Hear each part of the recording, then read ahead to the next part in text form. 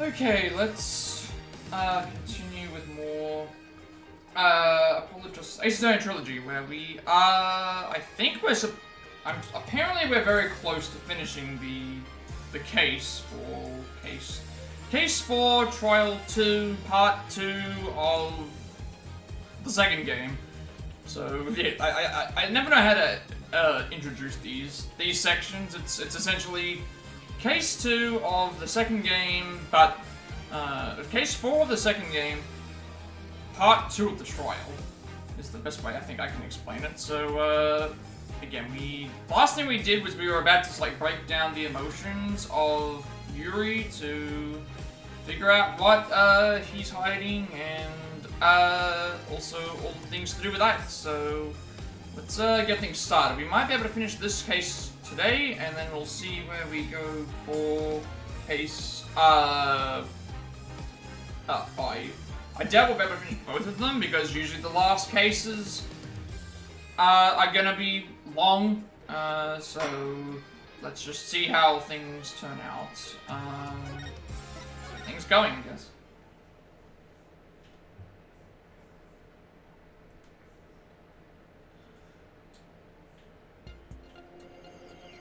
Should be right where we finished, actually. So I think I said we were going to pinpoint here. We were going to pinpoint surprise on this statement because if someone vanishes into thin air, then if someone vanishes straight into thin air, what's the point of, like, why are you not surprised about that happening? So let's go with that. Got it! I thought it was very strange that the killer vanished into thin air. I did. That kind of thing doesn't just happen usually. And yet at that time, you barely registered any shock at the occurrence. What? Why are you... I can only think of one reason as to why you weren't surprised by the killer's vanishing act. You must have had a good idea of where they went. Isn't that right? No, of course not. That's preposterous. Only I can enter the control room. And the area beyond the launch pad door was filled with smoke, making it impossible. As for the southern door, I was standing right there. So there was nowhere for the killer to run to. Maybe or maybe not. You went into that room to check on Mr. Starbuck and Mr. Terran, yes? What if the culprit took that opportunity to silently slip out through the southern door? I highly doubt it. As you recall, right after I entered the lounge, Detective Arm came rushing towards it herself via the southern hallway. Anyone trying to escape through there would have been caught by her. Yet the director wasn't surprised the killer vanished. She's absolutely sure there was no escape route for the culprit to use. It's working, boss. One more punch and it'll be a knockout. Seems to be one more emotion that's odds with his testimonies. Go get him. Okay, back in the Matrix it is. Time to pinpoint our way to victory. I'm not sure if this is updated or not. I guess we'll find out. So I was thinking again, like, when we went through it before. Want to see what the update is, before we continue. See if anything actually changed. These two should be fine because it's status and surprise. These two should be the same because it's status and surprise. This one I've already pinpointed.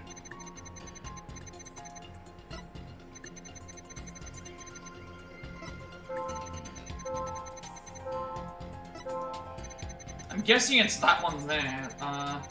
Why is he feeling sadness about the Launchpad 1 door? Because we need to know what the actual reasoning is to why would you be feeling sad? Why are you feeling sad about this particular point? There must be some reason. Correct me if I'm wrong, but you seem to be afraid of the Launchpad door. The great Pure Cosmos, afraid? What basis do you have for that outlandish accusation? Whether I have any basis or not, you seem quite distressed by it. I'm most certainly not. Dr. Cosmos? There's something about the Launchpad door you're not telling us, isn't there?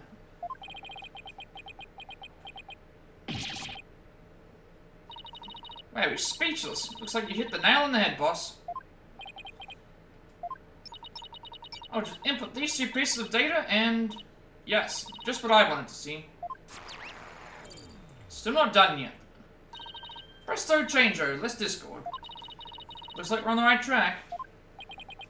Thanks, Athena. Now to make sense of what we've learned. Dr. Cosmos wasn't surprised that the culprit suddenly vanished from the lounge. Points to the possibility that he knew where the killer had escaped to. Furthermore, talking about the door to the launch pad made him uneasy.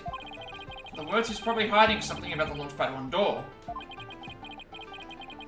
When I put those 2 pieces together, only one solution to this puzzle comes to mind.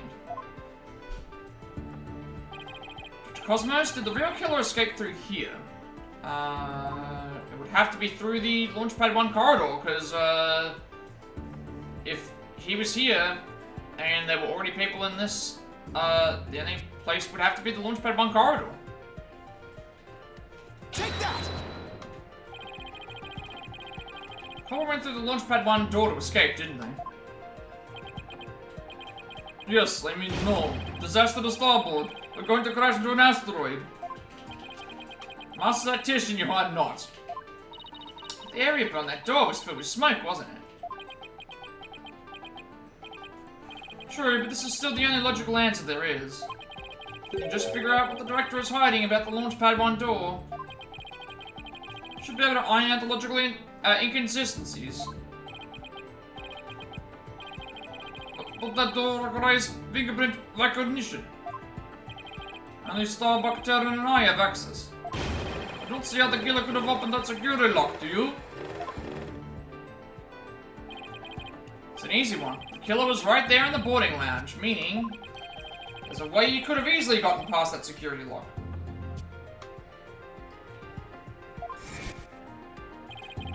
Come to think of it, we did examine the prints on the fingerprint recognition device.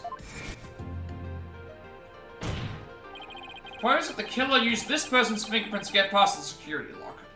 It would have to be Solomon's. Because Clay's already dead, they left him where they thing, so the only other person here, Yuri obviously is mentioning where he was, so the only person that they could have used was this, was Solomon's, Take that! Solomon's, thing. But that!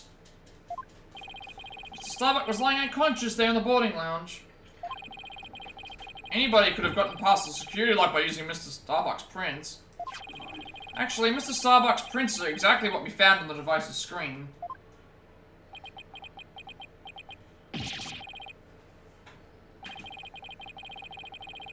Looks like he does have something to hide about the Launchpad 1 door. So I'm betting that it's got something to do with the culprit's escape route. But I don't have enough information to see the whole picture yet.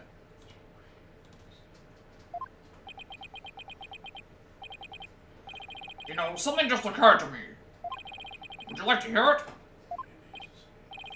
Yes, by all means. There's a security camera in boarding lounge 1. Right, the one that recorded the victim and the defendant. What about it, Your Honor? If the true culprit escaped into the Launchpad 1 corridor, then that might be recorded on the security footage as well. Then the mystery would be solved. What do you think of my logic? Welcome back, Miss Palmer. How are you, are you feeling better now? Hope that you're feeling better.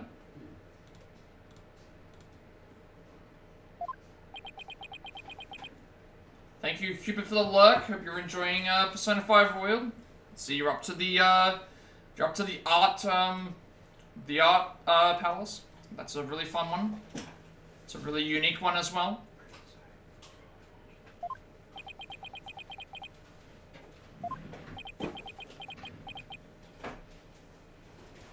Oh, you got your voice back? That's good. That's a good step though towards the thing. Having no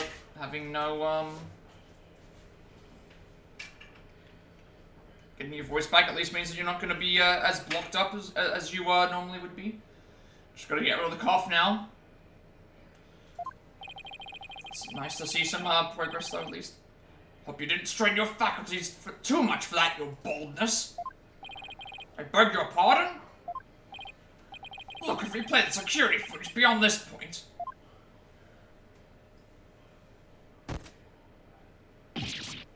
Alright, the footage cuts off. The camera was running on backup power, but apparently the power cables were damaged.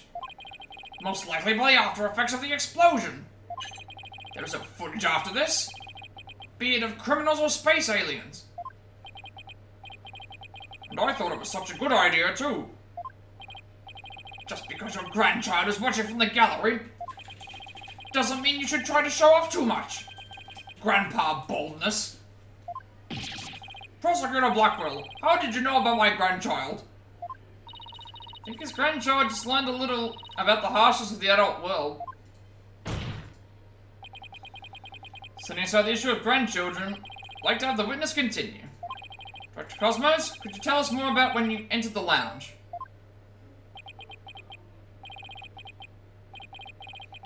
Before I must. Alright. Back to the moon matrix. Time to discuss some feelings again.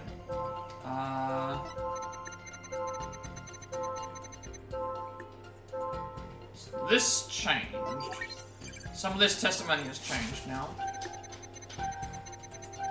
So now we're gonna have to pinpoint some more statements. So surprise here is fine because that would be obviously like, hey, like, I'm not expecting this person to pop in. And the detective shooting at you would be... I would think that that would be a surprise as well, but...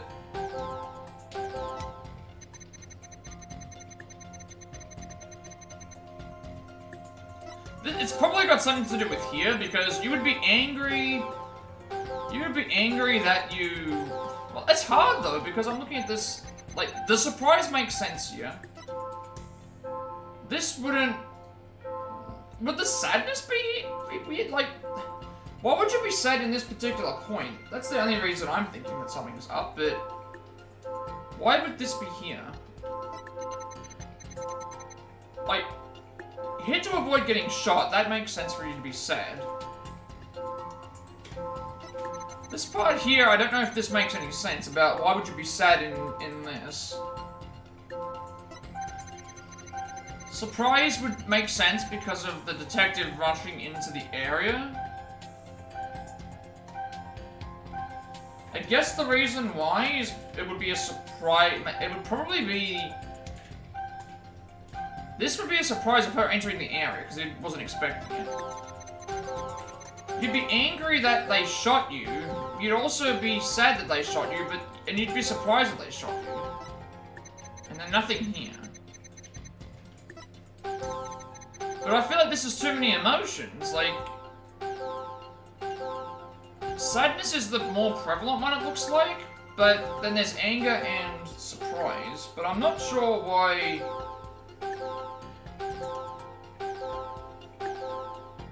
Oh, I think I get it. Hang on a second.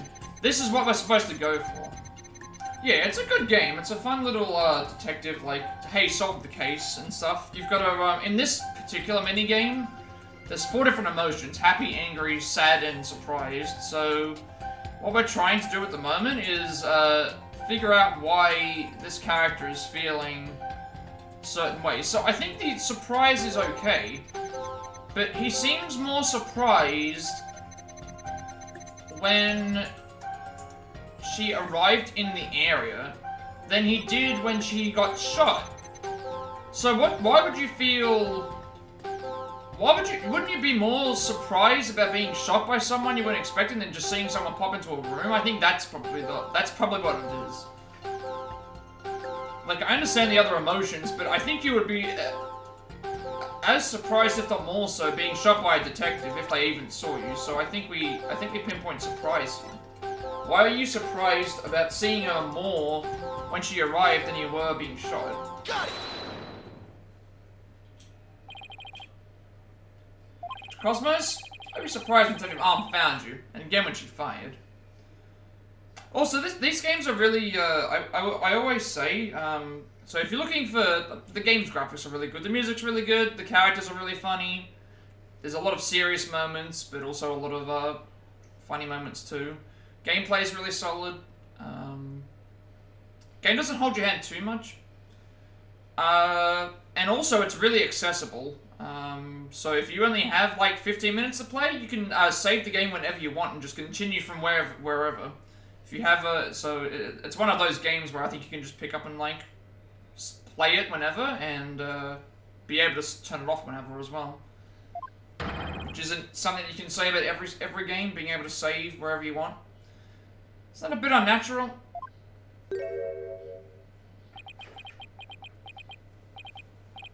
Sadly, even great men such as myself have ordinary human feelings. Our bodies are bound by the forces of gravity and emotions. Even a great man such as myself experiences surprise on occasion. Yes, I'm sure you do. But my real point is not the fact that you were surprised, but rather what you were surprised by. Pardon me? First, you were surprised when Detective Arm found you in the lounge. And just after that, you were of course surprised. You were, of course, again surprised when she shot at you. But considering what you were surprised about, a strange phenomenon occurs to you. Dr. Cosmos, what is strange about your surprised reaction is the fact you were surprised twice, not surprised by something else, or more surprised when she came. So it's not surprised twice because we already know about that being the case, and that makes sense. Not surprised by something else. There wasn't anything else that was pinpointed that we think he would have been surprised about. Mainly it would have just been when she entered the room, and also when she shot him, which would make sense for both of those surprises. So it's probably more about what I was saying before. Why were you more surprised when she arrived than when you were getting shot? It should be on the same level, if not more so. Especially if you actually saw you. It's not like if it was a pitch dark room, so we're gonna go with that. Sure, you were surprised when Detective Arm shot at you, but the surprise you felt when she found you in the lounge was much greater. In fact, you were more surprised by simply being found than by being shot at. It suggests to me that you were conflicted about whatever it was you were doing there. The enemy has acquired a new weapon. Commence operation, hide under your desk. There you go, get to see him spin as a top again. Please tell me I finally sunk his battleship. Alright. Boss, I'm getting less Discord now. That must mean he really is hiding something about that launch pad door. Whatever he's hiding most likely has something to do with the killer's escape. Wonder what it could be. If he was doing something suspicious around that door, maybe we can spot some change between before he came to the room and after. Detective Fulbright gave us a photo taken after the crime. Let's run a comparison. Let's see, this is footage of the door before Director Cosmos arrived. This is how the door looked after the director entered the lounge. Hey, look at that. There is a change. Something's definitely different. Director Cosmos? What is it? What have you two been up to over there? Finding the answer to what you were doing when Detective Arm found you, that's what. That answer lies clearly in this footage. All we have to do is compare it to the photo that was taken during the investigation. It won't be ridiculous. If you really do have an answer, I'd have pointed it out already. So asking for it, this is what changed directly after the incident. So it should be the, yeah, this. I'm seeing this now. This is going, this area, this is going, it's left to right. I get my horizontal and vertical confused. When we saw it in the thing, it was going up and down, but here it's left and right. So something here has changed.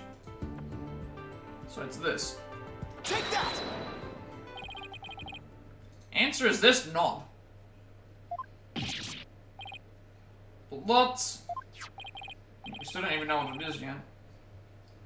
Your Honor, please take a look at this footage. Let's see. Take a look at the knob next to the launch pad door. As you can see, it's horizontal. Okay, horizontal is left to right. Vertical is up and down. I've got to remember, the, what are they called? I can't remember what the, what they call them, what the general term is called. But yeah, vertical and horizontal. I keep forgetting what, which one is what.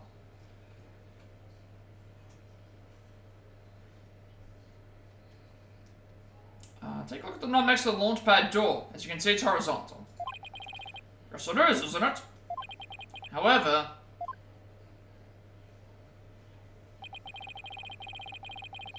Okay, Miss Palmer, thank you for stopping by, and, get well soon. Have a good sleep. It's always nice to, talk with you. It's like the middle of the day. It's the middle of the day for me. It's like 12 p.m. We investigated the scene of the crime yesterday. Knob was vertical. What does that mean? It means that sometime before, but it means that sometime between before the director arrived and after, someone turned this knob. 3:11 in the morning. You must be in the. Are you in the UK? I get a lot of UK viewers, and it's always really late in the night.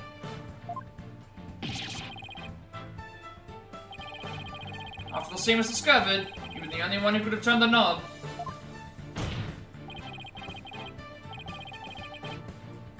Yeah. Have a good night. Thanks once again. I keep saying that all the time, but I do appreciate all my viewers. Come on now, Dr. Cosmos, let's hear what you have to say. What were you trying to do by turning that knob by the door? Fine, I admit it. You're right, I did turn that knob. That knob is a safety lock meant to keep the launch pad in place. I was afraid there would be more explosions, so I wanted to move the launch pad away. Wanted to do what? Hey, didn't Ponko tell us something about how they prepare for launch? She said that once the launch pad's fully assembled, it's moved to the launch site.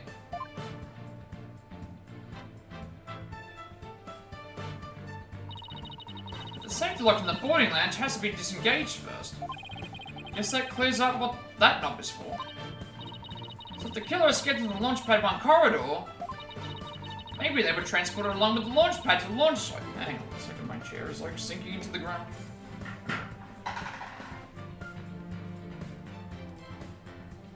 Not sure why it does that, but every now and then it just decides to. Don't think so. Launch pad 1 corridor was filled with smoke. Don't think they could have escaped through that corridor. So where did the killer escape to? Guess there are still some things we have to uncover. Dr. Cosmos, I request that you tell us about moving the launch pad in more detail. Fine, but listen carefully, for I'm about to give history-making testimony. Okay, back to the mood matrix again. Back to the good old mood matrix. I had no choice but to disengage the safety lock. I feel there might be more explosions, so I had to cut the launch pad loose. Surely the only escape the killer had was through launch pad number 1. Yeah. But that area was a sea of smoke. Confound it, where on earth could they have gone? Okay, so, you're angry here, that makes sense. Area was a sea of smoke, maybe this could be something, but I also think that that necessarily wouldn't give off a big lot of, emotion. I'm not sure why you're angry here.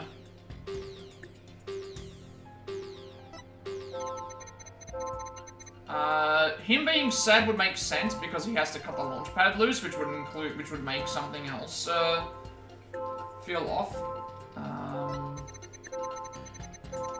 More explosions would be sadness as well, that makes sense. This here is probably the most sus one, because it's like, why are you feeling happy about disengaging the safety lock when it's an emergency? I think this is probably what it's supposed to be. I was thinking the last statement was because there was no emotion or no thing attached to it, but at the same time, I'm not really sure if that's... I still think, why would you be happy that you're doing this, especially when you're... Got it. Especially when you're feeling a certain way. Had no choice but to disengage the safety lock. Make it sound like you were reluctant to do so. And yet when you did it, you felt some joy as if you were very pleased with yourself. I'll do it. I'll know everything as if we were there. So this is why these games don't act correctly as like actual cases. Because nobody can understand the emotion that someone was feeling when they were in there at the moment. Obviously, the mood matrix is just a big load of hacks. Is the best way to put it. Can you explain why you felt joy when you disengaged the safety lock? I mean, I think back on the facts we've discovered up to this point. I have to believe that you were trying to fulfill some hidden agenda.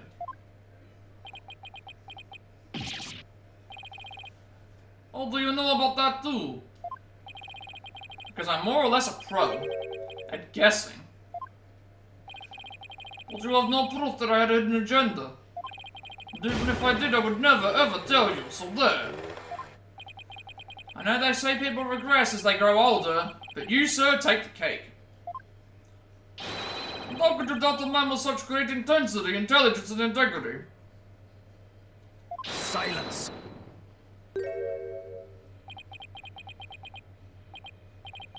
You, a man of integrity? Don't make me laugh. Prosecutor Blackwell came over him all of a sudden. You've spouted nothing but falsities since you stepped up to that stand.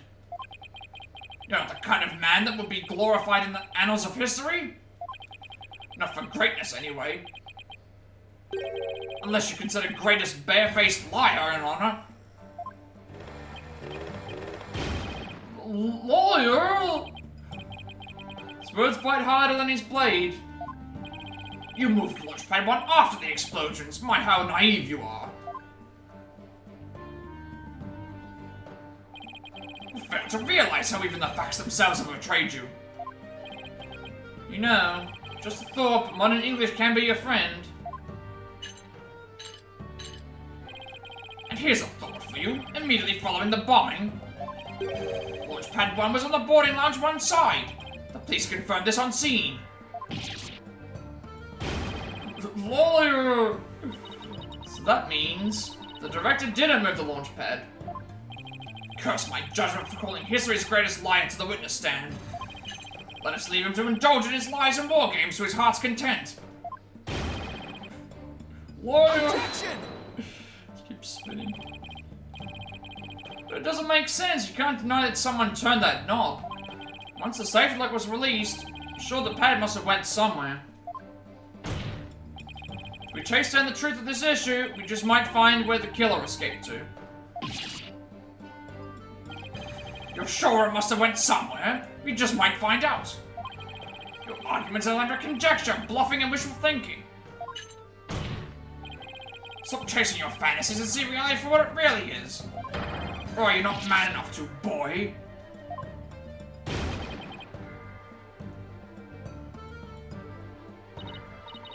It's like I'm hitting below the belt. Youngins these days. Don't understand it. I'm sure Director Cosmos must have moved the launch pad. Nobus definitely turned after he came to the lounge. But the launch pad is right where it's supposed to be. Wait a minute, maybe I have a little backwards.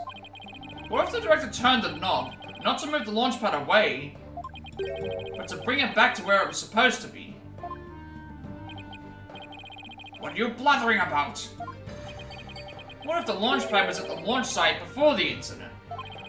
And then after the incident, Director Cosmos moved it back to its original spot. All he had to do was turn the knob to call the launch pad back. And it would be right where the police found it.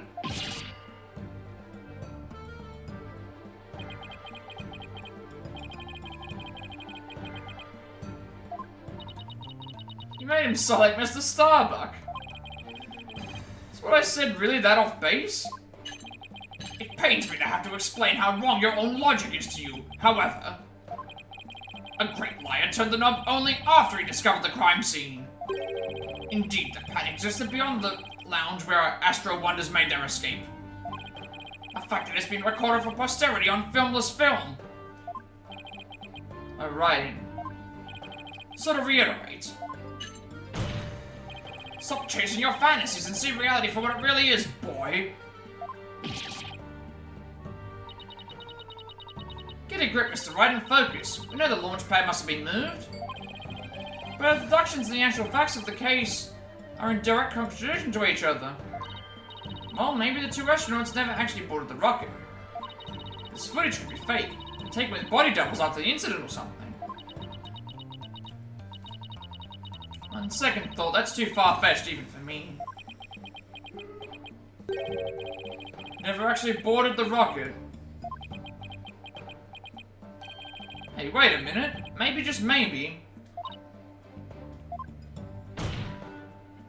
Prosecutor Blackwell, what if I told you that the two astronauts never set foot inside the launch pad area, but instead went into another place?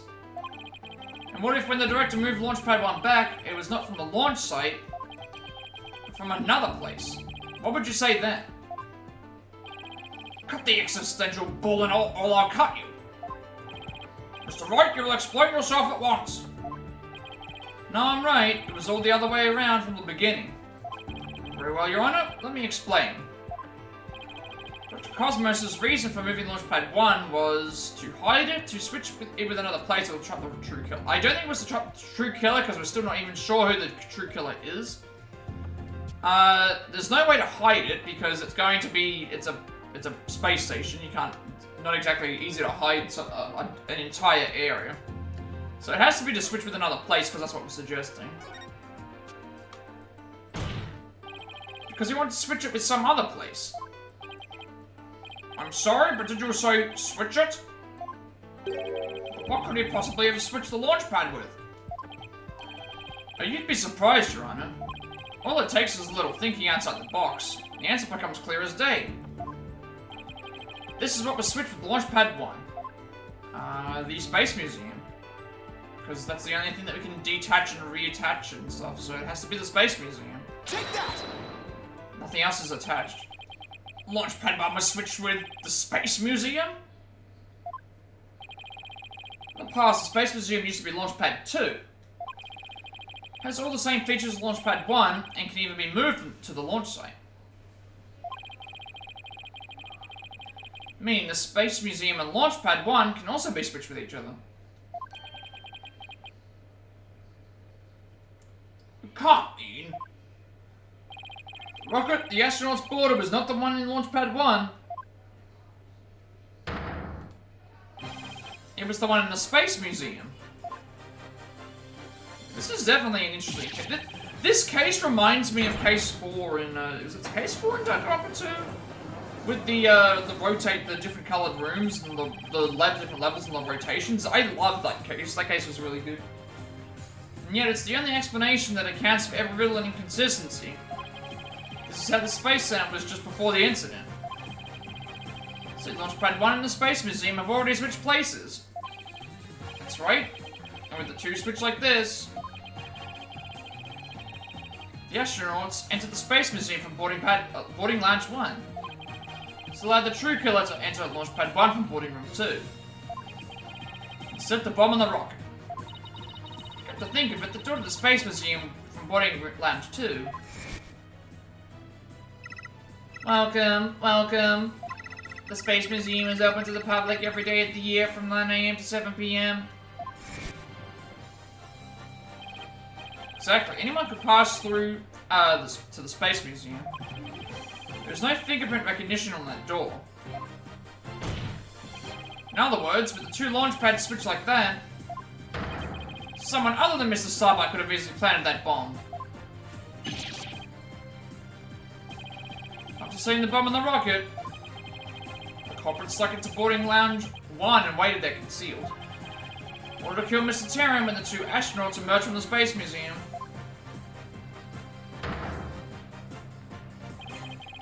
Recall that Miss Blackwell, Mr. Starbuck, and the director all saw a suspicious figure, who we can suppose after killing Mr. Terran, made their escape to the Space Museum. After that, Director Cosmo switched the two launch pads back, without realizing the killer was inside the Space Museum.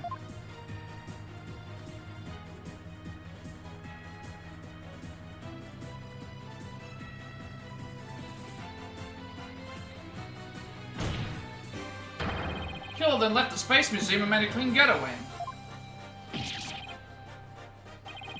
Right, don't know. I see you know how to handle a sword and handle it well. Perhaps I should call you Swordmaster Bluff. I'm a seasoned warrior who has cut down many a prosecutor. Silence. But unless you can prove your theory, it's no better than a rusty sword. That's right, you have no proof I switched to the launch pads. Somebody needs a better anger management counselor. If the launch pads really were switched, there might be a record of it somewhere. At this point, Launchpad 1 and the Space Museum were switched with each other. The corridor beyond the door should be the one that belongs to the Space Museum. Let's see, this is an image of the Launchpad 1 corridor.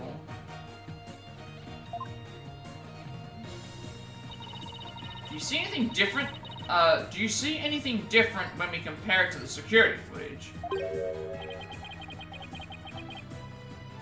Number on the floor. Oh, what do you know? Looks like we have proof after all, Mr. Blackwell. And if this is just another bluff? Oh, don't worry. It's all right here. Right in this footage.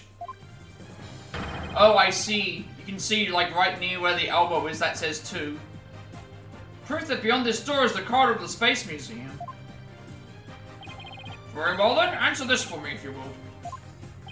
What in this footage proves that the corridor belongs to the Space Museum?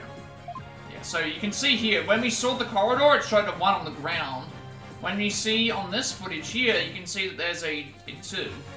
So that would mean that this is this has to be corridor 2, which corridor 2 leads to the museum. Corridor 1 leads to the launch pad. So that's why. So one on the floor of the launch pad 1 corridor. Take a look at the floor of the corridor in the security footage. Do you see the number on the floor behind the astronauts? Doesn't look like a 1, does it? That's because what you see is actually a part of a 2. What? Why is it a 2 and not a 1? That's because the corridor you see is the one to the Space Museum.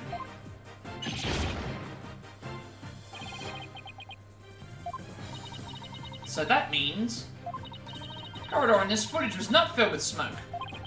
That's right, because the explosion didn't occur in the Space Museum. The explosion occurred in Launchpad 1, the side opposite the Space Museum. Now that we know the 2 astronauts escaped from the Space Museum, the mystery from the previous trial of how they got down the ladder is cleared up. Mr. Terran, carrying Mr. Starbuck, simply took the elevator from the upper level down to the middle level.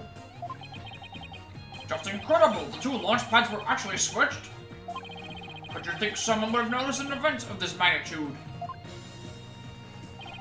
Everyone was down in the basement shelter when the launch pads were swapped back. There's no way anyone could have known what was happening on the surface.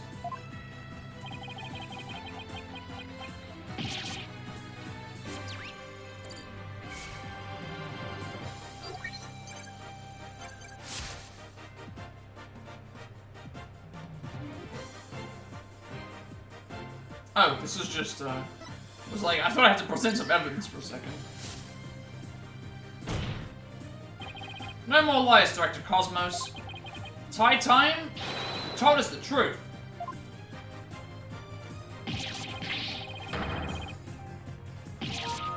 My honor, my glory, everything is slipping away. Time to deploy my ultimate weapon, Galactic Engine, Ignition!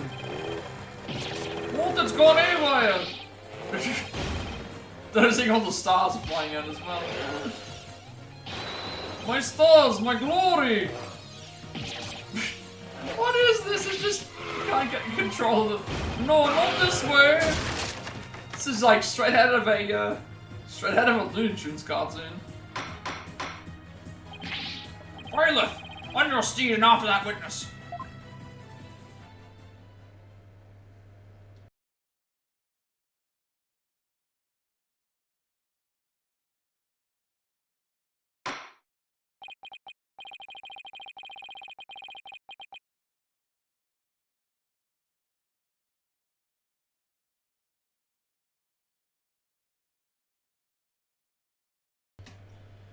I see we've managed to retrieve you before you came to any bodily harm. Dr. Cosmos, do you admit you switched the launch pads? I admit it's true. I switched Launchpad 1 for the Space Museum. It is good to hear words I can believe for a change. Before you do, Your Honor, two things. First, we don't know if Mr. Terran had prior knowledge of the switch. As for Mr. Starbuck, he was unaware of his surroundings thanks to his medication. Either way, Mr. Terran would have realized the instant he stepped into the Space Museum that it had been switched with Launchpad 1. So my first question is, if the Space Museum was perfectly fine, why did Mr. Terran feel the need to put on such a dramatic display? So my second question, like Director Cosmos to tell us, why he switched the two launch pads to begin with. Please, I can't. I exercise my right to remain silent. But I will say, my hands were tied. I was only doing what I could to keep my men from getting caught in that blast. The Rector is terrified. He must have one heck of a reason for not wanting to explain why. Probably not a good time to pry it out of him, huh? Excuse me, but would you mind if I picked up my stars? Without my badge of rank, I'm nothing. I don't see why not. Bailiff, help the Director retrieve his stars.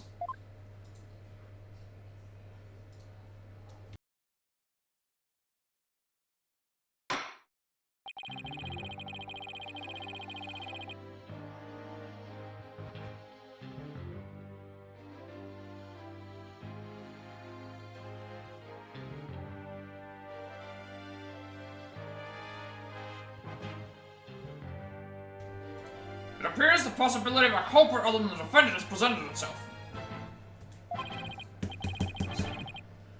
Mr. Starbuck, is there anything you wish to say? I don't get it. Don't get it? What don't you get? Director, why did you do all that? At the very beginning, you never meant for the launch to go ahead, did you? You tricked us. Mr. Starbuck? Starbuck, my boy, I'm sorry. I can't tell you the reason why. But I had to do it to protect the Space Center. Director? Will I ever get the chance to go to space again?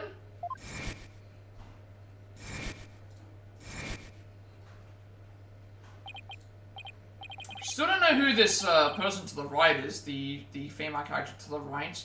We know who the one with the purple hair is. That's Blackwell's sister, but we don't know who this other character is. Yes, of course. I won't rest until it happens.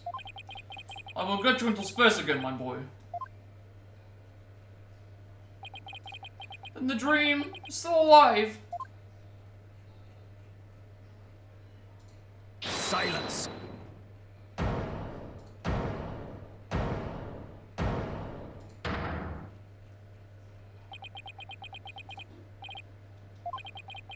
You're not going to space, Starbuck, but prison. I won't have it any other way. Why are you so hung up on him? Yes, I accept the launch pads really were switched. And if there was a third party at the scene, I suppose they could have escaped. But I have yet to see proof that this third person's escaped via the Space Museum. It's a good point. He's right. Don't have any proof. Starbuck, you will spill everything you know. What? Me? Where did you get these bombs? Tell me now. you don't. My blade shall feast on your blood. I'm gonna die in space! Do something, Solomon Starbuck. Prepare yourself. Wait, he got zapped again. He was about to, No, you know, violence isn't the answer, Prosecutor Blackwell. That annoyingly cheerful laugh. It can't be none other than...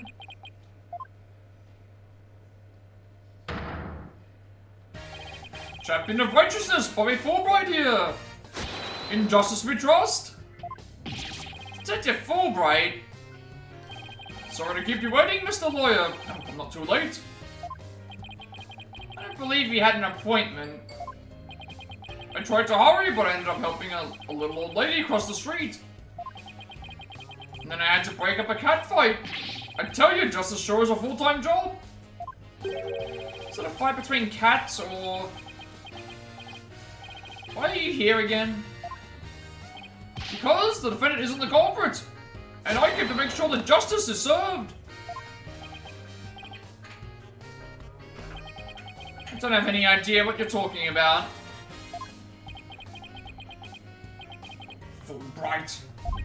I always thought you were a bit touched in the head. But have you finally succumbed? Nope, but it looks like you've succumbed to this phantom of yours. Open your eyes and let the evidence of justice uncloud your judgment. What evidence? Come to think of it, he did say something about finding us some evidence. Thanks, you too. I feel a lot better now that I've been able to get that off my chest. I'm going to work extra hard to find that perfect piece of evidence for you. Didn't think he was serious, though. So what is it, Detective? Is it something that will prove Mr. Starbuck innocent? It is indeed. Have a look at this. What's this? A lighter? That's right, a lighter thought to have been used by the culprit, no less. Space Museum's cleaning robot picked it up. It has the victim Clay Taryn's blood, along with his killer's fingerprints on it. They didn't do this, show this off now? They waited all this time?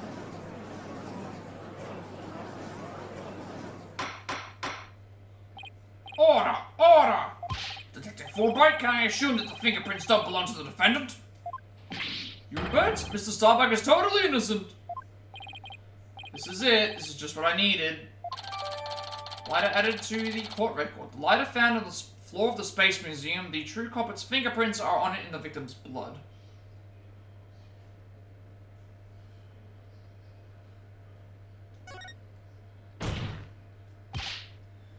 Your Honor, this is decisive evidence that supports the defense's earlier claim. Explain yourself, Mr. Wright. With pleasure, Your Honor. Recall where this lighter was found. Based on that, we can extrapolate that after the killer murdered Mr. Taryn, they escaped with the lighter in hand to the Space Museum, where they dropped it. Switching of the two launch pads occurred.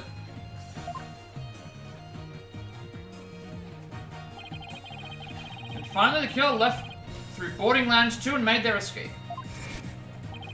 Meanwhile, Mr. Starbuck was found in boarding lounge 1 after the murder. A fact that Dr. Cosmos has testified to. Therefore, Mr. Starbuck couldn't have possibly been the one to drop the lighter there. Silence. Oh, but the defendant had free reign of the area until Dr. Cosmos appeared. Could he not have dropped the lighter in the Space Museum during that span of time? Objection! You'd like that to be true, wouldn't you? But Dr. Cosmos testified that right after he saw the mysterious figure with the lighter, he went into the lounge and found the unconscious Mr. Starbuck. In other words, Mr. Starbuck wouldn't have had the time to double back to the museum. No, Prosecutor Blackwell, this lighter could only have been dropped by the real killer. Most importantly, Mr. Starbuck's fingerprints were nowhere to be found on this lighter. I think you understand what this means, don't you? piece of evidence unequivocally proves that Mr. Starbuck wasn't the culprit. This does indeed appear to be decisive evidence that proves the defense's claim. Can we check the lighter? No, we can't. It's the remote switch that was found in Mr. Starbuck's pocket. We can assume it was planted by the killer on the unconscious Mr. Starbuck. No, there must be some mistake. Frankly, Prosecutor Blackwell, I've been worried about you. You've been chasing this phantom for 7 whole years. I understand your urgency because tomorrow... Silence.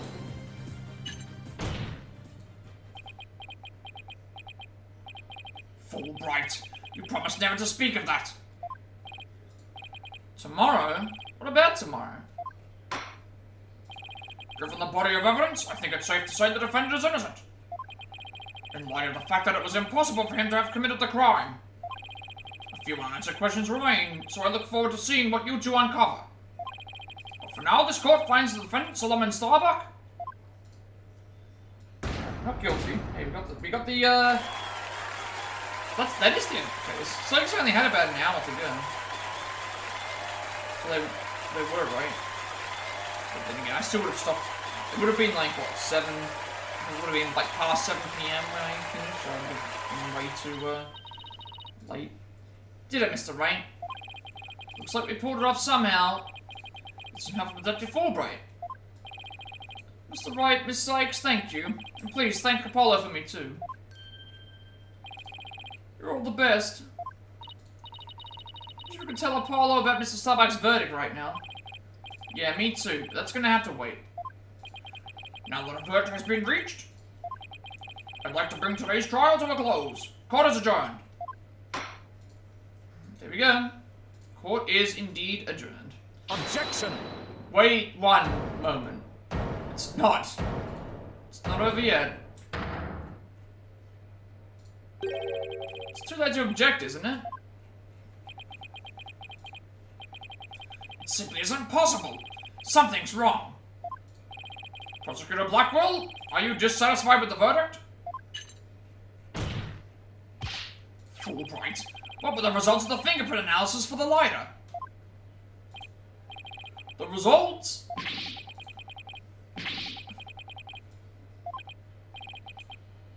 Well, I was in a hurry, you see, and then there was that cat fight, and well...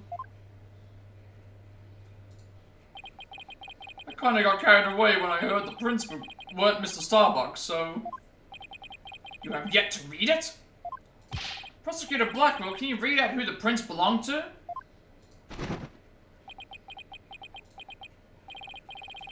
Upon thorough analysis, the fingerprints were found to belong to Athena Sykes. Wait, what? How is this possible? How is this possible? Hang on, one second. How... The fingerprints on the lighter are Athena's? Okay, there was connections between... She seemed to know who the robots were, and Aura Blackwell seemed to know who she was as well. How did this happen? How exactly did this happen? So says the report. Yeah, what is actually happening here? What is actually happening?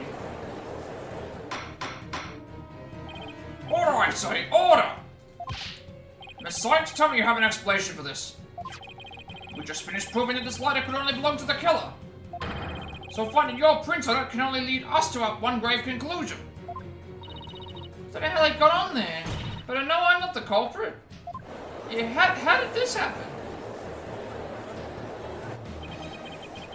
This can't be happening. We've been up here arguing piece by piece. I don't think any of our reasoning was faulty. So how could it have led to this? Later update in the court record, evidence found by Fulbright, it has Athena's prints on it in the victim's blood. Yeah, how did this happen? Also, why was this evidence not revealed earlier? It should have been, like, made public much sooner.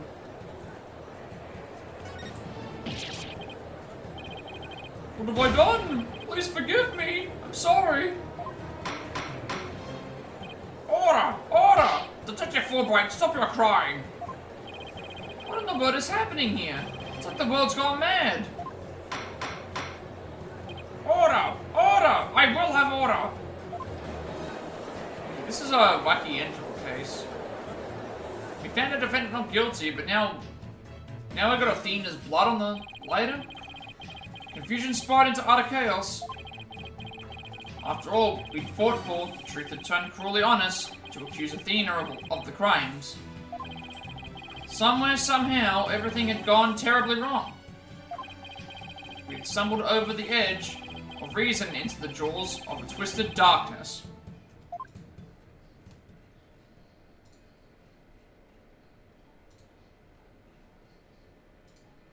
That's the end of the case. Okay, so, would have been like, what, an hour? Another hour to finish this? There's our trophy. Save our game in a separate slot, of course, because that's what I always do. Sync the trophy up, because I don't want it to accidentally, get deleted, which has happened before, so just making sure it syncs and shows up is, important. Alright, there's case 4 done. Turnabout for tomorrow, investigation day 1. So we're starting with an investigation. We're not jumping right into trial. Turnabout for tomorrow. Let's do the next episode, shall we? So I'll do the same thing I did with Apollo Justice, where we'll finish the game. No one can escape that past. I doubt we'll finish the game in 5 hours. Okay, this is the stuff that we saw before. I doubt we'll finish this case in 5 hours, but when I do finish the case, I usually end the stream at that point so I can give a quick review of everything, and then we'll go and do the DLC case next time. Since we've committed and the sadness we've caused... Yeah, this is all the stuff from the start, I believe, wasn't it? Or there was flashbacks to something. I'll try my best to finish as much as possible, but if we can't, then we can't. It's fine. No matter how far we run, the past remains as ever present as the moon in the sky. Oh yeah, this is where we were at the start with the courtroom explosion and Apollo. So this is yeah, definitely replaying that. That case is really good though. Again, Yuri's breakdown and everything else that happened there was really funny. This 4th case was definitely the best one of this game, I think, so far. Looms in wait for the day when we are forced to face it.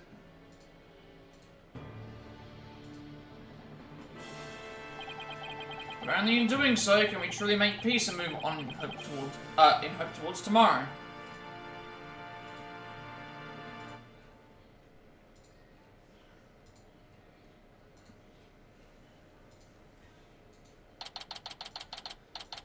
December 20th, 1:23 PM. Write anything, agency. They took Athena from the courtroom straight to the station. We're being questioned at this very moment.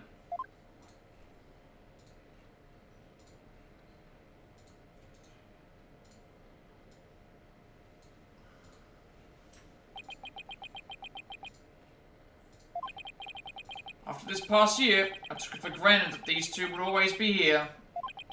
But now Apollo has gone off on his own to seek his own truth.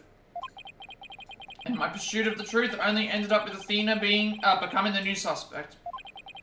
Some boss I turned out to be.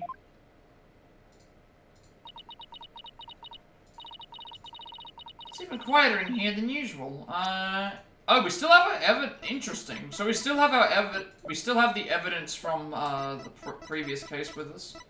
So that definitely means that we're gonna be it's gonna be related to something to do with the previous case, this case, and then probably the stuff to do with considering they were showing all the flashbacks with Apollo doing all the what is it called? Doing the flashbacks of Apollo doing the, standing in the courtroom and stuff.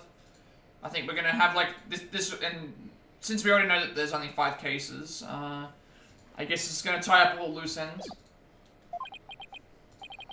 Yeah, it seems so empty, too. Just don't get it, Daddy. All of your reasoning during the trial seemed perfectly solid. Yeah, and I still believe it was. At least based on what we know. But now Athena is the one who's being accused.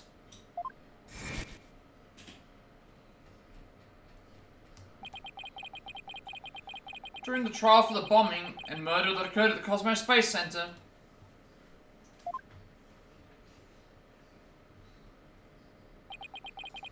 the lighter used by the real culprit was found. This lighter proved the defendant Solomon Starbuck innocent.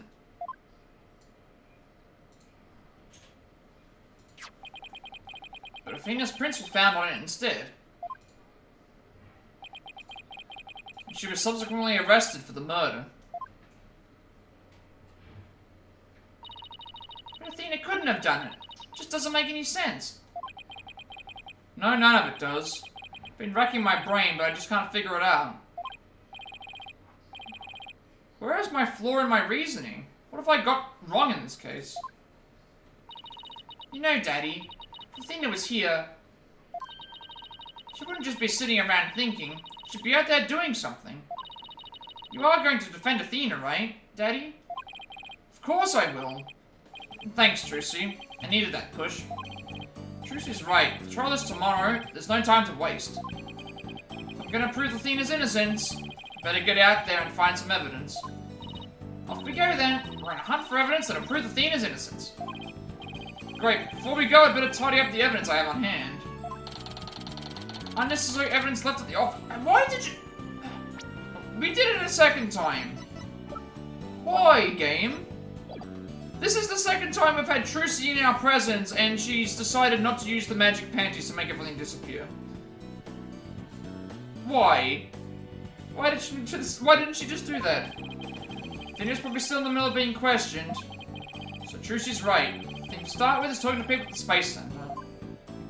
Okay, so she is just gonna ask me what to do, so, I don't want to touch any of that. There is something that I want to do, there is actually something we need to do here, for a trophy. We need to talk to her. Usually I don't talk to her about what to do and any ideas. The reason we're doing so here is because there is actually a trophy related to, asking about, Apollo. So we do need to do what to do. Normally I wouldn't do these because they give us hints, from what I remember. But we do need to do this for a trophy, so asking what to do will actually get us one of the conversations we need. Still can't believe Apollo really left us. So sudden. Maybe he got tired of being my assistant for my magic tricks. Don't think it's your fault, Trucy. But I made him clean my toilet a lot. I made him go bring in the newspaper. It was my fault. I just know it. Oh, Apollo. Really don't think it's your fault, Trucy. But I didn't realize Apollo was wearing so many hats around here either. So that's the first conversation of 4, I think, so we need to do that. I guess we just go straight to the Space Center. Because we have to wait. We'll have to wait to question Athena, I think.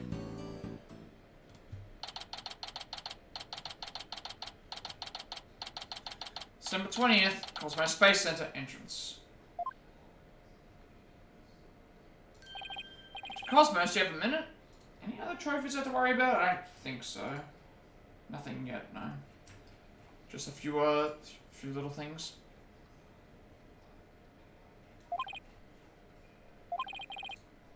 Galactic Scooter, full speed ahead. Director? He scooted away. The expression changed the instant he saw you, Daddy. Yeah, well, I dragged his name through the mud pretty good at that trial earlier today. Yeah, so you're just gonna ask, no one's here to talk to, so we just have to just go inside, I think. At least these sections here tell you, like, hey, if you've explored and talked to everything, then it gives you an idea about, hey, this is what I have to do for this particular, circumstance. We were here only yesterday. I guess, we can also examine new stuff now, because Trucy's with us, and she technically wasn't here, so... Mr. Starbuck, you've been released, huh? Yep, I came straight here. This is all thanks to you and your team, Mr. Wright.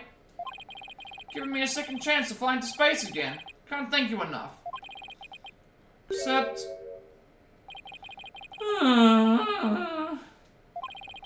What's wrong? Thought he'd be happy to be acquitted. So I was coming out of the detention center, I saw Miss Sykes. You saw Athena? I was at a loss for words. Didn't know what to say to the poor girl. Then you know what? She flashed a peace sign at me. Congratulations on your acquittal, she said. Now you can go back into space someday. Yeah, that sounds like Athena. I can just picture it. I saw her eyes. They were red and swollen from crying. She's gotta be suffering. She must be so worried. Yet she went out of her way to be nice and give me that big smile. She held back her own tears so she could give someone else a smile. That's so Athena. There's no question about it, that girl is innocent. I guess nothing here is gonna update because of... Please, Mr. Wright, you have to make sure she goes free. Then they can put me in prison instead. I don't mind. You can't have that either, Mr. Starbuck. Don't worry, Mr. Starbuck. I'm gonna give her the very best defense I can. Promise to get her acquitted, just like I did for you. I know she'll be alright with you in her corner. I know you'll never give up on her. Apollo's a fine boss to look up to. Okay, what, nothing to present or do anything here either. Let's, ask him about the murder then. Still can't believe Launchpad 1 was switched with the Space Museum. Could have made Director Cosmos do such a thing. I haven't the foggiest idea.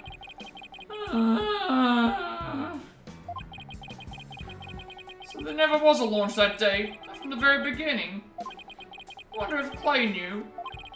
Imagine he must have. Surely he would have noticed when he went aboard the rocket. It's pathetic to think I was the only one who got taken in. But I guess that's about how it goes. When you're worth less than space debris. Is he gonna be alright, Daddy? His expression looks as dark as a black hole. Well, that's just how he is. The motor? Mr. Starbuck, do you remember anything about the murderer? Not really. I only saw a shadowy figure in the dark, after all. Yeah, I guess that was a little too much to hope for. Hey, I heard something from the police, though. They said they never did find a 10-caliber gun down that trash chute. Just as I thought. The culprit must have carried it away with them when they escaped. So was the person you saw holding a gun, Mr. Starbuck? I couldn't really tell. It wasn't Athena, right? Could you tell if the person was male or female, tall or short? Can't even tell you that much. Man, I'm useless. The culprit opened the door and some light came in. Should have been able to see. The door? Ah, yes. As I recall, they opened this door here as they made their escape. Door Launchpad 1, right? Yeah, except right now, door leads to the Space Museum. You mean the Launchpad and the Space Museum are switched right now? Yeah, they're trying to investigate the theory you came up with in court. So they're recreating the conditions, huh? I'd like to see what's beyond that door now. Mr. Starbuck, could you open this door for us? Sure, just let me have my print scanned here.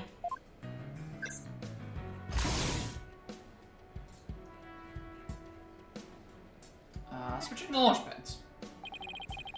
Do the launch pads get switched back and forth a lot? Oh, back when the Space Museum was Launchpad 2, they used to switch the pads around at times. These days, Launchpad 2 is only used as a tourist attraction, right? Right. So quite frankly, the Space Center needs the money. I hear you. Times sure are tough. Daddy, let's go check out what's beyond that door. Sure, let's go. Also, one thing I need to mention, I only just noticed this today, because I got an email about it. Play Asia are doing physical copies of the Edgeworth investigation games, so I won't be able to play it the day that it comes out, but I should be able to get the game, and hopefully by the time we finish this, there's a chance that I might be able, assuming that they're not too large of a... Assuming that the games aren't too large, because this game is... How large is this game? This game is about 11 gig. I should have enough space to put it on, and assuming nothing else comes out. I don't know if I can check my space at the moment. If there's enough space for the game, we might be able to play Edgeworth Investigations 1 and 2, because I have not played those games either, and it would be a good segue into... It's got 18 gig here, and I've got 20 gig free space. If it's around the same size as... If Edgeworth Investigations is around the same space as these games are, I should be able to put it on and we can play that. But I will be buying the physical copy, so that will be... in 2 days' time, and then I gotta wait for it to actually arrive. So hopefully, if we finish this, if we get the game before we finish this, we might be able to jump right into Edgeworth Investigations 1 and 2 as our next Let's Plat, hopefully. Hey, why don't I come along? I can show you around. Oh, it's actually like physically sent us into the area now. So, yeah, look forward to that potentially. It just depends on how... Play Asia usually take a while to ship everything, but... I mean, hey, I'll have the game eventually. Cause I don't want to buy it digitally, because I like to own my games, and the physical copy there would be nice. Wonder what these dead leaves are doing here. Maybe they were stuck to the bottom of somebody's shoes. There are a lot of trees around the Space Center. She's right, it's a modern, state-of-the-art building, but it's surrounded by trees. But I don't know, if they were stuck to the bottom of somebody's shoes, wouldn't they look more like crushed up? These don't look like they've been stepped on. Maybe there's some kind of secret hatch in the corridor, and they came in that way. Not everything is set up like a magician's stage, you know. Nothing in here. I'm assuming just this. So this is another one of those devices for opening the door, huh? Yep, this one doesn't require fingerprint verification. You just hit the button and open sesame. So when you and Clay went through here, you didn't need to show your prints either. That's right, Trucy. Just like how the culprit didn't need to scan their prints. And they escaped back out of the Space Museum corridor into boarding lounge 2. Launchpad 1 door lock updated. The biometric door lock print authentication isn't required from the launchpad side. Well, I don't see anything else that jumps out at me. But I imagine this corridor was built exactly like the Launchpad 1 corridor. Nothing else to talk about. We can't present anything else. I'm assuming we're gonna have to go around and just start talking to more people now, because I can't examine anything in this room. I can't go back to the room that we just were on. I don't think there's anything that I can, like, present him, so I guess we'll just go to the next area. I guess we'll return to the entrance, because I don't think they'll be... They haven't mentioned that they're done with Trucy yet, so I don't think we'll find anything. No trophies coming up. Doesn't look like it.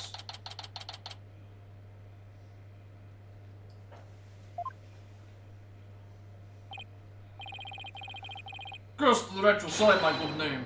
With the rest crossing full speed away. Just Cosmos, wait. I'll handle this, Daddy. Take that. The mobility system has been compromised. Trucy's knife throw is a direct hit to one of his tires. And the streak continues. Maybe I should have kept a closer watch on what tricks she's been practicing. My dear old battleship, we fought many a skirmish together. It's been an honor. Daddy's gonna blow that thing up. Nah, I bet all that button will do is make it go haywire again.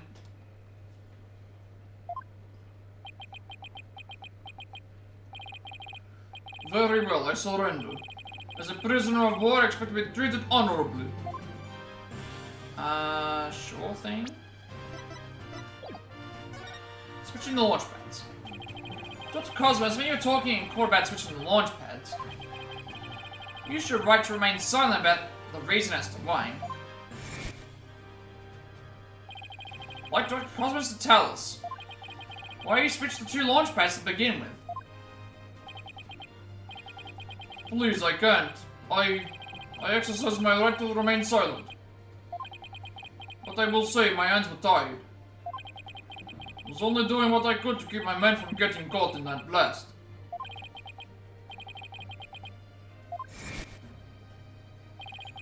The center of the cosmos is sort of a mystery, because I don't have any secrets left.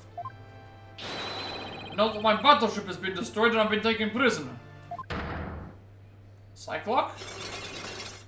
Three of them. No secrets left, huh? I beg to differ.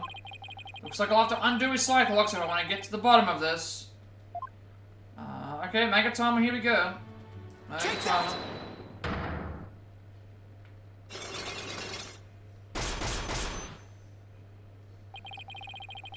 Behind the switching of the launch pads. Let's try and break these locks, shall we? Figure out what we have to do. I want you to tell me everything you're hiding about the switching of the two launch pads. Are your thrills? You can't make me. I can hold out longer than anyone. I could never get like this when I'm old. Now let's see, where to start. This is how you explained your motive for switching the launch pads. You did it to fool the bomber, to prevent the bombing, or to save the astronauts. I'm assuming it has to be. He mentioned about saving the astronauts, so that's I think why he did it. So that would make the most sense, because I'm not sure he would have been aware of the bombing, and also yeah, so I'm assuming it's because he mentioned specifically that he wanted to save the astronauts. Thanks to you switching the launch pads, the astronauts escaped injury from the blast. Instead, they safely boarded the museum's rocket far away from the actual explosion. My astronauts were raring to go out on an authentic adventure in space.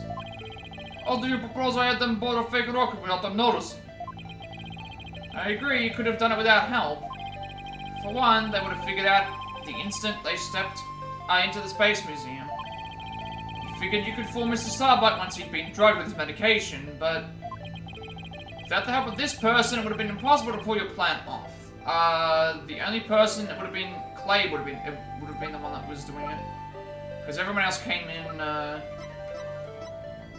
Everyone else came in after stuff was going on. So I think in this case he would have helped. Take that! You must have gotten Mr. Terran to help you. He stole the tranquilizers from Mental's locker and slipped them to him. Also would have had access to the stuff, yeah, also. Then with Mr. Starbuck in a daze, they boarded the replica rocket in the museum. Someone please help this poor prisoner of war. How was he able to spin around like that? If you really want to save the astronauts' lives, shouldn't you have just called off the launch? If I could have done that, do you think I would have gone to all that trouble? Guess you must have had a compelling reason why you couldn't call it off. How did you know to switch the pads in advance of the bombing incident? Well, that's because I was warned in advance. Once I received that warning, it was my duty to ensure my astronaut's safety. But it was just a warning, it could even have been a prank. Why do you believe in it so completely? Because I went to one of those mediums that everyone's talking about these days. Didn't realize channeling was back in vogue. Besides, I thought it was yourself that got the warning via telephone. Yes, that's right. The bomber contacted me personally. My battleship is equipped with a special advanced communication system, you see. AKA a regular old telephone. It's been a while. Planning another launch? I see you haven't learned.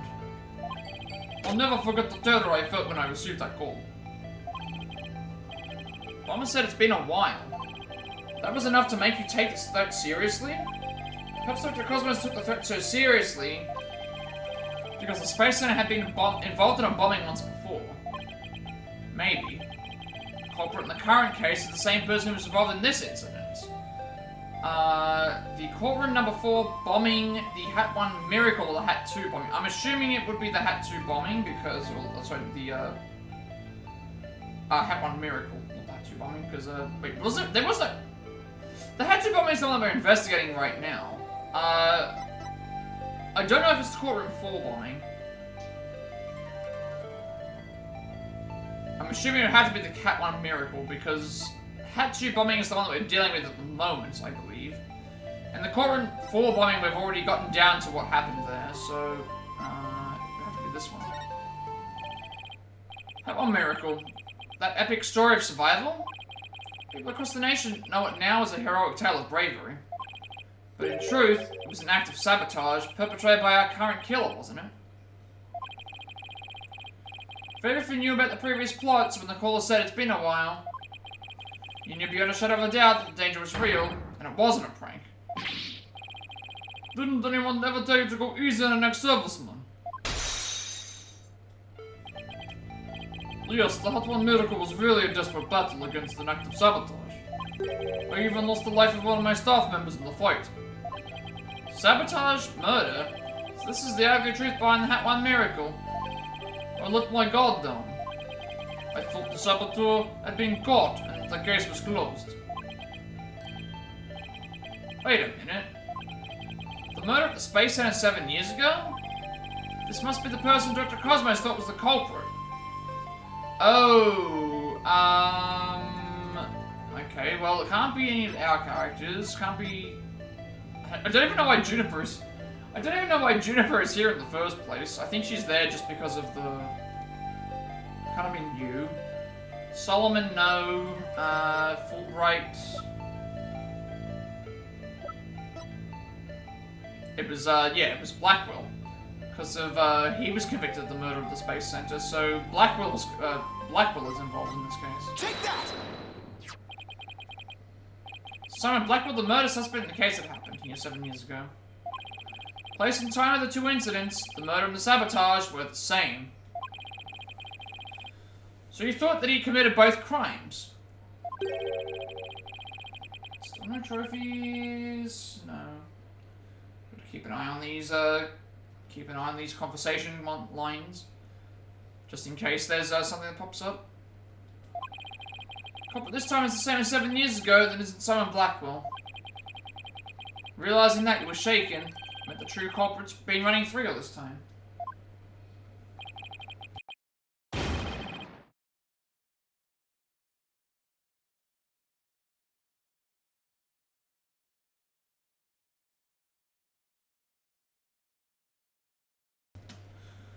How do you keep seeing straight through me?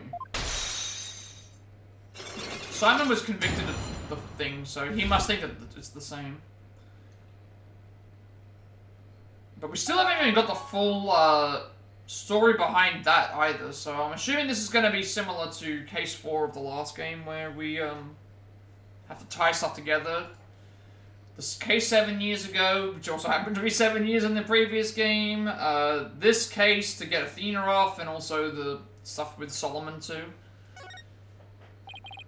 The reason why Director Cosmos won't talk about why he switched the launch pads. It's akin to the truth behind the Hat 1 Miracle. Sabotage and murder that happened at the Space Center 7 years ago. Director Cosmos, tell us what you're hiding. If you really want to understand the reason I decided to switch the launch pads.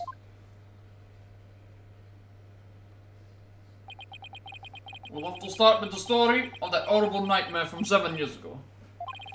7 years ago? You mean the so-called Hat 1 Miracle?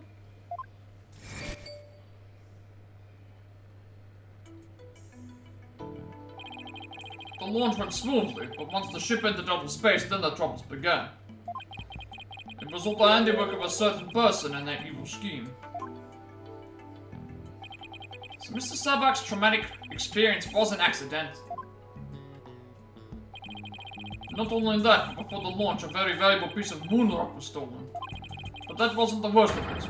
One of my staff members was murdered. Well, I had no idea such awful events were behind that exciting story of space heroism. All that in spite of the Space Center having very strict security in those days. All personal effects were examined thoroughly, coming and going. You couldn't even smuggle a withered old leaf through those checkpoints. So do you have any clue who was responsible for the sabotage? At the very least I know it wasn't Simon Blackwood. I don't know enough to identify the true culprit, but it's clear what this person is.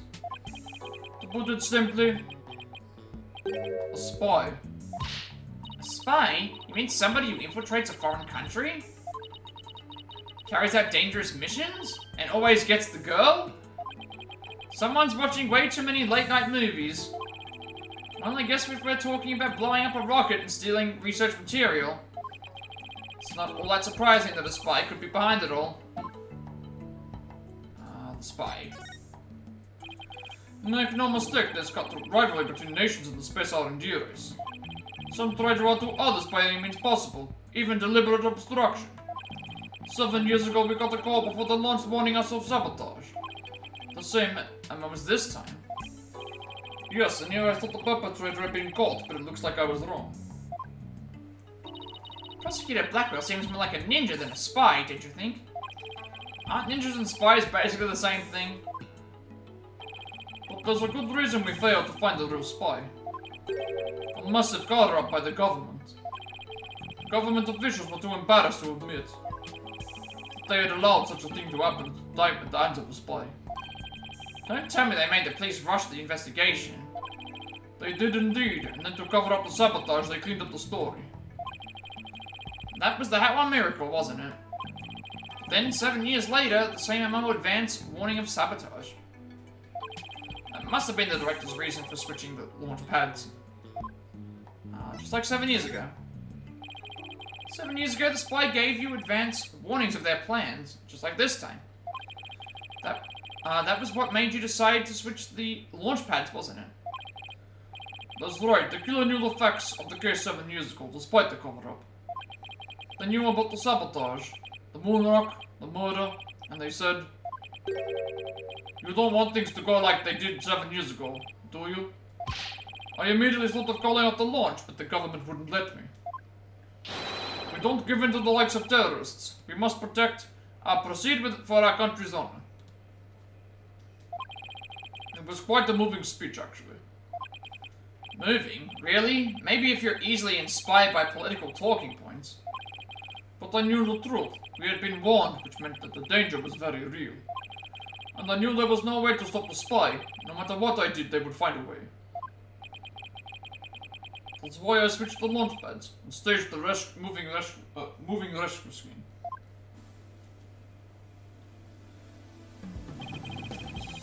First, I snuck into the center the night before and switched the launch pads.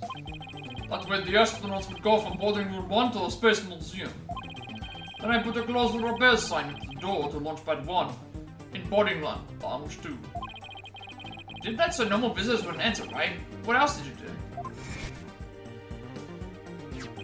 I enlisted the help of several staff members, including Terry. But you didn't let Mr. Starbuck in on it? He'd already been through enough, and he's no good at lying to keep a secret. I'm afraid I had no choice but to have him drugged. My plan went well until... Clay's murder, huh? After the culprit made their escape, I switched the launch pad back. I did it in such a way that no one would find out, but after all that effort, Terra was dead and the Hat 2 was destroyed. And the Hat capsule, which had returned to us only recently, was also lost in the blast. My home, the center of the cosmos, my beautiful Cosmos Space Center is done for. Wait, what did he mean by the Hope capsule was lost in that blast? The Hope capsule. So we still have that. I thought the Hope capsule was found at the crime scene with Mr. Terran. Just being brought back by the Hope space probe with asteroid samples inside. So what kind of samples are they? What's in them? The samples are scheduled for analysis in the near future.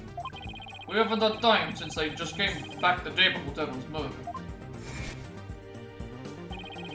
capsule was being held in a safe in Launch Pad 1. But they gave it a turn before the incident, so it wouldn't be destroyed in the explosion. The idea was that with it safely in Darren's possession, he could make it look like he rescued it during the staged miraculous escape. But our precious resource materials ended up lost to that explosion anyway. I thought Clay was supposed to keep it safe. You misunderstood. The launchpad explosion wasn't the one the capsule was lost to. It was lost after the police confiscated his evidence.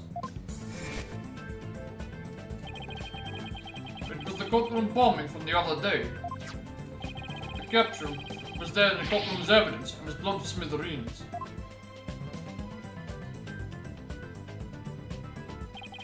Yet another casualty of that blast. Ultimately, I think the couple may have known about the switching of the launch pads. How? The police found a wiretapping device during their investigation today. A bug aboard my battleship, a tap on my advanced communication system. A wire in that phone? Yes, a wire in this very phone. I used this phone to give instructions to my staff about the launch pad switch. Just to the few select members who knew about the plan. Just before the incident, staff members were coming in and out of launch pad 1. The culprit probably stepped in with them amid the confusion. Planted the bomb, then? Yes. If they were tapping your phone, they definitely could pull something like that off. So you really think the same spy is behind this incident that one 7 years ago? Yes, I'm sure of it. Then the spy must be the phantom Prosecutor Blackwell has been chasing. Prosecutor Blackwell told me once. The hunt I've been on for the Phantom of 7 years past continues even still.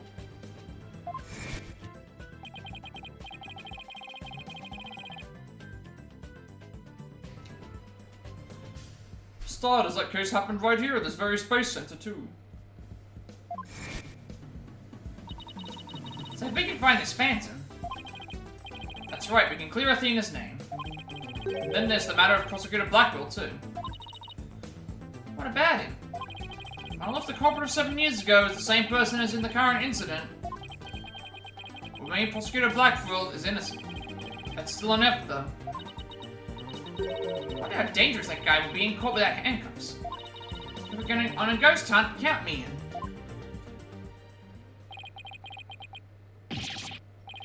It's all over for me! Spin, spin! World War, I'm done for! The center of the cosmos is doomed! Do you think he's gonna be alright, Daddy? Well, at least he'll be in good company. There must be planets out there he can spin with. Which reminds me, I'd like to delve a little deeper into the Hat 1 mission, too. If you want to learn more, stop at the Space Museum. There's a Hat 1 exhibit there. Don't mind me, I'll just keep spinning here and see how the cosmos unfolds. It's like he achieved spiritual enlightenment or something. Sure he'll stop when he gets dizzy. Let's go visit the Space Museum. Nothing else to talk about, nothing else to present, so I guess we just go straight to the Space Museum. He's just gonna keep spinning. Find out more about Hat 1, investigate the case from 7 years ago, and talk to the space staff. I'm guessing we can go back and talk to Trucy now, too, because it's mentioning about, like, that we can probably do that. Because that would maybe involve something like that. I'm not entirely sure. I guess we also have other events we can talk to as well. Wait, I forget that there's a case overview. I've been forgetting that this exists. I guess it doesn't update that often. I keep forgetting that this actually exists, the case overview. I checked it, I think, for the first and the second case, but I didn't check it for the third one. Or the fourth one. Okay, well, where can we go? Space Museum, and we have the detention center. I mean, we could go back to the... I think... Did they mention earlier that we could go to the detention center? I'm assuming she's still being investigated, but I guess we can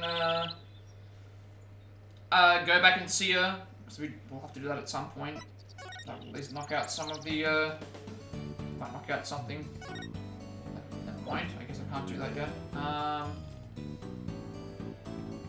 Oh, maybe we have to come back to you later. Because there's nothing... I assume we just follow what the game is telling us. She's probably still being questioned, that's why there's nothing here. I guess we just go to the Space Museum, do everything in there, and then after we've done that, then we probably have done all our investigation. Just follow what the notes in here say. Yeah, find out more about Hat 1. Investigate the case from 7 years ago. So those are both examined, and then we have to also talk to Space Center staff. So we'll just see who we end up talking about.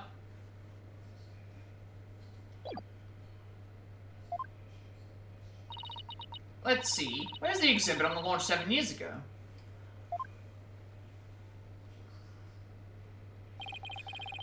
There, that's the Hat 1 exhibit. Wow, look at that photo of the team. Yeah, we still don't know who this person to the right is yet. There's Clay, Mr. Starbuck, Director Cosmos, or Blackwell and Punko. But I've never seen the woman on the right before. Everybody looks so happy. Well, except for Director Cosmos. Let's check out the newspaper article, too. That one launch imminent. There's a photo of the Hope space probe. Guess it's only natural it doesn't talk about the murder or the sabotage. They really were keeping it a secret, just like the director said. Daddy, take a look at that jacket. Must be the Hat 1 team uniform's jacket. It's the same design as the one Apollo was wearing, the one that belonged to Clay. Actual jacket worn by a Hat 1 team member, it says. Not a replica, huh? Wonder if it was Mr. Starbucks. Hat 1 exhibit added to the newspaper clipping a photo of the people involved with the launch and a jacket one of them wore. Hello. Wait, Juniper's back here? I guess she's here because of, Athena being, Although, I guess this also has more to do with the... She has to be here, one, for Athena, and probably because of the... If there's a relation to the first case, she was technically involved in that, too. Spuds, what brings you here? Athena got arrested, so I've been looking for you, Mr. Wright. Thought you might be here, at the scene. Must be so worried, but rest assured, I'm gonna do my very best to defend her. Athena's going through such a hard time. She doesn't lose heart. Even just coming back to this place must have been really difficult for her. You mean the Cosmos Space Center? You didn't know? She used to live here when she was a little girl. This is news. She did? No, I didn't know. No wonder she knew so much. That must explain why the robots must know her as well. Miss Woods, could you tell me more in detail? Yeah. Athena in the Space Center. This is news to us. Athena's mum worked here. If I remember right, she was a doctor of psychology or something like that. Why was a psychology specialist working in a space research facility? Don't really know. But I do know that she lived and worked here, so Athena lived here too. So it was far from Athena's first time here. I wonder why she didn't mention it. She probably didn't want to talk about it. This place is connected to a very sad memory for her. Sad memory? Sad memory? Can you tell me about it? There was a terrible incident here. It was 7 years ago. Okay. This is the connection with this too. Same time frame as the Hat 1 launch. Athena's mum in the robotics lab. She was murdered. Okay. Blackwell, so does this mean that Blackwell is the one who killed Athena's mother?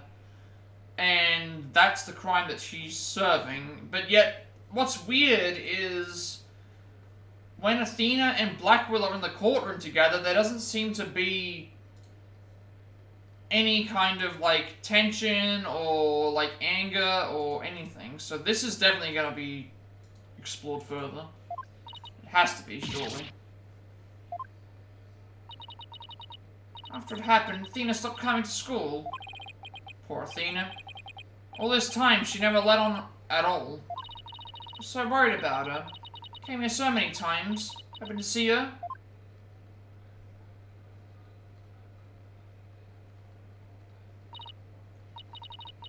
But I never saw her again.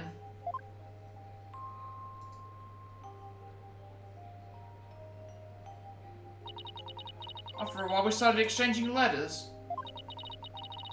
But I didn't get to see her face to face for 7 long years. And so the first time you'd seen her in 7 years was during Professor Court's case. That's right, and I was so surprised. She was like a completely different person. So cheerful and happy.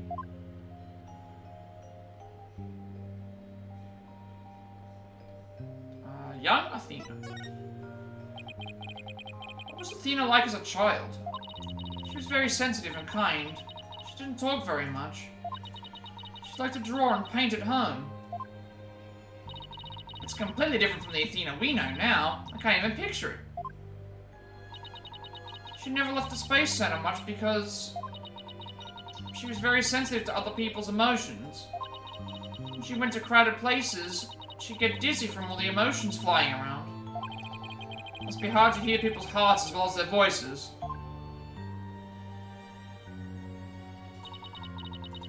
She always wore those big, heavy-looking headphones. She said her mother made them for her as part of her research. I wonder what kind of research it was. Because of her special ability, Athena couldn't handle being in school very often. I was always out sick because of my weak constitution. Maybe that's why we became such good friends. We used to play together here at the Space Center a lot. Brings back memories. Sounds like Athena's mother played a big role here at the Space Center. Daddy, show her that picture. Atta girl, good idea. Sure. We'll show her the picture. Present. This picture.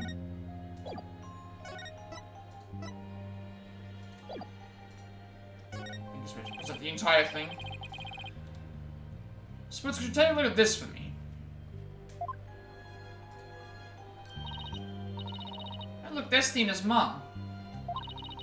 The one on the far right, the one in the kimono. It's Dr. Metis Sykes. Okay, so that's... Now we know everyone in this picture. So the woman on the right is Athena's mother. So that's why we haven't seen her. Athena's mother's murder. Did it by any chance have any connection to the Hat 1 launch? Why, yes, it did. So I recall it happened on the day before the launch. Just as I suspected. But that wasn't the end of it. One of my staff members was murdered. So this is the murder Dr. Cosmos was talking about. Does that mean that the crime Prosecutor Blackwell was convicted of is the murder of Athena's mother? The chance of death is somehow connected to the current case. There is? Thank you for all your help, Miss Woods. And please, try not to worry. Don't let anything happen to Athena. Thank you, Mr. Wright. I know you'll take good care of her. So we need to investigate the robotics lab and also talk to Athena. Got our plates full, Daddy. Hope we can fit it all in before the day is through. Welcome in, Sarada. Hope you're doing well today. This evening, I should say. I saw, I wasn't in stream last night, but I saw you were playing Overwatch, and I just thought, like, I'm done with this game, Sarada 2024, quote. So I hope that you had some fun playing Overwatch 2 if you were able to get back into that, because Warzone seems to be being annoying with its all the stuff with the servers and stuff. That's why I don't like betas as well. What's the point in a beta if it's gonna make it so that you can't even play another game? And it's like everyone's gonna get the game at the same time anyway. Detention center first. First, then, we have to see Athena before visiting hours are over.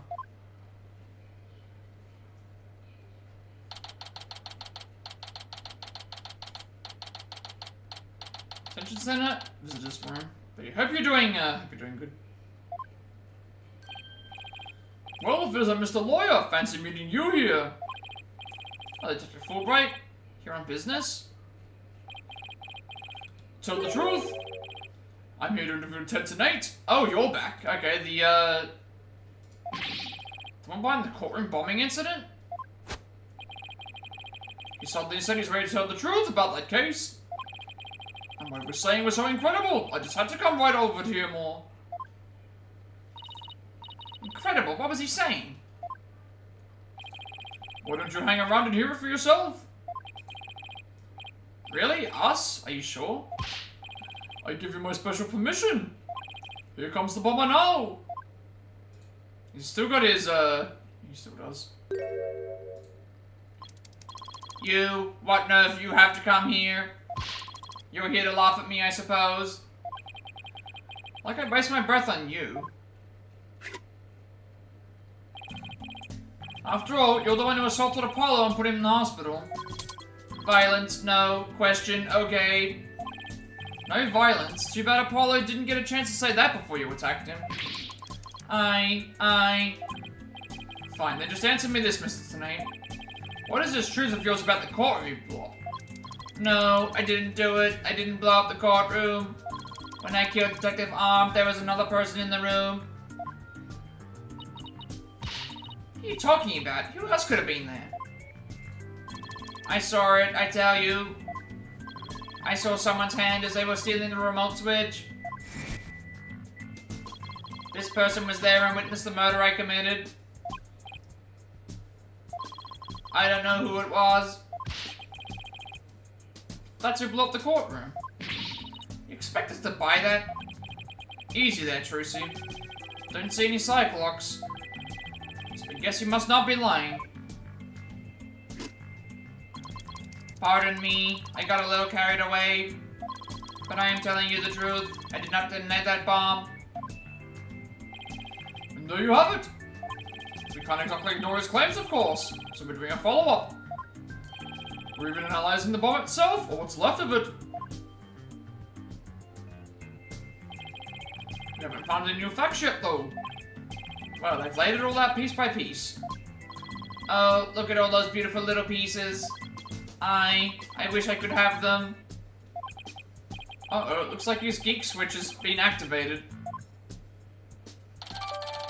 Phony fancy bomb added to the court record. It was found in boarding lounge 1 and detonated in courtroom number 4. Fragments are being analyzed. Well, I hope you're ready for Prosecutor Blackwell's special brand of questioning. Let's check this for a second. So I guess now we get the we just get the evidence from the past case, and then we get the evidence from the past case, and then we get the deconstructed bomb version as well.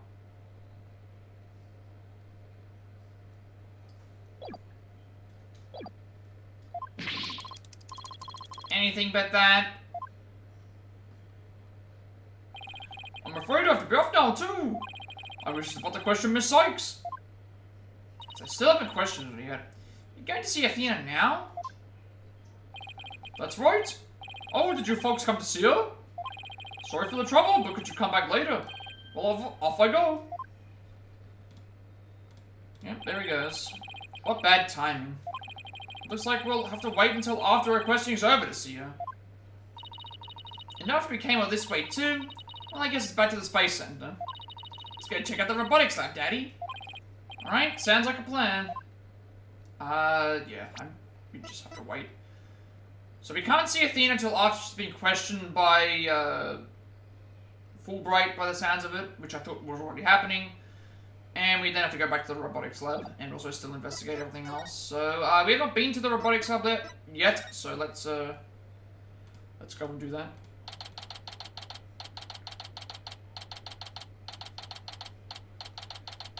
I like this room.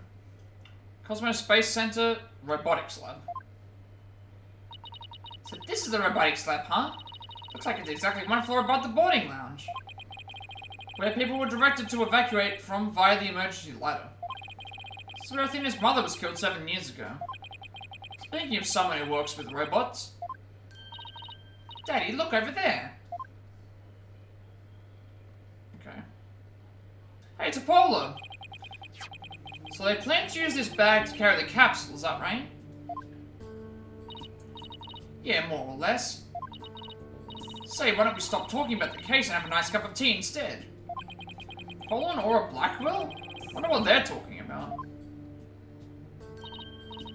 Well, well, come to spoil our fun, just when I was enjoying our alone time. Trucy and Mr. Wright? If there's not Apollo you want, you can't have it. He said he's investigating on his own. I respect his wishes, we just came to investigate this lab. Well, this is my lab, so you need my permission if you want to do any snooping. Sure. We'll just ask you some questions then. What about the trial? You made mincemeat out of the director.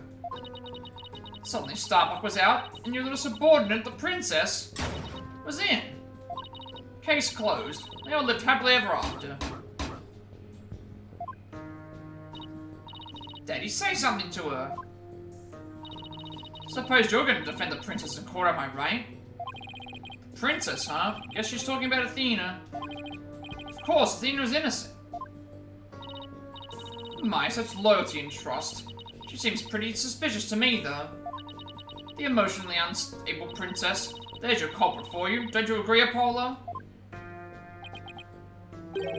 I don't know yet. Apollo, how could you?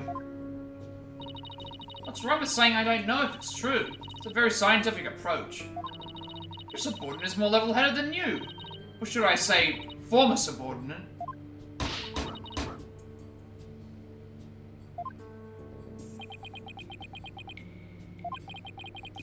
Can't believe it. Does Apollo really suspect Athena?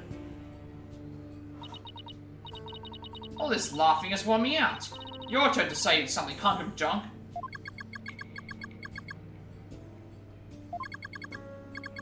Mr. Terran, you look pale. Shall I help you to the sick bay? Mr. Terran? That's Apollo you're talking to. Oh, this hunk of junk here is mistaking Apollo for Clay. Maybe Apollo was possessed by Clay's ghost.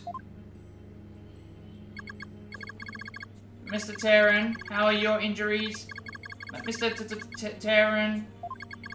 Mr. Terran, how are your injuries?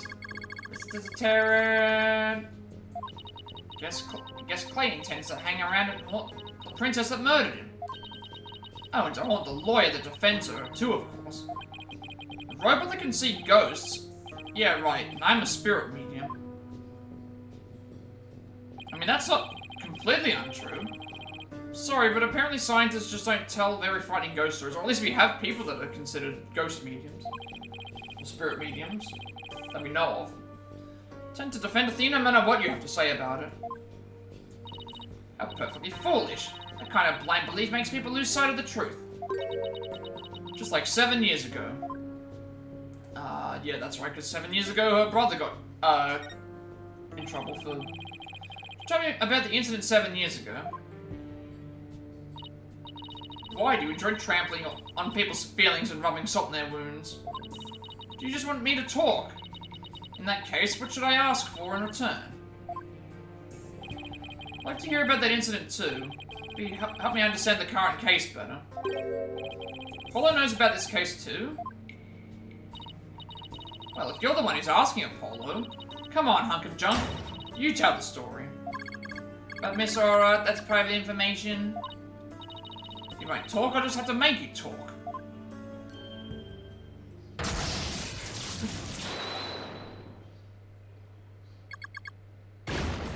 Wait, what? Yes, who cares about personal privacy? Not me. I am ready to utilize my blast processing abilities to impart all available information. Wow, what a magic trick. It's like a completely different robot now. The bodies of all the robots that come through this lab are designed by Miss Aura. I was born 7 years ago. Miss Aura was much, much younger then. Yikes, better watch what you say if you don't want to get recycled, Plonko. And then our hearts were created by that great genius, Dr. Meta Sykes. Hearts? Robots with hearts? Can you even make such a thing? Emotions are not irrational things. Our logic and our hearts can be integrated. The two navigation companions created by Miss Aura and Dr. Metis transcend humans.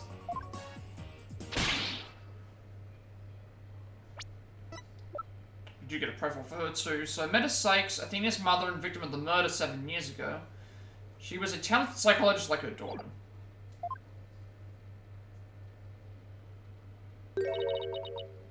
Metis. Just glanced over at her desk. Yeah, there's a photo of her there. Nobody could continue Metis' research. She and her work were truly one of a kind. Now the two navigation companions are all that are left of Metis here on Earth.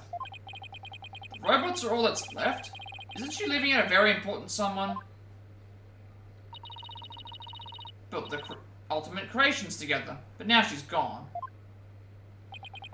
Get the feeling Dr. Sykes loved her robots almost as much as she loved her daughter.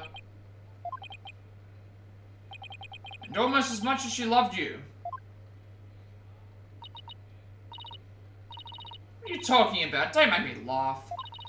You lost someone too, didn't you, Apollo? Your friend Clay. Guess you and I are pretty much in the same boat. Miss Aura, would you like a tissue? Keep your trap shut, hunk of junk. Clonko and Ponko. Clonko is an important keepsake of your time, Dr. Sykes. You should treat him better. What does it matter? He doesn't feel pain, and I can always repair his body. Besides, their hearts aren't actually in their bodies. What do you mean by that? The program Metis wrote runs on a separate mainframe. Their bodies are controlled remotely from there. Their hearts and memories are there too. These bodies are really just peripherals. So I can do anything I want to them.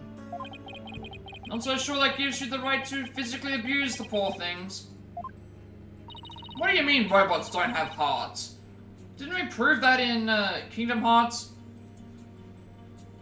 The experiment had a... They tried to make a heart for that. All the Tron is a computer program. He had a heart.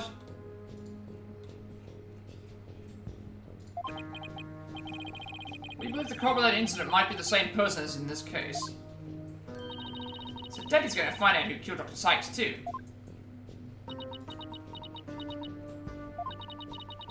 Sure you're aware of who Metis' killer is. Yes, Prosecutor Blackwell. So it seems.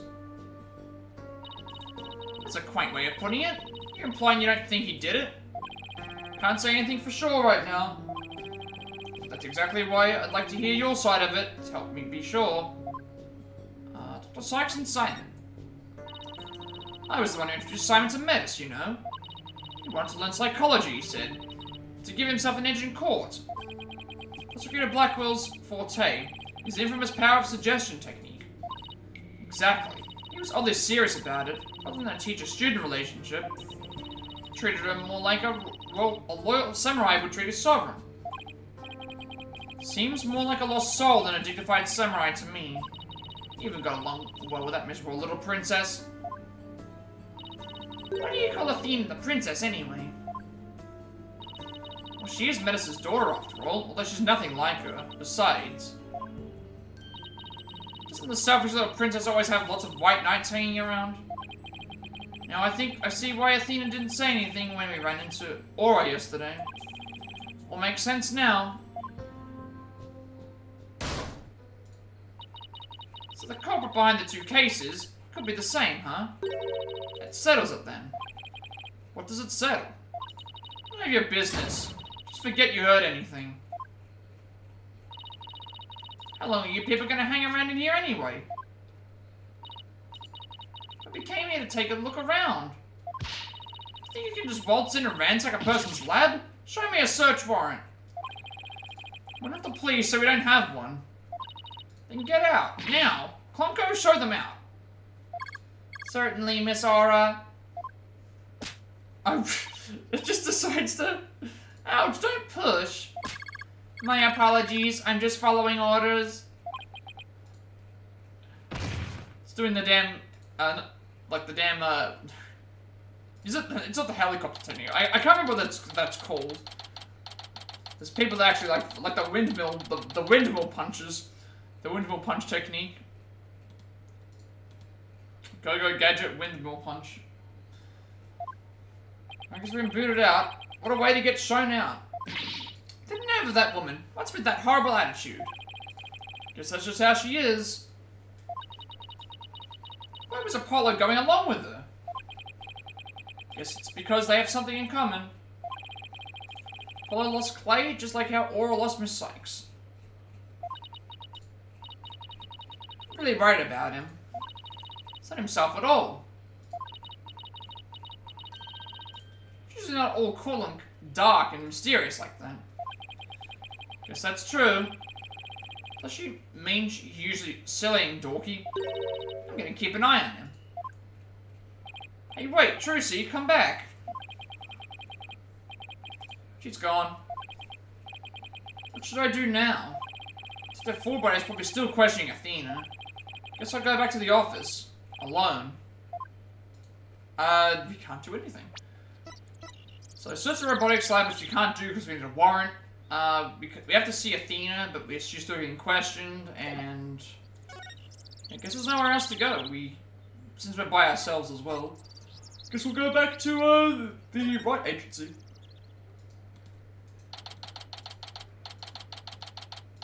Okay, so 20th Wright agency. Well, here I am. This office never felt so empty. Guess I haven't been here at the office all by myself in a long time. When I first became a lawyer, my mentor was here with me. And then for a while after that, she was always by my side. Now I'm getting all sentimental. I must be tired. Something on the floor. What's a letter doing here? Hey Nick, it's been a while, huh? Miss me? I know this handwriting. Wait a second, we're being called Nick? That means it has to be one of the Fays, right? Because the only people who call us Nick is, well, Larry and... being this formal. Which character is this? Someone that you are holding a trial in the middle of an exploding courtroom. Must have been really something. Although weird is part of the course of view. Hang on one second, why are we still getting... all these, every time I keep getting these cheap viewer bots, the message slightly changes. It always has an underscore under one of the letters, and it's always a different, link. Bye-bye. Bye-bye, bot. I'm gone. Twitch aren't gonna do anything about them either, because there's just nothing, they just keep coming. She or whatever paper she's reading is a little off on the details. Not to come visit, but I'm right in the middle of a difficult part in my training. So instead think of me as you watch those Steel Samurai videos I sent. Sure that'll cheer you up. Oh, it's Maya! Okay, yeah, it is Maya. We haven't, that would explain why she was calling us Nick. Good old Maya. As if she knew I was feeling down and needed a lift. There she is. Maya was my assistant for quite a while. Believe it or not, she's a spirit medium. It's my guitar I use on Cyclops. Maya's the one who gave it to me. But I wonder how this letter got here. Okay, we were just talking about Maya. This has to be Pearl, right? Because, she's calling us Nick too. It is her! It's Pearl! It's Pearl's. It's Pearl from, the original Trilogy of games. She's back, and she's older, and she's got a different colored Magatama. I think her Magatama's a different color as well. It's you, Pearls. Returning character. Long time no see. We haven't seen you since, you weren't in Apollo Justice, and we haven't seen you in, like, 7 years. She's much older now.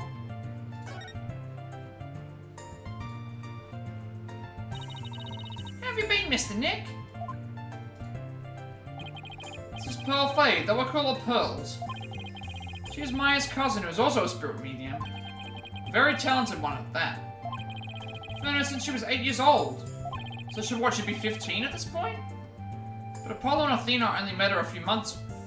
I didn't know that they met her. Okay. You didn't come on this way just to bring me a letter, did you? Apologize for barging in. The door was unlocked. Can't believe there was a big explosion here. Your office doesn't look like any different. She's even further off with the details than Maya. Wish I could take you out to eat or something, Pearls, but there's a lot going on. Well, I knew that. Didn't come here for a social visit, you know, Mr. Nick. Pearl's errand? Did you read the postscript on the letter? There's more? Oh yeah, here it is. P.S. But you've been too busy to clean or take care of the office. So Pearlie said she would come help you. Isn't that sweet? You better thank her. Oh, so that's what you're doing here. That's awfully nice of you, Pearls.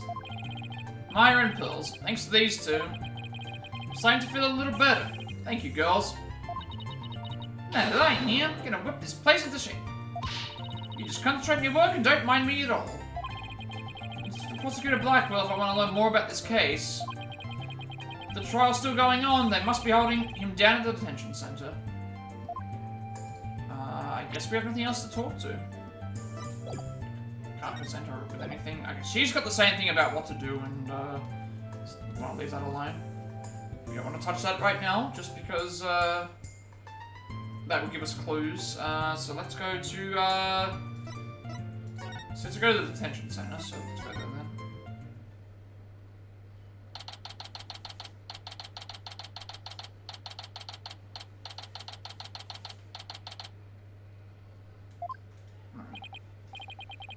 Well, look who's here. Wonder what they're talking about. All this time you haven't said a word? It's even turning your hair green. Oh, you're on the other side. It's Aura is talking to Simon. Okay, they're, so I guess Simon's here because of the relation to the case, but it's a bit, he's here because he's technically in prison. I don't have anything to say to Aura. Why did you go home and play with your dolls? Prosecutor Blackwell?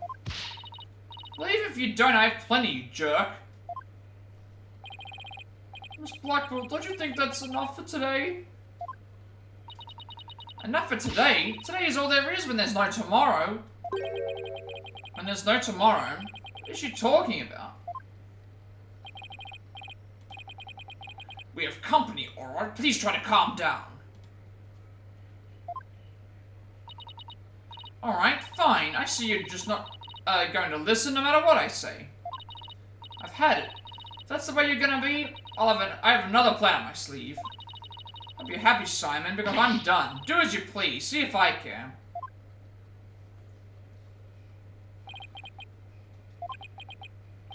Wow, I could cut the tension with a knife, with a katana.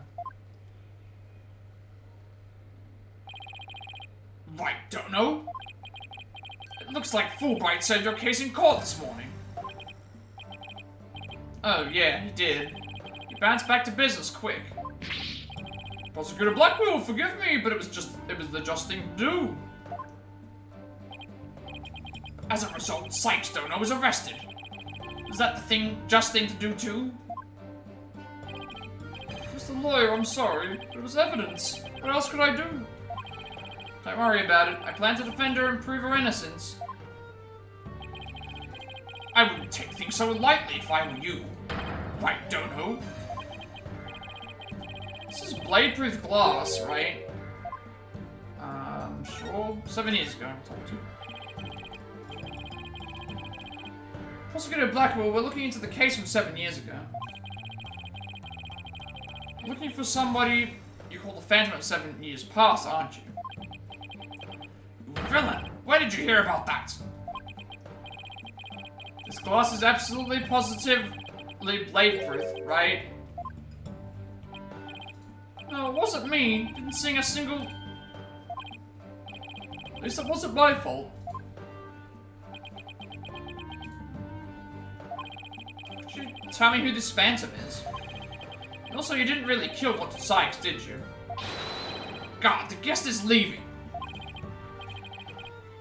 Prosecutor Blackwell, please listen to me. Culprit in the current case might be the same as the one in the case 7 years ago. If you would cooperate, you could probably solve both cases. I suppose I could talk. The one who killed my mentor was, without question, me. I stole Sykes Dono's mother away from her. I destroyed her life. Prosecutor Blackwell. God, where are you? Stop dragging your feet, I tell you.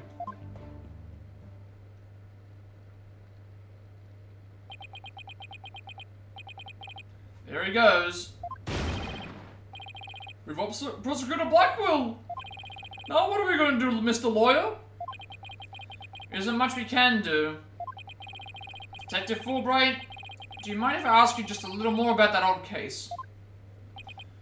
Well, I guess it won't make any difference now. What would you like to know? Sure. So, the trial 7 years ago. What have you got to say? Do you know anything about the trial that got him convicted? A little. The police called the incident that you are one incident. I thought for a second that no, it was the DL incident, wasn't it? DL1 incident last time. Prosecutor Blackwell was charged with murdering his psychology mentor. I was gonna say UR1, and it's like, wasn't there the original game? Was it DL1? DL-1? I seem to remember that being they liked their incidents with 2 letters and a number. They like their games like that. Kind of like if you read Mr. Lawyer, I'm gonna kill you. Don't want to think about that one. There were 2 decisive pieces of evidence, and a verdict was reached very quickly. 2 pieces of evidence? What were they? Let's see. The first was some security camera footage. He was the only one who used the corridor to the murder scene at the time of the crime. The only one, huh? Ouch, that does sound pretty decisive. Could you show me that footage? Sorry, I don't have it with me right now. Guess I'll have to see it some other time. 7-year-old video added to the court record. Video showing the corridor to the crime scene. Blackwell was the only one to pass through at the time of the crime. Well, how did we get this? How does that make any sense? We just got it. We just got the... He just said we can't view it, but then he just gave it to us. Okay. What was the second piece of evidence? Let's have a look at it then. Also, Pearls is here. So she's 17. So it's been, what, 9 years? Spirit medium in training, her psychic powers are beyond question. So she's 17 now. We still can't actually view this either. This one's even more incriminating! A photo of the moment of the crime! See, there he is at the crime scene, holding a bloody katana. It was the victim's kept on display in the room. She had a thing for Japanese culture. Wow, it'd be hard to explain this one away. Katana added into the court record. The weapon used in the murder 7 years ago belonged to the victim. The victim's blade was found only on the victim's blood was found only on the blade.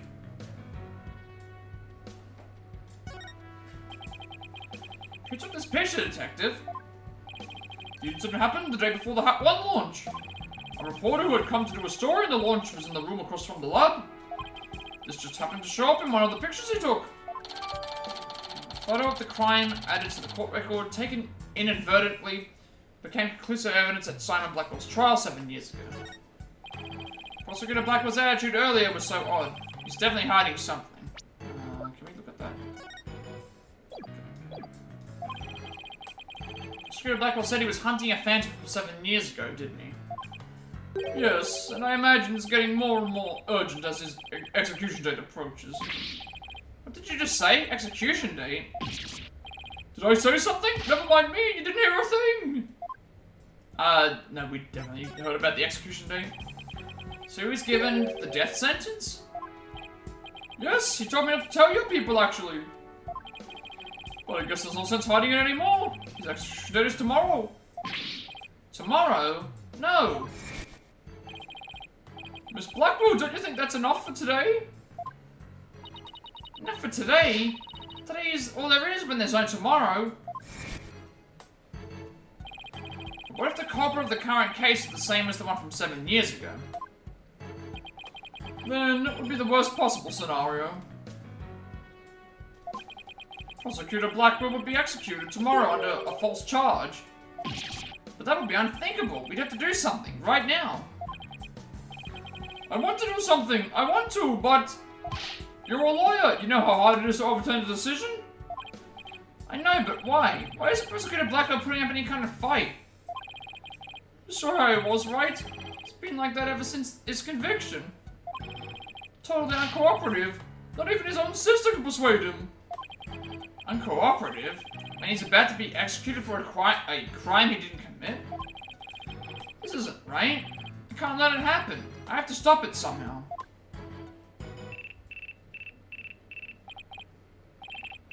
Pardon me, looks like I have a phone call. Fulbright here? What? What's happening?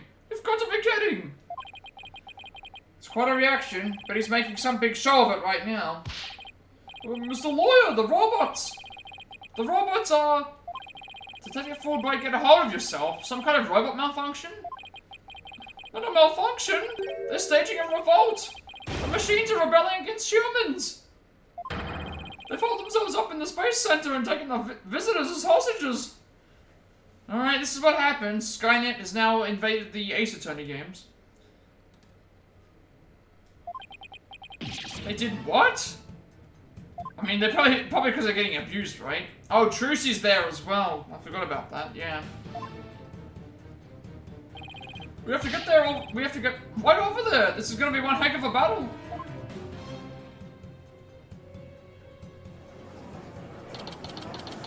Alright, December 20th. Cosmic Space Center.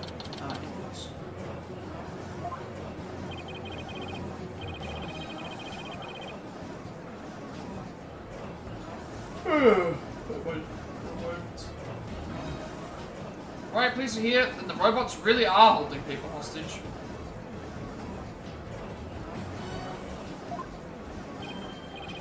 Look, Mr. Lawyer, what do you suppose that group of people are swarmed around?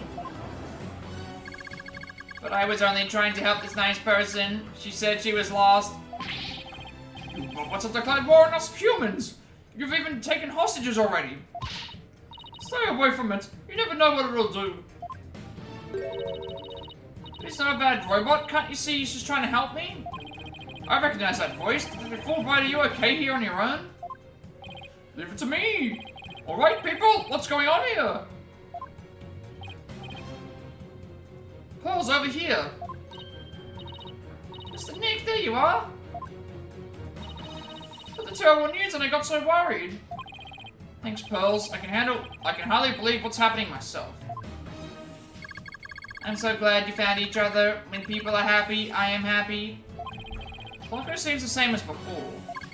When people are sad, I am happy. When people are angry, when people are... Oh, did I say something odd? Did I? Error. Oh, there is something wrong with him. Oh, just completely shut down. Looks like he fell asleep. He must have been tired.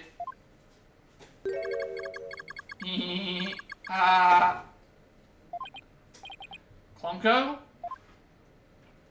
Oh no. With horns? Uh-oh.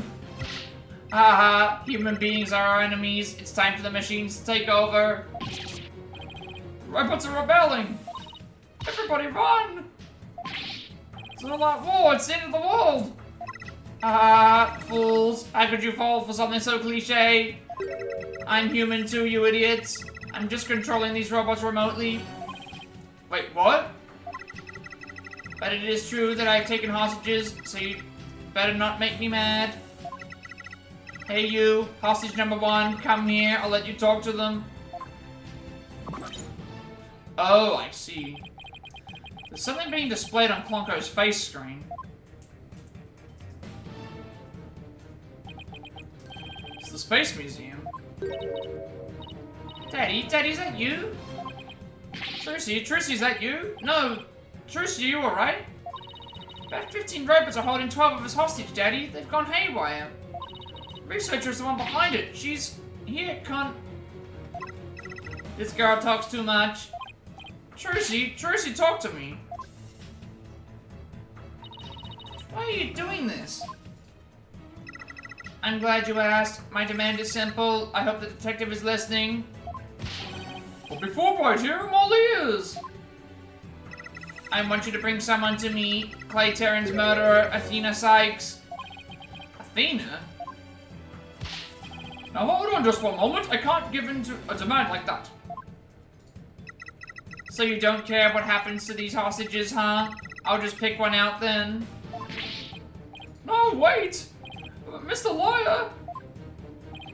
I know I have absolutely no right to make such a ridiculous request, but you need me to buy some time, right? got it. I'll see what I can do, but promise me. Promise me you'll never hand Athena over, and you won't give up on the hostages either. Of course I won't! Now I better go contact headquarters. Mr. Nick, how do you plan to buy time? I have no idea yet. This hostage taker. Could it be? If you don't bring me that little princess, I'll have Hunk of Junk kill all the hostages. Okay, you are the... So, Aura. Aura? Is that right? Aura, yeah. Aura is the one who's, I guess she's programmed all the robots to take over. So Aura is the bad one.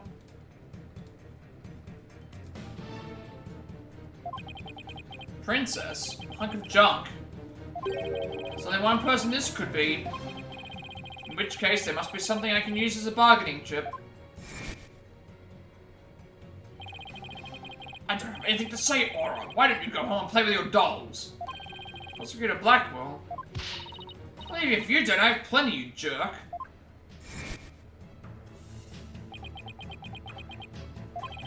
Miss Hostage Taker, Athena is not a murderer. What are you talking about? She's been arrested and they've got her in detention. Telling you the truth. Look, the person you want is the real killer, right? Well, it's not Athena. It's someone else. Alright, let's hear your stupid little theory. Who is this real killer? I don't know yet, but the culprit is the same as the one in the case from 7 years ago. The UR1 incident. I believe you have a personal interest in that case. It's too late to change what's going to happen now, no matter how wrong it is. But is it really too late? You can still do something about it. Might even be able to fix it.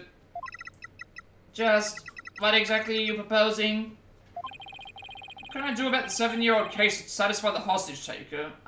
Recreate it, retry in court, or ask about it? Honestly, by the sounds of it, we're gonna be going back and retrying in court, because, we not only get to solve, the previous case, this current, situation, we also get to solve, anything with first case and then the 7 years case as well. So I think the only other option we have is to retry it.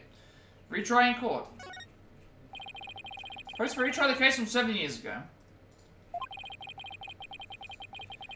If you make that demand now, I'm sure nobody will deny you. Wouldn't be an official trial, but at least we could find out the truth. Hehehe. Ah, that's good. Real good.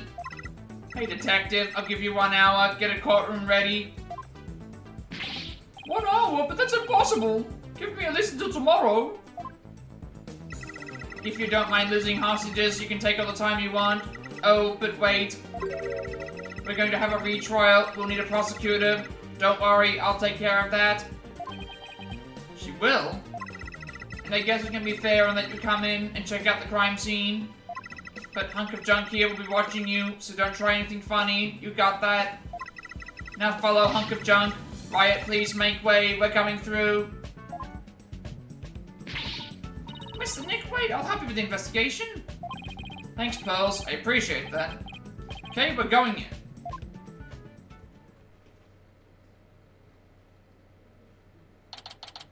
So I guess now you get to actually investigate the robotics lab for once. Okay. Well, which I guess is because Aura's giving us permission. Aura dropped us off with a warning not to touch anything until she got back. Wonder what's taking so long. We can't really start the investigation yet, can we? Even if we could, this mess makes it hard to tell what the room was like 7 years ago. Mr. Wright. It's a hostage taker. I'm back to my usual self now. You are still being monitored, however. But more importantly, an important guest has arrived. A guest? Okay. Hang on 1 second. No. It's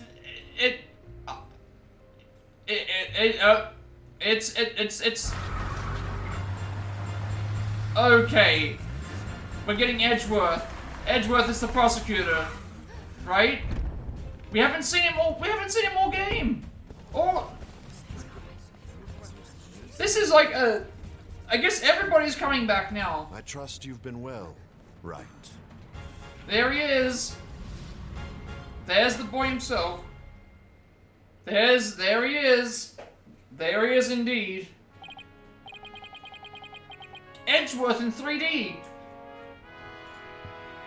We saw Maya in 3D, Pearls in 3D, now we get Edgeworth in 3D. There he is. Everyone's back together now. Everyone's back. Edgeworth, what are you doing here? This is Miles Edgeworth. Been friends since we were kids. We faced off in court a number of times, back when he was a prosecutor. But now...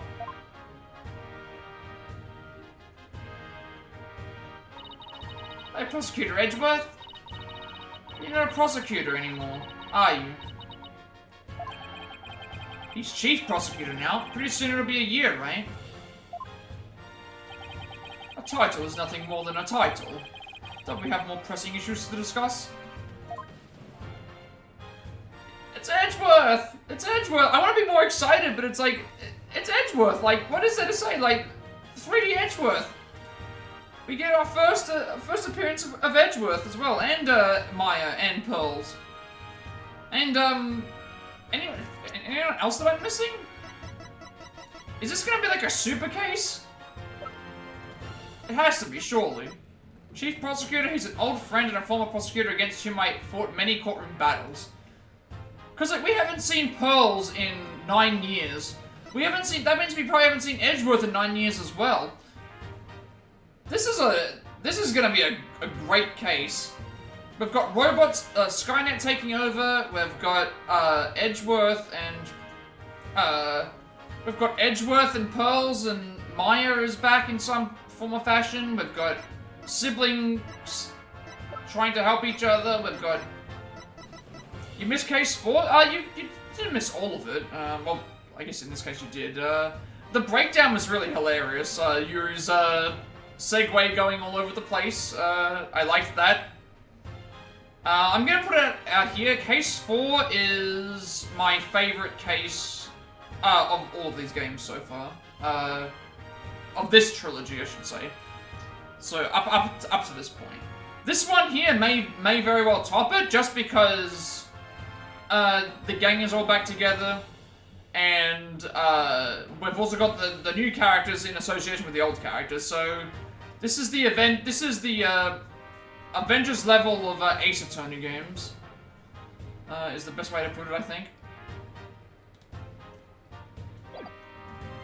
Let's talk to Edgeworth. So what are you doing here, Edgeworth? The captor chose me as the prosecutor for the UR1 case. Wow, she's good. She went all the way up to the top. I gathered all the information I could in the short time that I had. I'll give you a rundown.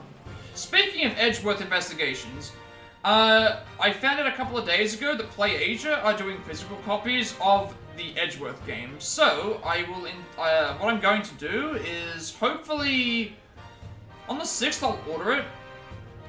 On the 6th I'll order the game, and hopefully by the time we finish the entire trilogy, assuming that it's around the same space, I will try to, start the next Edgeworth game at that period of time, if we get there in time. So I won't be doing it on the 6th because it's going to take way too long in the first place because shipping takes ages. But yes, they are going to be releasing a. You can get a physical copy of the Edgeworth games. So I think I have the original trilogy on digital. I think I got Great Ace Attorney on digital too, but I have the other ones. I have this physical and also I can get the Edgeworth one too. Always so well prepared, Prosecutor Edgeworth. Thanks, I appreciate this. Could really use the help. The UR1 incident. I'll start with a brief overview. The victim was the psychologist Dr. Meta Sykes. Yeah, Athena's mother. 7 years ago on the 7th of October. Her body was found here in this very room. I have 2 crime photos and the police notes on them for you to see.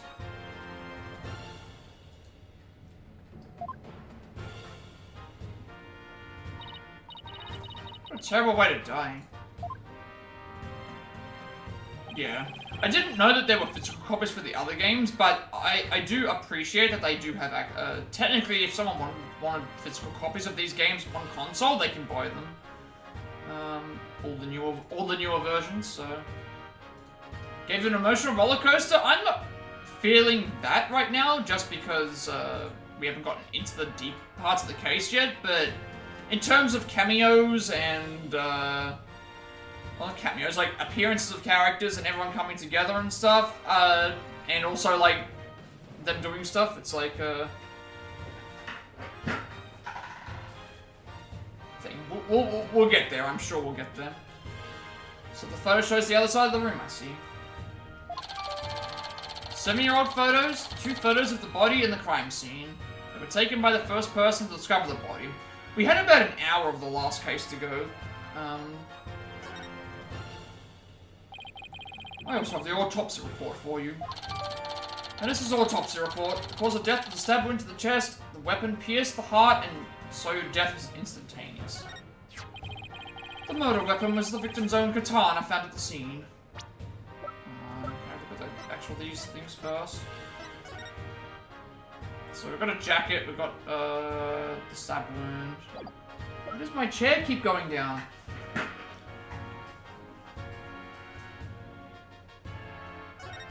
Estimated time of death between 1 and 3 PM on October 7th. Cause of death, instant death due to a stab wound to the heart. But yeah, I'm looking forward to this case.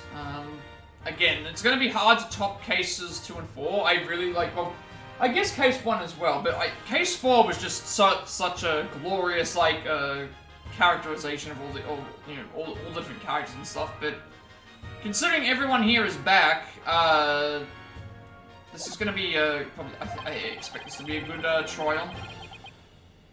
Yes, Detective Fulbright mentioned she was into Japanese culture. The body was found by a Space Center staff member and 2 police officers. The police were called in because of the sabotage threat of the Hat 1 launch. Yes, Director Cosmos mentioned this too. A few hours after the body was discovered, a suspect was arrested. The suspect was Simon Blackwell, a young prosecutor. Simon Blackwell. For God's sakes, why does it keep going down? Here, this trial was over in a flash. Yes, a guilty verdict was declared in only 1 session. Not only did he plead guilty, but there was decisive evidence against him too. The security camera video. That's the other thing as well. We're going to have a situation where we're going to have Phoenix, Edgeworth, and Simon all in the one courtroom. As well as whatever else decides to pop up in the court case as well. The photo at the moment of the crime, as I recall. Did Prosecutor Blackwell have a motive? To this day, his motive is still unknown. He insisted he did it, but he would never say why. So that means he must still be hiding something. Right, and there's another aspect of the case that was never revealed to the public. Yeah, I know, the part about the spy brain. Right? How on earth did you know about that? Dr. Cosmos told me, after a bit of pressure. He told me espionage and sabotage were behind the Hat 1 miracle. Don't worry, I won't tell anyone. I've always been good at keeping secrets. Well, I might as well tell you now. They really do suspect Blackwell of being a spy. They think he sabotaged the rocket and killed Dr. Sykes to steal the moon rock. But if you can prove that the Hat 2 bombing is the work of the same spy, you can stay the execution. It's a possibility. That's why I intend to help you any way I can. Thanks, Edgeworth. Now all I have to do is comb this room for evidence. Let's do it together. So back to old times. Got, well, Maya's, not here at the moment, but we've got Pearls to help us out. Edgeworth is the prosecutor. Blackwell is gonna be making an appearance. The judge is gonna be funny, I'm sure. Anyone else that's deciding to go and make an appearance is gonna be there, so, time to examine the crime scene, I think.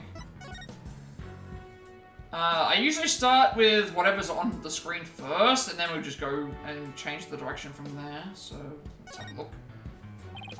What's this? A giant robot arm? Maybe? It's pretty big for an arm, but you're right. The distant parts here are finger bones. They're even about as long as my legs.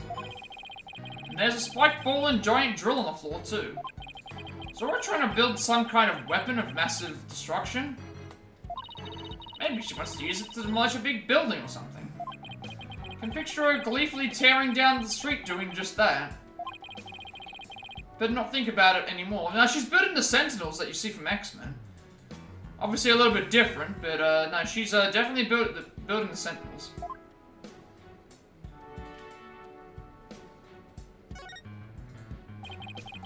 Hey, look at this row of rolling cases. But the wheels make it easier for people to move heavy research materials around. She's making a mecha anime? I mean, definitely, for sure. She's doing something. But that'd be fun to ride around in. You could even probably fit into the biggest one. I know, we could have prosecuted Edgeworth push us. I don't trust him not to push us down a flight of stairs.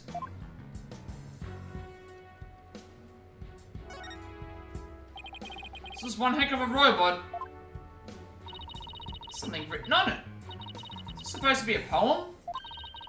I cut down anyone who displeases me. I make the rules, I am the law. I wield the ultimate gavel of judgment. I am Judgetron, JTO2. Oh, this is a judge robot. I don't believe we need to bother with that Pearl. It's not even completed yet. He's right, Pearls. There's no sign of it in the photo from 7 years ago either. Yep, the judge about to be replaced by robots. They were building the Hope space probe here at the time. The murder occurred after the space probe had been removed from the room. So it was long gone by the time someone took this picture. Yeah, that's what I said.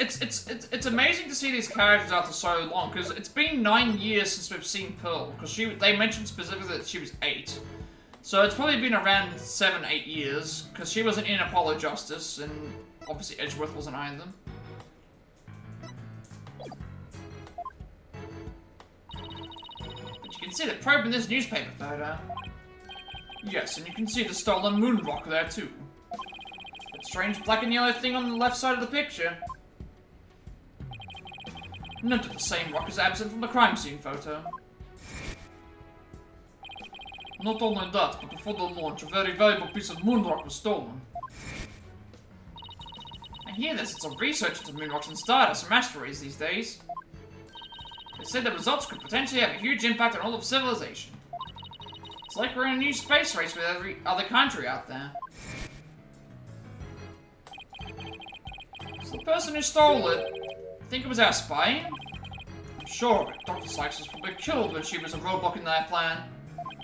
Unfortunately, the government thinks Prosecutor Blackwell is the culprit.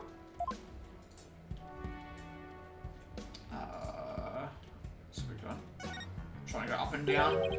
What's this? It looks like a giant power plug.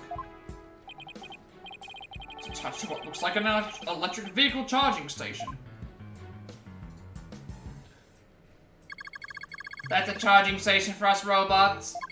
We come here periodically and charge ourselves up.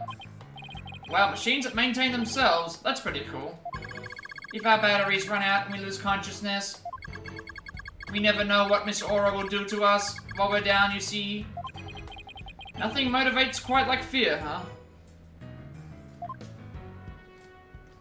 What else have we got?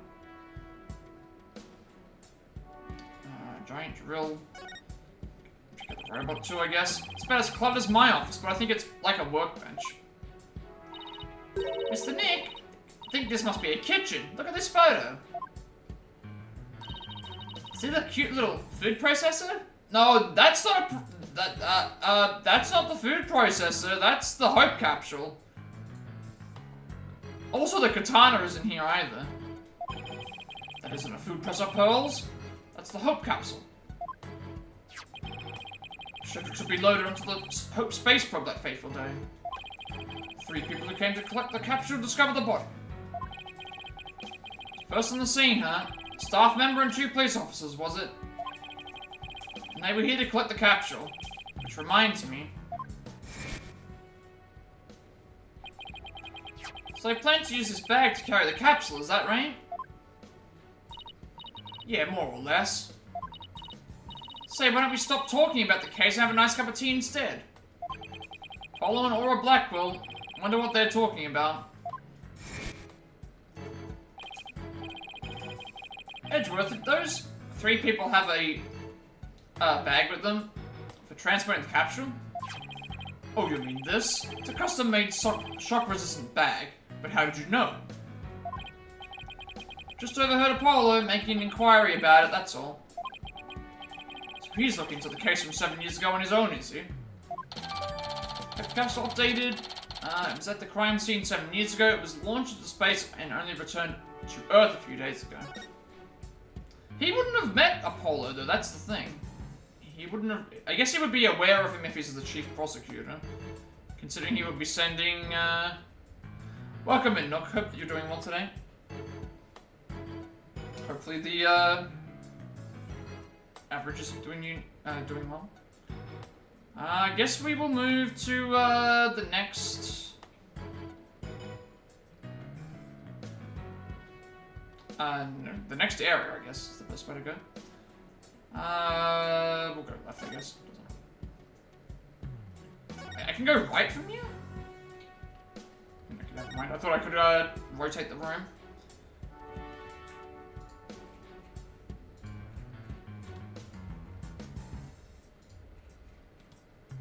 Alright, more investigating. Let's see what else we can find. Oh, look, it's a little robot. I wonder what it does. Cleaning, maybe? A cleaning robot must follow a human's orders, as long as it causes no human harm. Yikes, it talks. A cleaning robot must keep desks clean without violating the preceding clause. However, Miss Aura says she prefers a moderate level of clutter on her desk. Oh, what is the purpose of my existence? Just slack off and cut some corners on in his vocabulary bank. So much stuff in here. Aura's desk is a mess. That doesn't surprise me. Just gonna dive in and straighten it up. Wait, before you do... Metis. Just glanced over to her desk.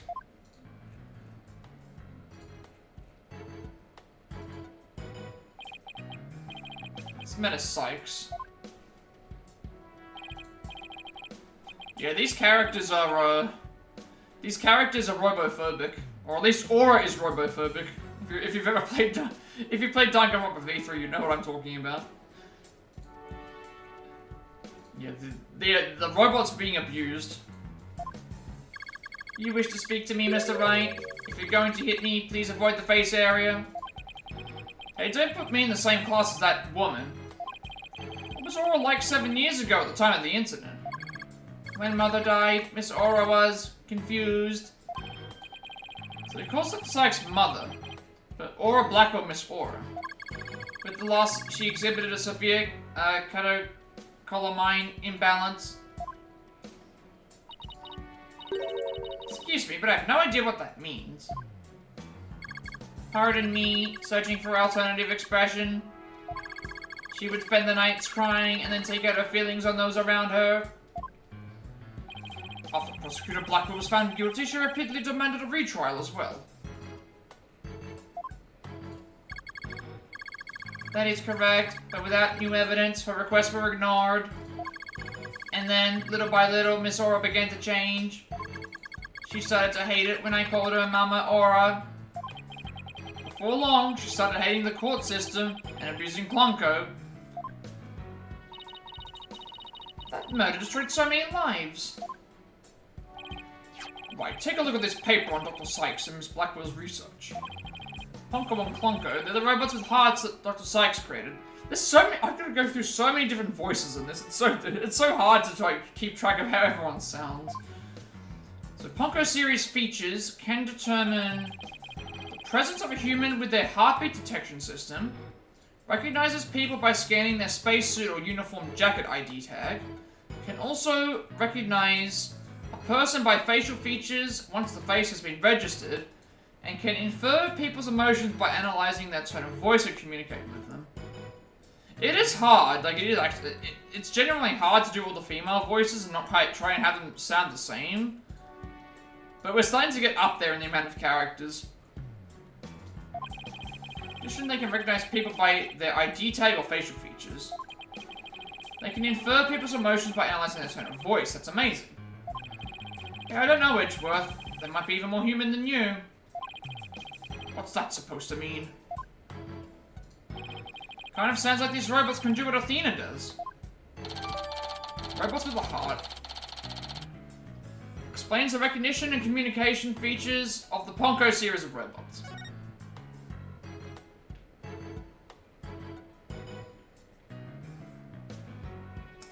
There's just so much stuff around here. So much, like, stuff to look at. I'm trying to make sure I look at it all. Looks like an operating table. It's in the photo too. Yes, it was here then as well, with the victim's body lying on it. There's a button here. Oh, I know. I'll try pushing it. Pearls, don't touch the... Yeah, man, whoopsie! Why is that what always happens? Whenever someone sees a button, they're just inclined to push it. I think it's just one of those being human things. You're compelled, if you see a button, you're compelled to push it. Hey, it's moving. Appears to be a robot assembly device. Disassemble anything in a flash. Push the dismantle button. That sounds pretty neat. Can I push it, Mr. Nick? Please don't push any more buttons, Pearls. Yeah, and then combine that human instinct with being a like someone who has who's more childlike in their approach to life, I guess you would say, and it's like yeah, it just becomes like curiosity and stuff. Emergency ladder. This must be the one they used during the evacuation.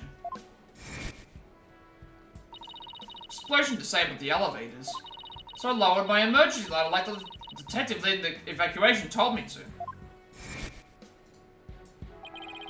As Miss Blackwell was climbing down the side of the building, she saw the culprit inside. I wonder which would have been scarier, that or looking down. Emergency ladder, as the court record, lowered to the ground from the window of the 4th floor robotics lab. It was used to evacuate Space Center personnel. We are getting a ton of evidence. So it's going to be filled with, well, I guess that's about it for this room. We're, getting a lot of evidence to analyze. A lot of stuff we're going to have to, try and, figure out what's getting used where. So what do you think, Wright? Any ideas? There's still a lot of gaps in the evidence, but I'll pull it off somehow. After all... You asked me to prove Blackwell's innocence, right, Edgeworth? He did. He called it a special request. He reached out to me while I was still disbarred. Edgeworth's request? I guess we've examined everything for now. So that was what sparked you to get your attorney's badge back. Yep, the Blackwell case. Right, I have a special request. Oh, this is in the past. This is in the past. He visited us in the agency, actually. God, I can't wait to play his game. I've never played the investigation game, so I'm not sure. Because all of the games up until this point have been us playing, you know, being the defendant. I'm not sure what type of gameplay the Edgeworth games actually have. Do we, you know, because obviously Edgeworth is a prosecutor. We've only ever played as him, I think, one time as a defendant, actually. I think it was only the one time. Where he was on the defense's side. Well, we had to defend him in one. We had to defend him in one case. But then we also had him as we were playing as well. But I'm not sure what the investigation games are like. If it's just the reverse of what we're already currently doing, or what? I have no idea. So that's going to be a completely new experience for me if we're doing the opposite side. And I'm also looking forward to hopefully doing the Layton versus Wright game, if they ever release that, because that also interests me. I like solving puzzles, and I also like the lawyer system, so I want you to clear one of my subordinates of suspicion. Hey, I'm not even a lawyer anymore, remember? I haven't been one for a long time. That 8-year misunderstanding has been cleared up, and you must be eager to return. I'm sure you're familiar with the other case that ushered in the dark age of the law. Very soon a convict will stand as a prosecutor in court. I want you to keep an eye on him. Just when I'm beginning to actually like the job I have now.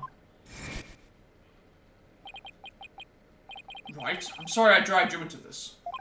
Because of the espionage aspect, I wasn't free to give all of the details. No need to apologize. It's like I said on the phone the other day. I know the type of criminals you're after now aren't small fries anymore. Looks like your target finally decided to make a move. Wait, is this relating back to the first... This has to be relating back to the scene from the first case, like before we started doing anything. This is the very start. So that was who he was on the phone to. It's for this very reason I returned. Time to bring it to an end. Again, everything's coming and tying its stuff together. Gonna end the Dark Age of the Law. That's what this is all about. The Dark Age of the Law? Dark Age of the Law? Sure comes up a lot these days on TV and in the papers. I hear there are more false charges and fabrications of evidence than ever. When I became chief prosecutor, the court system had already lost the people's trust. It all began 8 years ago. Take a shot every time Dark Age of the Law is mentioned? In this case specifically? Or, in, like, the game overall? Because we've had a lot of Dark Age of the Law references, but, yeah, I need to keep my sanity for, to solve the case. I need to keep my sanity for this case, and also, like, yeah, I don't want to die on stream.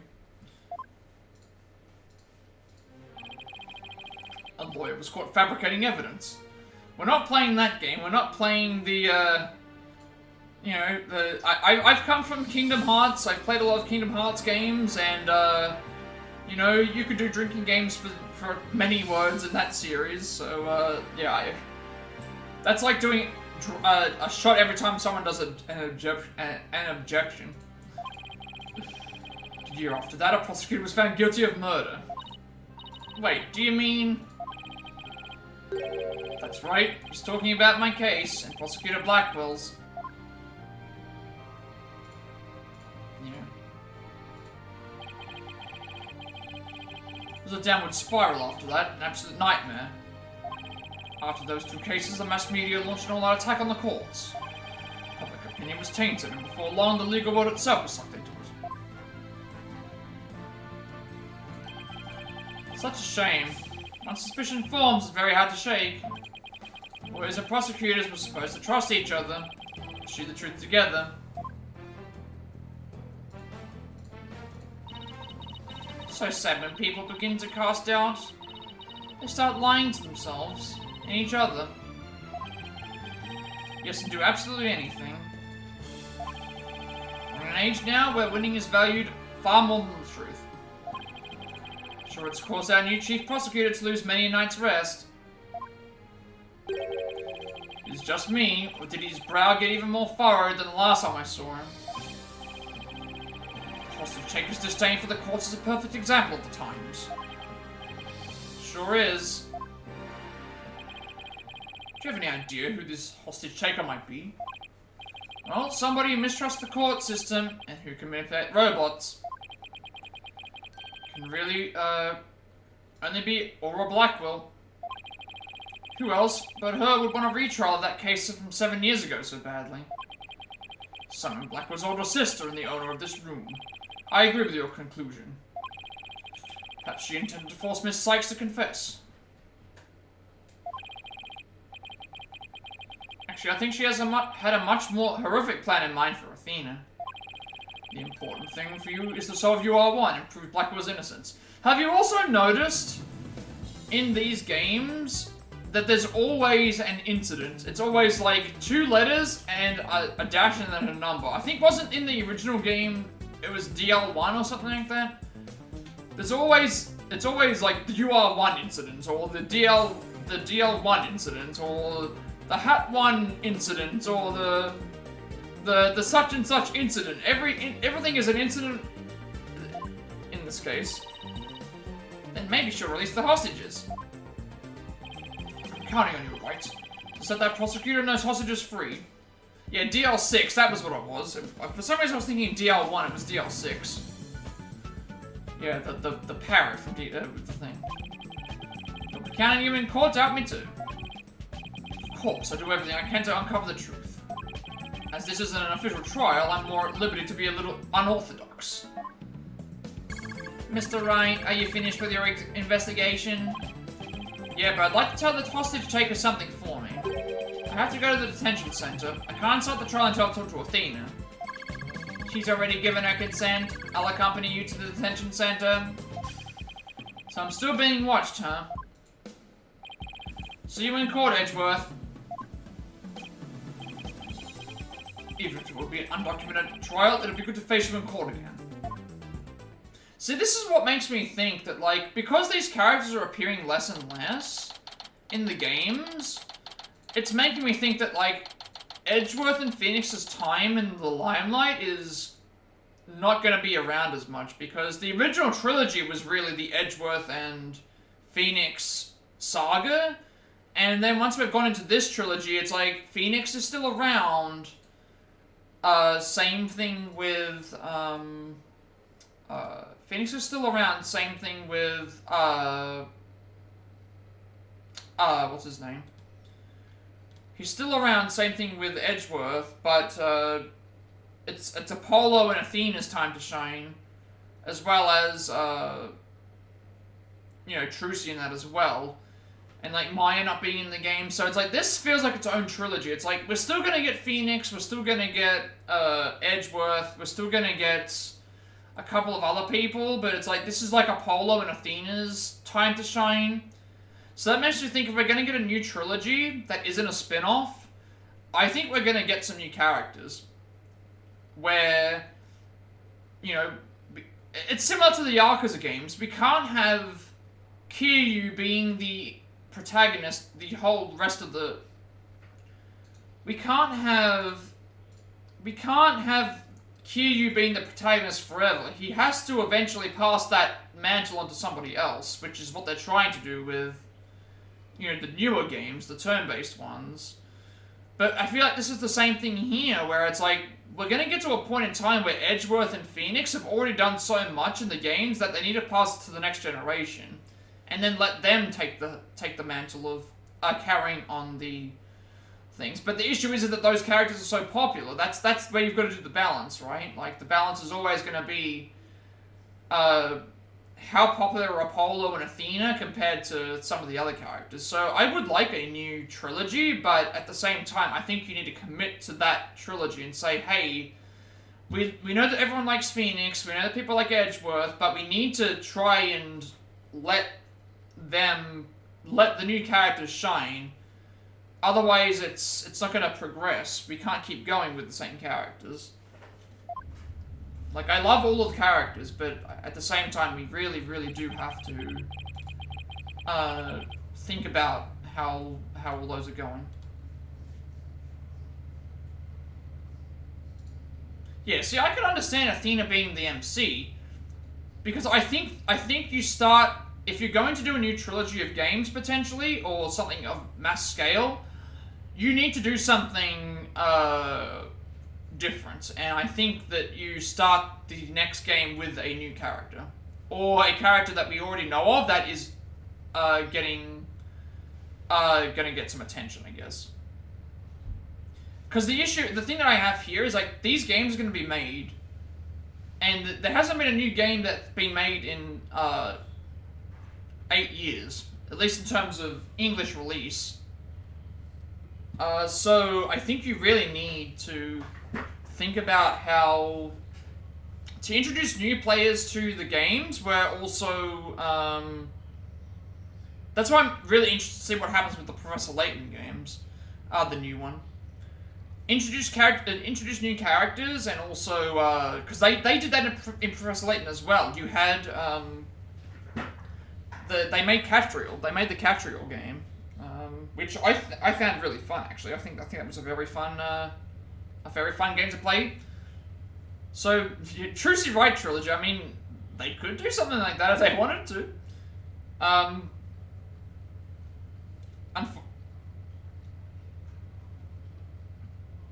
Yeah, so we're getting the Investigators Collection in, what, 2 days? Among Us and Ace Attorney. And keep in mind, what is it called? Tokyo Game Show is coming up, and Capcom usually have a show at the Tokyo Game Show. So, I'm expecting there's probably going to be Street Fighter 6 updates. There'll probably be updates for Resident Evil, potentially for the new games, and then if they do tease something for Ace Attorney, it may be at Tokyo Game Show this year, if they're doing a show. Because they've been doing it the last couple of years, so if there is going to be anything, there might be a Capcom event coming up soon, and they may do something. I feel like I haven't seen her in ages. It's the rain. There she is. Pearly too. Wait, how does she know who Pearly is? Knew you would come. After all, the first step is the interview with the defendant. Because you're my friend and I was worried about you. Thanks, boss. The only one who's worried either. Really? Who else? But yeah, obviously wait until the announcements happen. But again, this is going to be a good month for Ace Attorney, I think, because of the Investigations Collection and this Among Us collaboration. Like, you don't make a collaboration randomly with a popular multiplayer game if there's not something. Like, there has to be something, surely. Like, it can't just be a tease, right? Also, is this accurate? Hang on one second. I need to check when. Let me check it. When did this?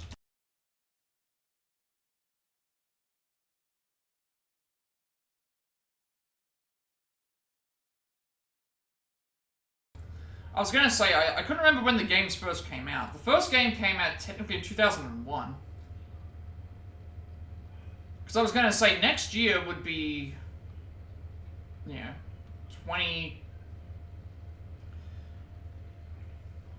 2 years away would be 25 years. 2026 would be the 25 year anniversary of the games coming out. So could they do something big for that? Because how many game series get to 25 years and are still going strong? People forget this game, the very, very first Phoenix Wright game, came out on the Game Boy Advance in 2001. Well, it's weird though, because Dino Crisis, I think Capcom did Dino Crisis. They did a tease thing for the 25th anniversary, but it was just a picture. It was nothing that really came out about it. So I hope that they give Ace Attorney a little bit more respect than just a picture, but at the same time, I don't really know. Capcom are a weird bunch. They do a lot of stuff with sales and things, but it's one of those things, I guess. Saw Miss Woods today. She was so beside herself she came to find me. Told you used to live in the Cosmic Space Center, but again, September might be the good month for the Ace Attorney. If we're getting a new game plus look, even if we get to something and they tell us, hey, we're gonna make the crossover, that gives me faith that it's like, okay, they have no more games to bring out, so what now? Like, they can't just leave it in, they can't just not do anything with it. Like, these games are massive over in Japan. Wonder you knew so much about the place. So you know, huh? Sorry I didn't tell you. It's alright. There are some other things I'd like to ask you. Sure, you can ask me anything. Promise I won't keep any more secrets from you. Okay, let's talk about the day of the crime. Tell me the day Clay was murdered. It's actually at the Space Center that day. In the Space Museum. Right where the culprit fled to. That's not good. Never could fully deal with what happened 7 years ago. When I saw the center again during the news coverage of the Hat 2 launch, thought maybe if I went there, things would have been different this time. It must have taken a lot of courage to face your past like that.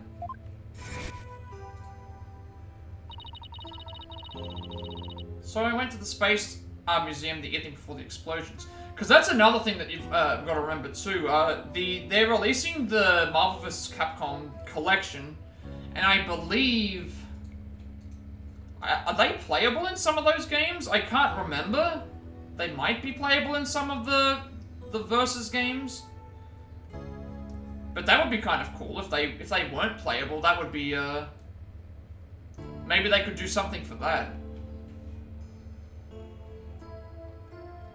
Yeah, because if they're playable in some of those, they could maybe do something for that. It's before the launch pads had been switched. There's a sign that said closed for repairs, and they weren't letting anybody in. Yeah, the director couldn't very well switch the pads if there were people in there. It's stuck in anyway. Yeah, I guess I'm trying not to get my hopes up, but at the same time my hopes are up because we're getting close to something, like not hearing any news and just these games coming out and then just you know, getting very close, and plus another Layton game coming out next year. You want to see that Hat 1 group photo, the one with your mother on it? I did.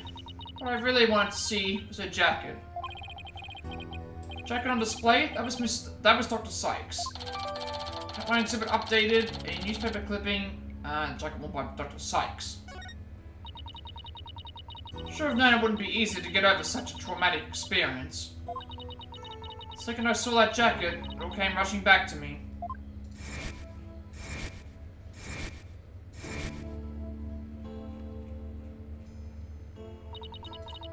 Everything around me went hazy and I couldn't see. Tried to get out of there somehow.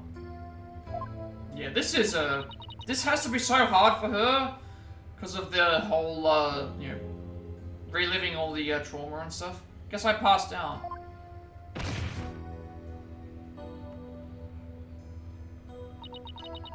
When I came to, it was in the passage behind the rocket. It was in the shadows where people couldn't really see me.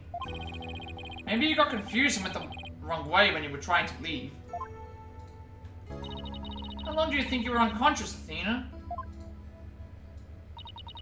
It was that until about noon of the next day. Didn't even know about the explosions. When I woke up, nobody was around, so I just went out into boarding lounge number 2. My mind must have still been fuzzy because my memory was vague after that. Don't remember how I got home. No memory, huh? It's gonna be tough. Which means, what if I'm the one who killed Clay? I think that's enough out of that, Athena. Let's talk about something else. So during the entire incident, she was unconscious in the Space Museum. Of course I believe her. Plus, the other thing was that she was a kid. Like, she was a kid. You can't just, blame all this stuff on her for this. Mother's work. What kind of research was Dr. Sykes, your mother, doing? Machines that could tell people's emotions by their tone of voice. And my special ability. Ah, I see. So she was doing stuff with the mood matrix. Also, I'm noticing now, even the mood matrix is sad. Even Widget's got, like, the sadness face. Someday when people travel to distant planets, their companions will be robots. So she said they had to be able to understand how their human companions felt. Robots can understand people? It was just a convenient subject for her research. All she ever did was work. She never paid any attention to me. Sorry about that, dredging up all this old stuff. No need to apologize. Guess her home life was complicated. By the way, Miss Woods said something about you always wearing headphones. She always wore those big, heavy-looking headphones. She said her mother made them for her as part of her research. I had to wear them every time I went out. Oh, I hated them so much. But she wouldn't listen. What were they for? She gave me some kind of explanation. But I don't remember now. It was too difficult for a little kid to understand. Okay, but let me say this one thing. I don't think your mother only thought of you as some handy subject for her research. I want to believe that. But just about the only other things my mother left me with a widget. And this earring. It's beautiful. It's made of a piece of real moon rock she had for research. Maybe she did love me. In her own way. So this is where it's like, it's hard for me to do the voice. Like, obviously she's really upset. If this was voice acted, like, this would be so much more, like, emotional than me actually reading it. Because this is tragic. Like, this, as a child, she was basically neglected for research and only used to, basically just, her emotions were essentially abused for the sake of research. At least what we're gathering, anyway. Sure of it. Who's chopping onions in the chat? Someone's chopping onions. Don't, You must be allergic to the onions. Someone's chopping onions in this chat room. Because that's what I believe too. Moonrock earring added to the court record. An earring that Dr. Sykes gave to Athena. The stone was cut from a real moonrock that was being used for research. But ask for a little more about her mother's research. Show her that paper I found in the robotics lab. Which paper we have to show her? Show her Sykes' research for Athena. Yeah, it's not me. I'm not cutting any onions. Someone's cutting onions in the chat room. They need to really stop that. I'm not crying, you're crying! That's some people would say. Present the...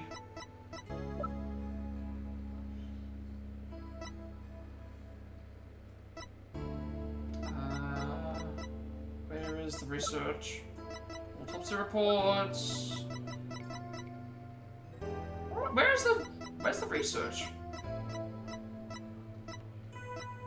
Not that. Not the exhibit, not the bomb.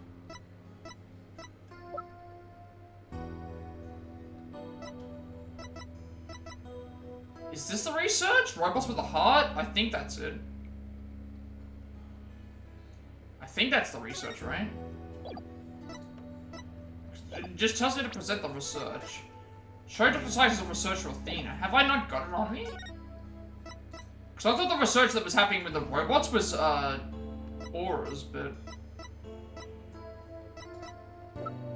That's aura statements, that's not right. Lighter, hat one.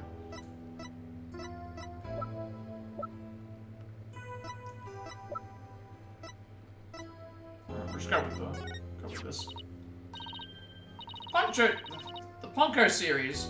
It must have gone to the robotics lab. Seem to really love Ponko and Clonko. Yeah, my mother made them, and I grew up around them, you know. There's one of those cute little robots in this photo, too. See Ponko's bandages, I'll put those on her. Just ran them around and around. Pretty bad job, huh? But I really put my all into it. I left the center in those days, so I didn't have any human friends besides Junie. Didn't really understand the differences between robots and people back then. Thought that if a robot broke, bandaging it would help it get better. What a weirdo I was. Looks like there's something written on the bandages. Oh, I didn't notice that as well. Yeah, I read stuff like, "Get well soon, Punker." But in the end, my mum just put her on the operating table and fixed her in a flash. That must be the thing I made moving in the robotics lab. So impressed by what my mum did. I even asked if she would put me on the table and fix me if I ever got hurt. It looked just like magic to me what she could do. Little girl who grew up around robots. She seems to have some good memories of it. 7 years ago. Different subject. Did you hear about the person holding up the space center? Yes, a little. This person has even taken hostages. Guess I'd better spare her the news about Trucy. Well, after some negotiating, we agreed to do a retrial of the case from 7 years ago. You're kidding me. So that means Prosecutor Blackwell might... Yep, I know he's innocent. I just have to prove it. So wait, did you know him back then? Yes, he used to come visit my mum a lot. He studied psychology under her, and would sometimes ask her advice on his legal cases. He's very kind and considerate, and straight as an arrow. Unlike now, where he's more twisted than a basket of snakes. That's why I took the witness stand during his trial 7 years ago. The one thing that I'm not sure about is why, when we've seen Athena in the court with Blackwell on the sides, that there's been no reaction or no, like, well, there's been reactions between them, but not in this level. It's like, it's almost like suppressed emotions or something. You would think that if you were the opposite, who you thought was your mother's killer, that you would be feeling... You would be so determined to defeat them or anything that you would be thinking. So there has to be something going on about why she doesn't feel certain ways. Please, you have to listen to me. Oh no, not the music again. He didn't kill her. His heart is screaming they didn't kill her. I was a fool. How could anybody else know what I was talking about? She heard the voice of his heart.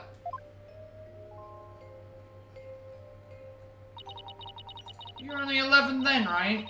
You were very brave just to give testimony. God, this is tragic. This is like heartbreaking. Pearls is right. You did the very best you could at the time. Why does this game have to hit us in the feels so much? This is tragic, like... So many characters in this game are played by, like, look at all the stuff that these characters have to go through. Some of these characters have to go through all this as children, like... And for them to still come out like this, the shaking and scared little girl, small and ineffectual. Even after I went to live with my relatives in Europe, I stayed close up in my shell. But you're different now. You're always so bright and cheerful. Thanks, that's because one day, I came to realize that I had to fight. I couldn't give up. I exercised hard and I studied hard. I wanted to become the strongest lawyer I could be. And this is the thing as well, like, these characters have gone through so much as children. Like, these traumas, and even, like, as adults, these characters have gone, you know, seeing friends killed, and family torn apart, and, you know, friends being kidnapped and accused of murders and all this other stuff. And at the end of the day, they all come out of it as better people, and just they have this support system, and it's crazy what these characters go through, and yet at the end, all of them are stronger than ever. Like, you know, once we get, you know, Athena's just gone through this backstory, and then like she's now just back to being her normal self. I wanted to save Simon, but I had no idea how. Then I met Mr. Wright, and thanks to him, I realized that if I became a lawyer, I could prove that Simon was innocent. So I realized that psychology could help me do this. Psychology was my mother's specialty, and I studied it. I feel like she was there with me, supporting me. Doesn't seem like Athena knows. Prosecutor Blackwell is due to be executed tomorrow. I have to prove Simon's innocence personally. I want to do it so bad. Even now, I'm gonna fly out of here and go save him.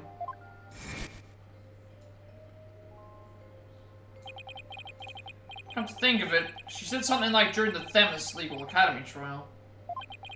She mentioned there was somebody she wanted to save. She must have been talking about Prosecutor Blackwell.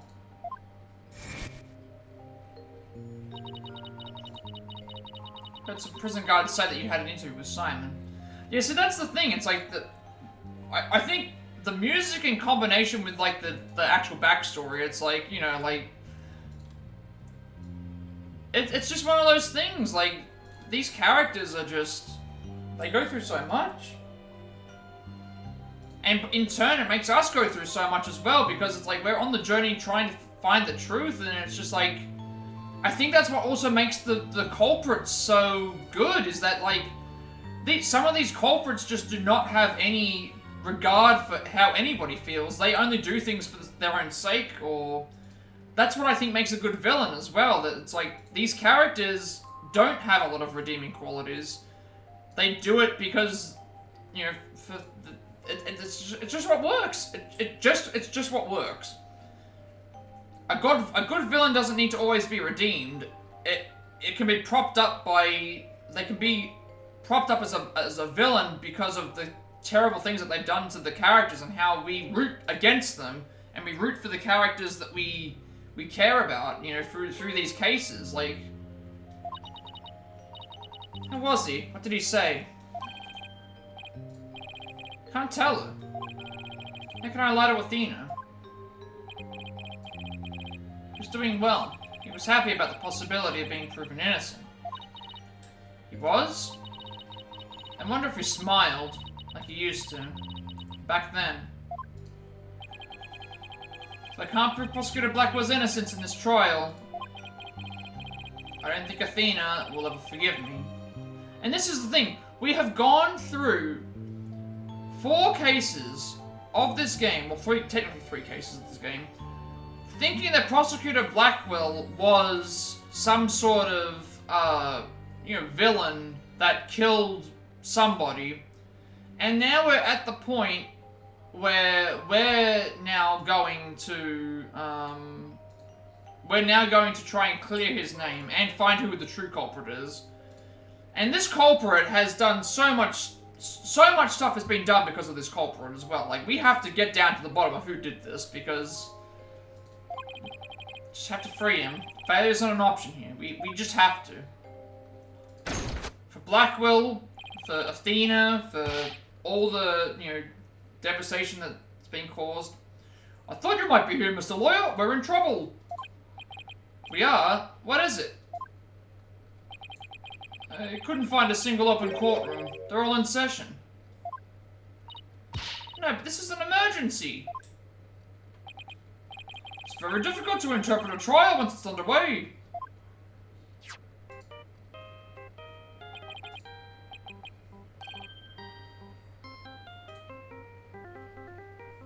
I'm not going to skip the cutscene. I'm going to let this play for a little bit.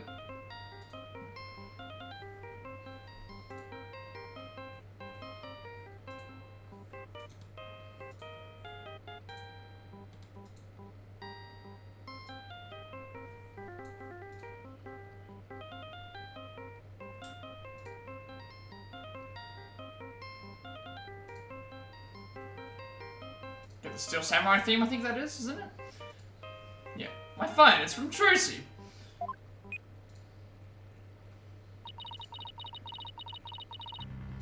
I told you I'd give you 1 hour. Guess it's time to pick one of the hostages. No, wait, we still have a little more time. Besides, all the courtrooms are being used right now. Make all the excuses you want, but you won't get more time. Your daughter is first. Poor thing. A little too young to die, don't you think? No, don't you dare hurt her. There has to be something I can do. The fools and justice is about to befall us. No, this can't be happening. Mystic Maya, help us. Wait a minute. Maya. I read somewhere that you were holding a trial in the middle of an exploding courtroom. That must have really been something. Although weird is part of the course with you. Courtroom? Blew up? That's it. There is a courtroom we can use after all. Okay, time's up. Too bad. Any last words you'd like to say to her? Hold it! Or please don't add to the crimes you've already committed. So you know who I am, do you? Wasn't like I was trying to keep it a secret anyway. We're ready to start the trial. Okay. You can hold it in the ruins of courtroom number 4. The one blown up with a bomber. What a wonderful idea, Miss Nick. I never would have thought of that! An astonishing trial in an astonishing location! I guess it's only befitting. I'll go get the place ready right now. This is, didn't exactly pick the place for its astonishing factor. How about it? Are you ready to have your brother's innocence proven? My brother? I'm sorry. Did I forget to mention, it's not Simon you'll be defending. Not Prosecutor Blackwell? I indict Athena Sykes on the charge of murdering her own mother.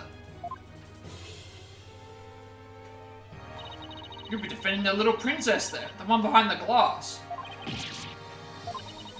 See you in that mountain of rubble you've chosen for our courtroom, Mr. Wright. Oh, we're in trouble. What is she talking about? Athena?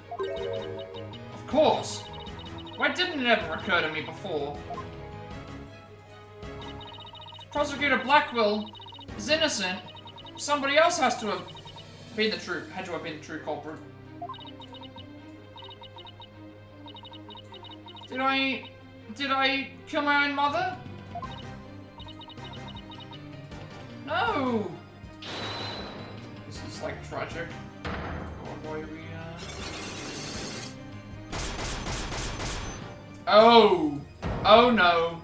We've seen these locks before! These locks could not be unlocked in the original game. We've seen these locks before. I think Gavin had these locks. He had like 5 locks and we never unlocked them. She's completely shut herself off. We're in trouble. She's completely shut herself off now. She has completely shut herself off. Mr. Nick, what's the matter? I see 5 black psych locks. Seen these kinds of locks before. Dark, black locks protecting a secret deep inside a person's heart. And there's no way to remove them. This is exactly what happened with Gavin in the previous game. He had like 5 of these. She's done the same. Oh, that's the end. That's the end of the trial. The end of the investigation, start of the trial, I guess. We've still got, I don't think I'll finish the trial today, but I will try and do as much as I possibly can. I think what I'll do is once it comes time for me to finish, we'll do so. The next stream will be the end of the case, and also, like, my overall thoughts of everything. I won't finish it today, definitely not. I haven't got enough time. But that at least means that I'll have time to break down everything about how I feel about the game after that trial is done, because we'll have a lot to digest and a lot to think. We have a lot to look forward to in this trial. We've got to now figure out getting Blackwell off. We've got to figure out how to get Athena off. We've got to figure out all the connections between the 7 years ago case, the bombing in the courtroom, this current case, and we're all doing it in the ruins of the courtroom from the first case. Everything has come full circle now. We are ready to go. We have to get who's the true culprit? Get Athena off of the thing. Get Blackwell off. We are at the absolute high stakes table in the courtroom that we started with in the first case. Everything has come full circle. Let's keep going. Why not? We have plenty of time to keep going. Let's move to the next chapter. Let us keep going. We are ready to go. I like that the defendant's lobby is okay, but the courtroom is not. Oh, that's why we're using number 5 instead. December 20th, 3:11 p.m. If only this was 3:22 p.m. It's 3:22 p.m. for my time right now. I would have laughed if it was the exact same time that we started this thing. It's 11 minutes off, unfortunately. That would have been funny. I should have started 11 minutes later. That way we could have reached this point and been exactly the same time as the case. That would have been epic. District Courtroom Defendant Number Lobby Number 5. Did a little research. Now I wonder, will Pearl be able to help us? Because Athena is the defendant in this case, so we don't have... And Trucy is, that's another thing. Trucy is gone. She's with Blackwell. Athena is defendant. She can't help us in this case. We're on our own. We're on our own. We're completely on our own. Unless Pearl is able to help us, we're on our own. And we only have the Magatama. And technically the Magatama wasn't really supposed to... I guess it works now because of the thing. We're on our own in this case. If Pearl can't help though. Look into those special cyclocks you mentioned, Mr. Nick. Dude, that's great. Really appreciate it. A red cyclock protects a secret a person is consciously trying to hide. The person folds under questioning, the lock breaks and the truth comes out. That's exactly how I got the truth out of Dr. Fulbright, Dr. Cosmos. But a black cyclock protests a secret from the deepest place in a person's heart. A secret that this person isn't even consciously aware of. So even they don't know what's there.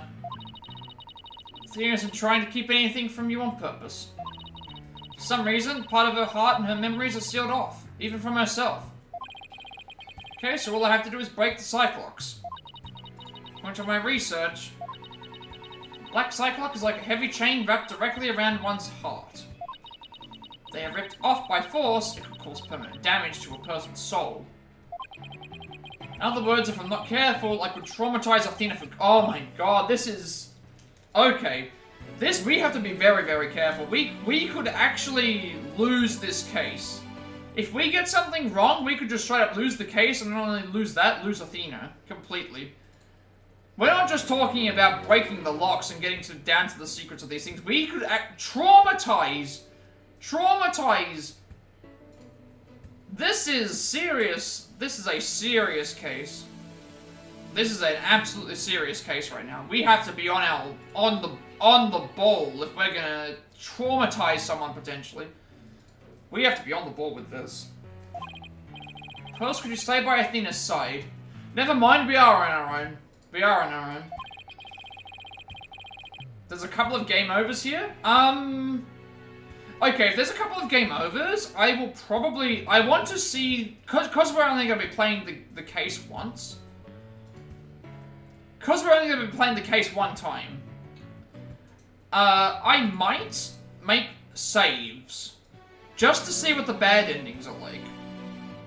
Because I did that for the original Polyjustice final case.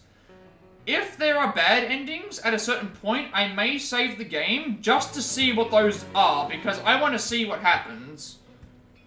Because we're only going to play the case the one time, so if we get it done all that, we'll go all the way through. I want to see what happens, because obviously the true ending, what happened last time, I picked the bad ending for Apollo Justice. it didn't go to, it just went back to the main title screen, and then it loaded it back up to where we made the last decision. So, and then we get the credits. So, I want to see what the bad endings are like. Just to see, you know, to see what happens. Because, we do get to make saves. Alright, but will you be alright by yourself, Mr. Nick? Up against Edgeworth, I have to be able to give this trial all my focus and strength. You can't do that if I'm there. Just hold you back. No, that's not it.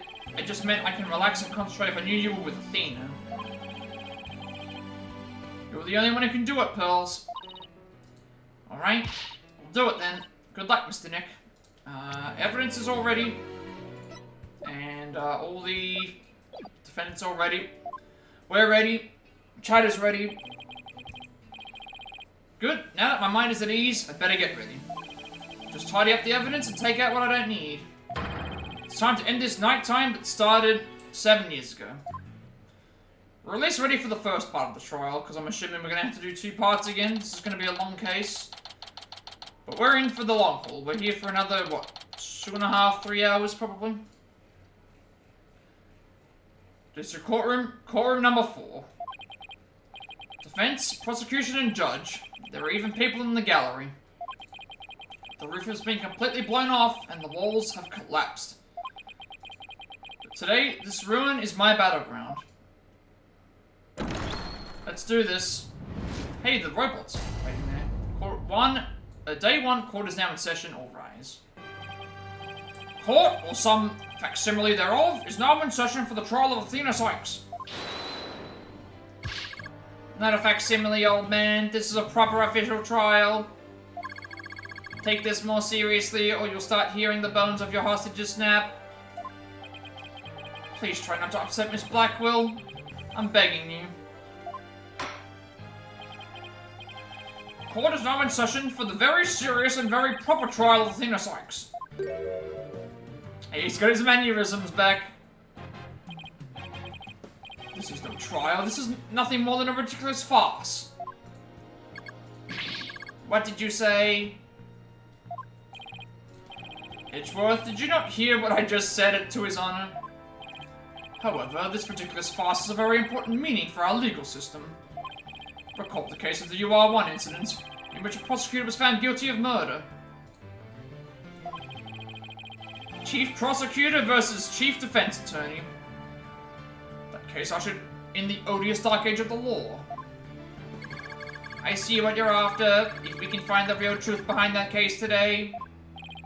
Precisely, the darkness will be dispelled and glory shall be restored to the court system. Prosecutor Edgeworth, you sound as if you know something of this truth. I do indeed. A new suspect has emerged in the UR1 case. For 7 years, Simon Blackwell has refused to speak in order to cover for someone else. Brace yourself, Phoenix. Here it comes. I'm sorry, Wright, but the situation is what it is, and I must do what I must. The prosecution moves to indict Athena Sykes on the count of murder in the first degree.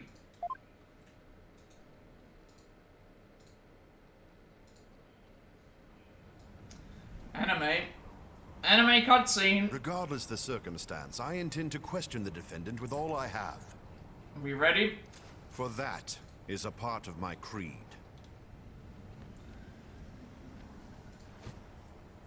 Then you'd better We haven't done this in such a long time. If the two of you are ready. Oh, what an awesome scene. Court is now in session What is this? for the trial of This is such a Athena cool Sykes. scene. The sun coming out. The defense was born ready. The prosecution is also ready. This is awesome. What a great little scene. Alright. I want to say, my heart is like beating. My heart is beating fast with this. This immense tension between us. It's like we're picking up right where we left off. Like, I'm getting actually excited about this case. It's my duty to clear Prosecutor Blackwell of false accusations and end this insanity. But I have no intention of losing Miss Sykes either. She's a very promising young lawyer. If someone told me at the start of this game, predict what happens at the end. I would not expect Edgeworth and Phoenix battling one final time in a blown-up courtroom, defending one of our helpers, and all this. I would not have predicted any of this.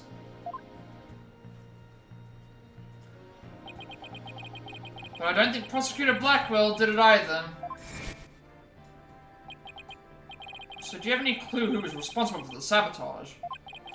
At the very least, I know it wasn't Simon Blackwell. I don't know enough to identify the true culprit, but it's clear what the person is. To put it simply, spy. The true culprit is a spy. And the other good thing is that we are trying to prove 2 people innocent, 1 person's on death row, and we still have no clue who it is. We have no clue who it is. We have to get down to not only 1, but 2 proven innocents before we even get to the point where we figure out who this spy is. We have no idea. It's gonna be hard to convince anyone of that when I barely believe in it myself. But I don't have a choice if I want to save Athena and Blackwell and expose the spy. And also, the person on death row, if we don't get this solved, would die tomorrow. Like, he's going to die tomorrow. This reminds me very much of the other case, where it was like if, with the statute of limitations expiring after the 15 years in the original game. Now then, Chief Prosecutor Edgeworth? No need for the Chief Prosecutor bit, Your Honor. I am here as a simple prosecutor. Very well, your opening statement, please, Prosecutor Edgeworth. Although I've been known of late to give an impressive opening statement myself. In all the trials I have ever seen, only the prosecution gives an opening statement. Of course, you're right. I was just joking, just having a little fun. So he wasn't doing them just out of fear. Interesting. Let's start with a brief overview of the UR1 incident. The incident occurred at the Cosmos Space Center 7 years ago on October 7th. The victim, psychologist Meta Sykes, was killed in the robotics lab on the 4th floor.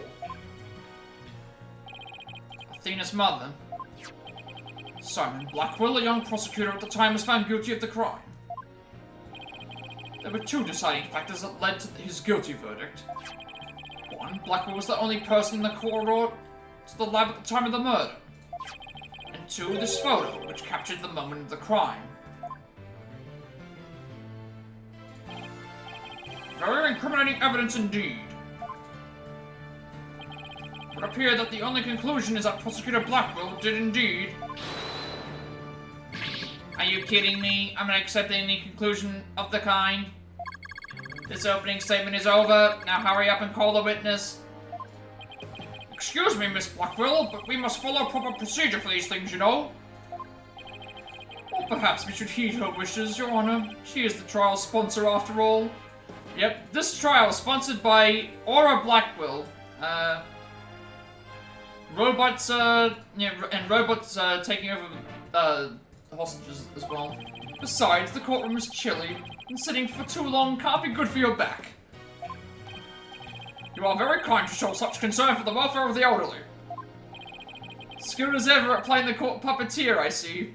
I mean, same old Edgeworth. We expected as much. We want him, we brought him. Prosecution calls its first witness. A witness who decided to bring forth new testimony after 7 long years. New testimony? And just who is this witness anyway? Oh, okay. But before what's the name? In justice we trust. What are you doing here? I'm just here to speak the hostage taker, Miss Aura Blackwell. She says she's too busy, what with confining and threatening the hostages and all. Doesn't seem to stop her from constantly chiming in through Clonko. I'm nothing more than an observer in this. Do your best, I'm watching you. Believing her brother innocent, Miss Blackwell has been conducting her own investigation. And though our current actions are hardly lawful, I think we can at least hear a theory. I have here Miss Blackwell's notes on the investigation she conducted. And I'll be giving testimony based on these notes. Here I go! Alright, testimony time. Let's go. Or Blackwell's theory.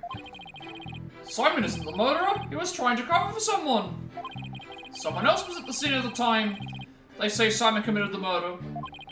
I mean, if he really was out to steal that moon rock, then why the rolling case? Because he was using it to hide someone inside. That's why. And the only person small enough to fit inside that case was Athena Sykes. Alright, as usual, we'll press all the statements first. If the statement feels like it's gonna be sus, I will skip it. Because I want to make sure I press all the possible chances. That way we get as much information as possible. Plus, we also get sometimes we do get some funny banter between people. And we don't lose any health for it either, which is good. And that's Miss Blackwell's theory. It totally goes in the face of the official ruling, huh? About the case she mentions. There were other ruling cases like that, one in the lab. But they're not for traveling. They're apparently for moving parts and equipment. I think I remember seeing 3 cases, all different sizes. At the last trial, they thought the prosecutor Blackwell used the case to steal the rock. And they had a perfectly good reason to think that too. You see, there's a security camera that leads to the robotics lab. And that camera captured footage of Blackwell leaving the scene with the case. You can see why that footage had to bring his trial to a quick end. It's very convincing, that's for sure. 7-year-old video footage updated. Blackwell was the only one to pass through at the time of the crime. That case, by the way, was later discovered outside of the Space Center grounds. Speaking of after the incident, where was the defendant Athena Sykes found? She was found on the 5th floor of the Space Center in the Sykes family residence. Prosecutor Blackwell most likely brought her there after the incident. In addition, it's not unknown where Miss Sykes was at the estimated time of death. Miss Sykes was too confused by the shock of her mother's death to give proper testimony. And there was no witness or evidence to tell us where she might have been. So what you're saying is, Miss Sykes didn't have an alibi. That is what the evidence is saying, yes. I understand the reasoning behind the theory, and I'm far from convinced. The victim is the accused mother. Are you actually claiming an 11-year-old girl? Of course, the girl had a very strong motive. Dr. Sykes was a psychologist who wrote many papers about speech and emotions. You're aware of Phoenix Sykes' special ability, aren't you, Your Honor? Are you referring to that therapy thing? Yes, she's done it quite a few times in court. The ability to read emotions from speech, and that's subject of her mother's research. Well, as long as it benefits society, I don't see any particular problem researching it. I don't like where this is heading. Not one bit. Dr. Sykes was so intent on her research, she forced her daughter to undergo experiments. Prosecutor Edgeworth, are you seriously suggesting? I've done my best to be delicate, but even you can't deny it to be true, Mr. Wright. No longer able to withstand the anguish of the experiments. Miss Sykes felt her only choice was to kill her own mother.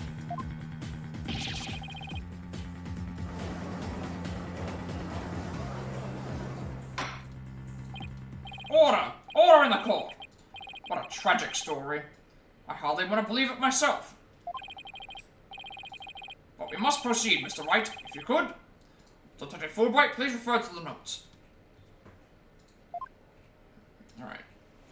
Time to press our first lot of statements.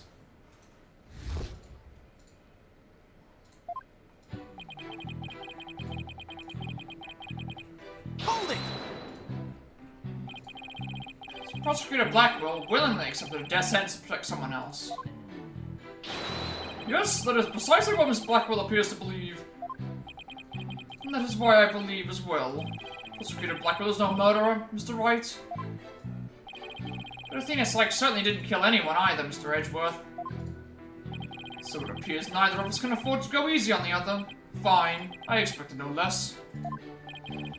I remember this tense atmosphere. It's so invigorating. See, the judge remembers. I remember, and the judge remembers. We remember the nostalgia of the original trilogy of the games. I'm only reading notes here, but yeah, I feel extra invigorated too. So let's keep it going.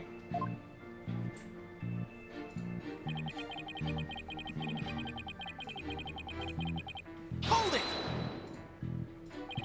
But that's just speculation. Objection! There we go, we got our first Edgeworth objection. No, Miss Blackwell has proper grounds for her claims. Objection! Here we go. Then why didn't you say so in the first place? Objection! You're the one who screamed, "Hold it!" and cut me off. Fine, so maybe I jumped the gun by a teeny weeny bit. Now I know what they mean when they say close enough to argue. Moving on. Yeah, this brings back a lot of memories of the original trilogy. Like, I'm glad that they brought them back for this. This is, and we still get to keep all the cool characters. This rolling case, I suppose you mean this one, that existed in the photo with Prosecutor Blackwell in it. But was absent when the crime scene photos were taken. Yes, that's the one. And Miss Blackwell has drawn a conclusion from these two photos. She has? And what is that conclusion? You're the one with her notes. Alright, of course. Reading them now. So why the rolling case?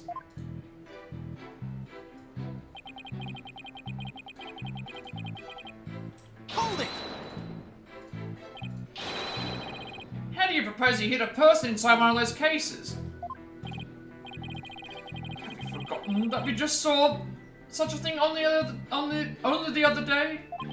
At your own daughter's magic show. She fit a grown person into a small box. Oh yeah, way to ruin the memory of a good day. A magic show? I wish you would have thought to invite me. Actually, I would have liked to go too. My apologies, I'll invite you both next time, I promise. So wait a minute, what were we talking about again? Prosecutor Blackwell was using the case to hide someone.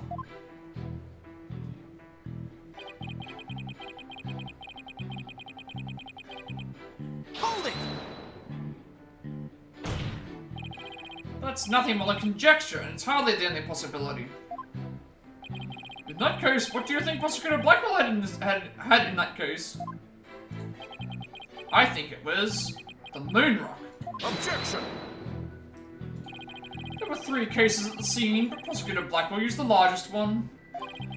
The moon rock was egg-shaped and only about 8 inches in diameter.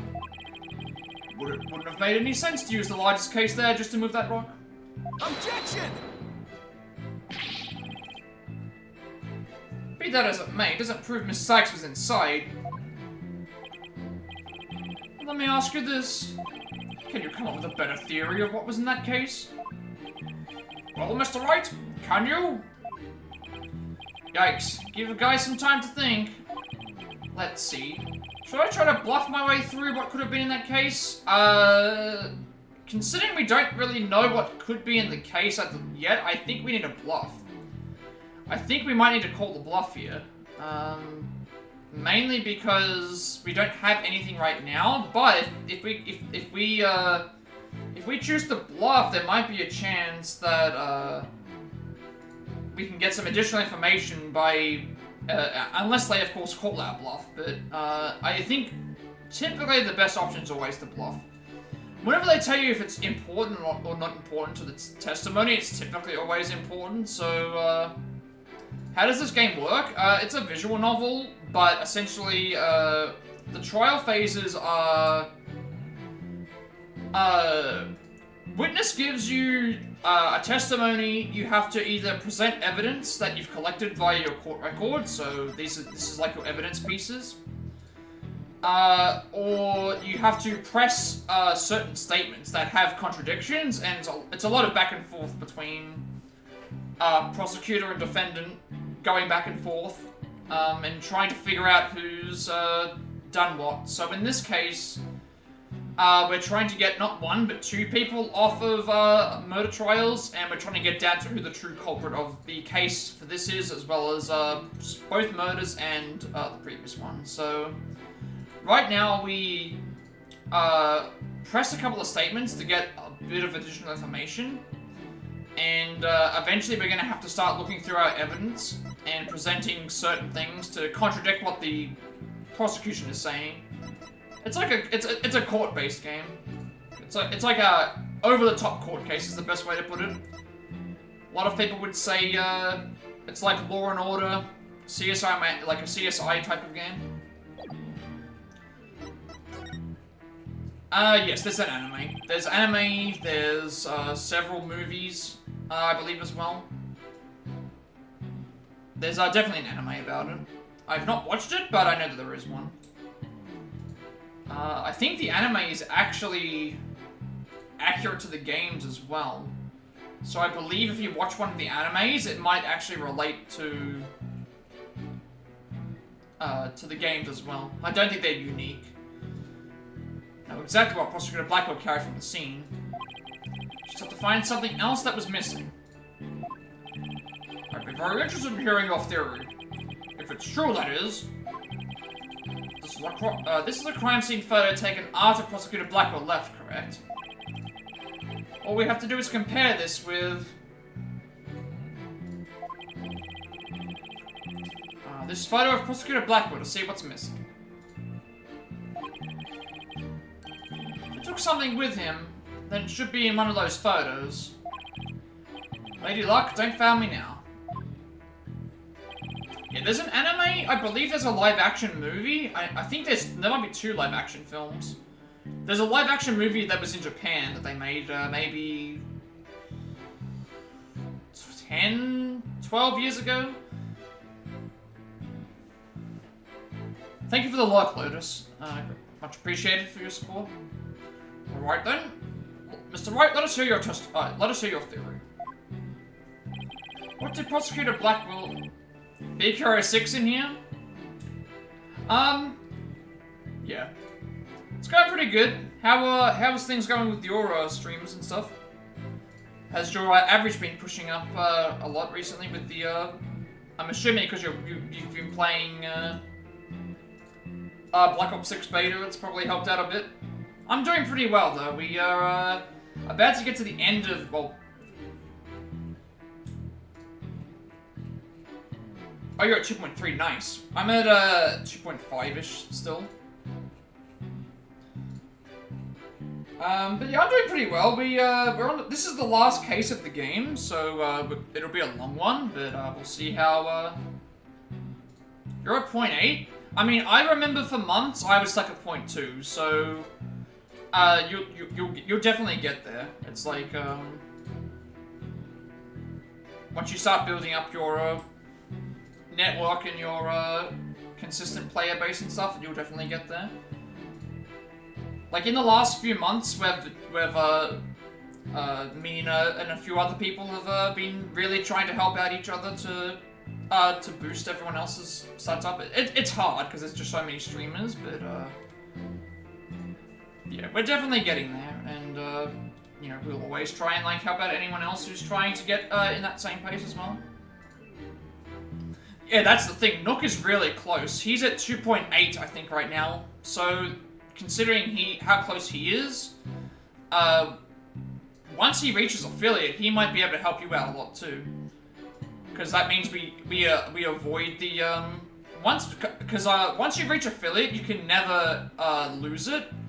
So at that point, the average won't matter as much because the next average is like 75, which is just a long time away. So we're probably going to be more inclined to be able to help out those who aren't affiliated yet because we've already reached there. So we already have a big player base going anyway. He'll definitely, if he's at 11 views right now, he's definitely going to make it sometime tomorrow or the next day. He's very close. I'm at 9 right now, but my stream's been going low for the first, like, 2-3ish hours, but it's fine. This will definitely help out. But again, we're gonna try and I think once we start getting things, we'll try and help out a lot more people. I do try and raid people who haven't got affiliated yet, if I can, but we'll definitely try and help out as much as we can. It's hard to, because once you send one raid over, it will just we lose all those views, so then we have to build them back up again before we can try and do more raids. But yeah, 2.9 is very close with 11. That's amazing. I'm at 9 right now, so what's a Prosecutor Blackwell will take from the scene of the murder? Try to find your game to stay consistent. Yeah, Rainbow, definitely Rainbow will help you out. I know a lot of people that play Rainbow. That seems to be pretty popular at the moment. And Phasma and Demonologist as well are getting you a lot there as well, but I guess the best thing I can say is just, you know, be consistent, find something that you love playing,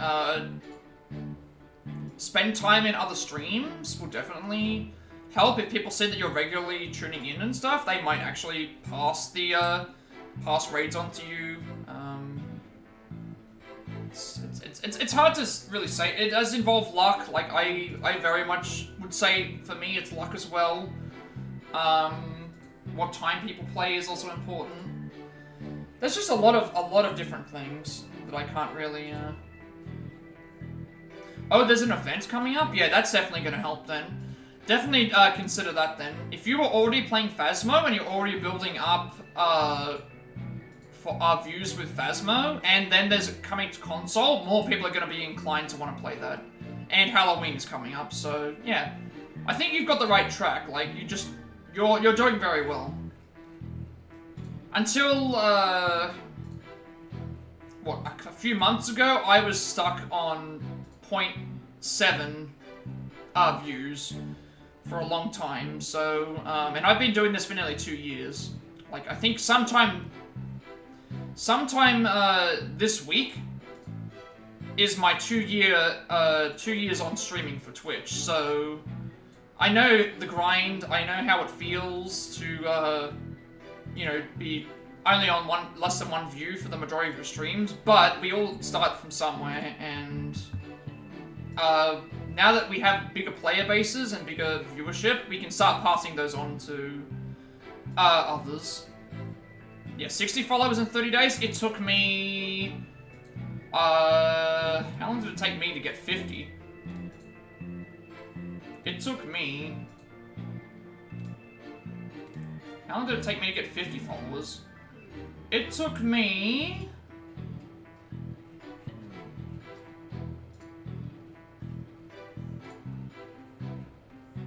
It took me... a year. It took me 1 year to get 50.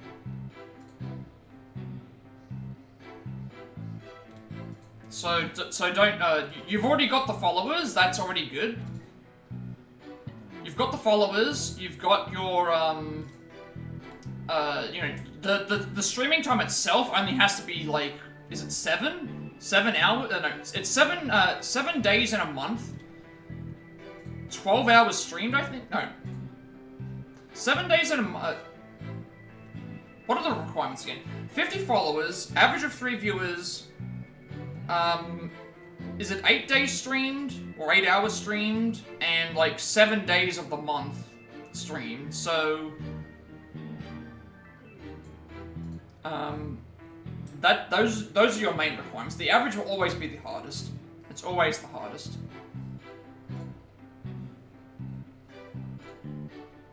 Yeah, you sound like you're on the way to, you sound like you're on your way to,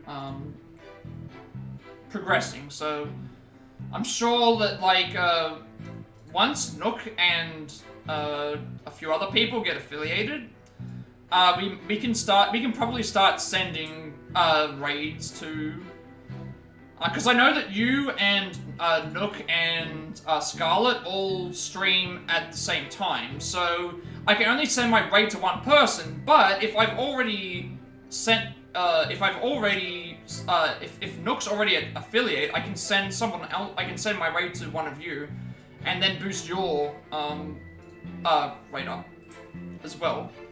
So we can all definitely get there. PC can do a lot, so yeah, a top-of-line PC is definitely important if you're looking for that. So what do I think he could have put in this room? I'm thinking he probably could have put the robot. Because I'm trying to think what else in this room would fit. Probably the only thing that would fit in here would be this. You spent 5k on a PC? Yeah. You've definitely got the best thing going right now, then, if that's the case. One thing that I can consider, always make sure, audio over visual. Take that! More people will, leave a stream if the audio isn't great, than they will if the graphics aren't. So get your audio, get audio sorted out, like, as soon as you can, as best as you want. But you've got the graphics and you've got the PC basically ready to go, like, from the looks of that. If you've spent 5k on it, then yeah. Please notice that there is a robot part on top in the photo. However, in this photo taken after the crime, robot part is gone. But yeah, I'm mostly a I'm a console streamer, so I still well, I'm not I do Switch and I do PS4. I just because I would need a secondary monitor to do PC streaming, I think, and I'm kind of happy with what I already have. Plus, I like to collect my games. I want to have physical copies. Do appear to be right. Don't see it in the second picture. It's just a piece of junk. How important could it be? It's really just an insignificant robot part. Yeah, see, for me, I've got, Switch doesn't have, you can't, capture the Switch without a capture card, so I have a capture card for that. PS4, I'm just using remote play. That way, I can have I don't need to have the console in my room, and also, yeah, 64 gig of RAM, you're completely set. Plus, that's gonna last you a long time. Like, you're going to be, you've spent the money to get a good PC, and that's gonna last you, for a long time. Like, if your streaming journey is gonna be across several years, you won't have to worry about updating it for a long time. What are you looking at? Gonna start charging for each glance per eyeball? Oh, that's future-proof for 8 years. Yeah, that's some impressive numbers right there. So you're looking at like 8 years worth of not having to spend any money on your setup at all, outside of if something just stops working.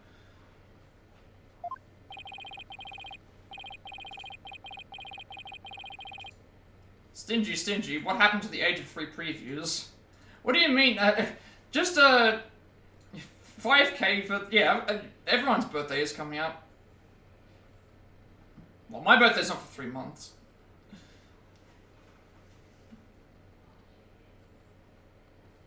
Yeah, that's uncapped is, that's high.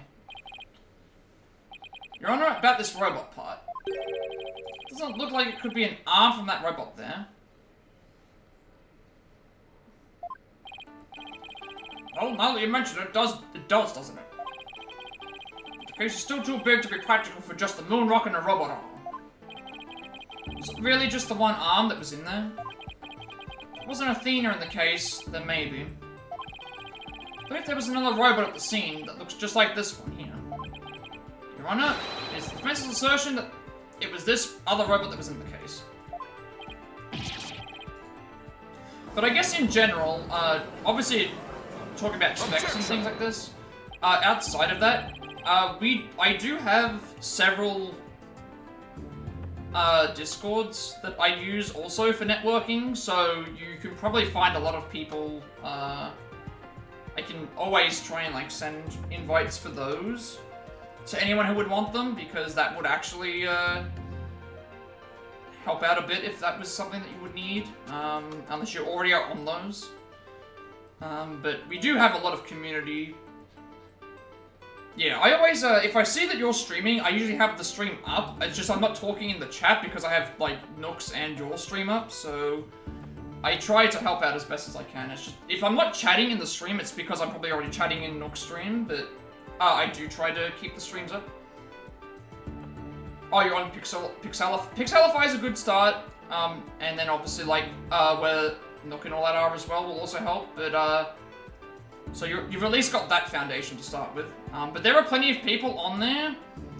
There are plenty of people on there that, on Pixelify that play Siege, and also, yeah, well, the Twitch app is awful, that's why. The Twitch app is awful.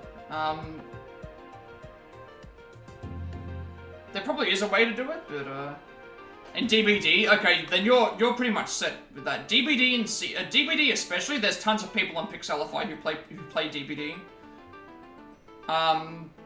So you should have a good, yeah. I think that was the same, weren't we in the same stream, actually? I think we were. Can't be certain that part belonged to a robot. Yes, it looks like the arm of the one before us. But it could be something else entirely. Besides, it's wrapped entirely in bandaging, making it difficult to verify what it is. Objection! I know for a fact that it's a robot arm. You can even tell which robot it belonged to, just by looking at it. With this information, we can investigate whether it was there at the time or not.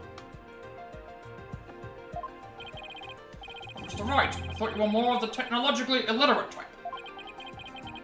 When did you become such an expert? I feel somehow abandoned. Yeah. Well, I know that I'm not trying to sound like I'm selfish, because obviously I'm not, but when I get to affiliate, it means I can do a little bit more, because I don't have to worry about the average as much.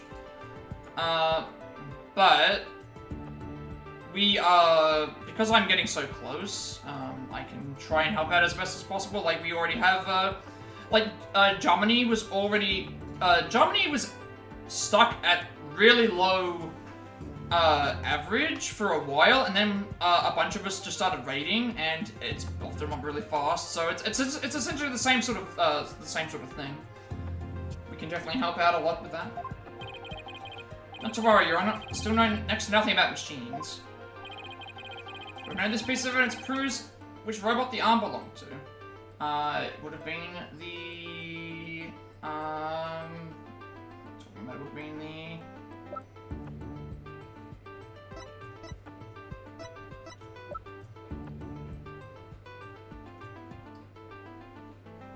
Yeah, that's the thing, but, like, obviously, yeah.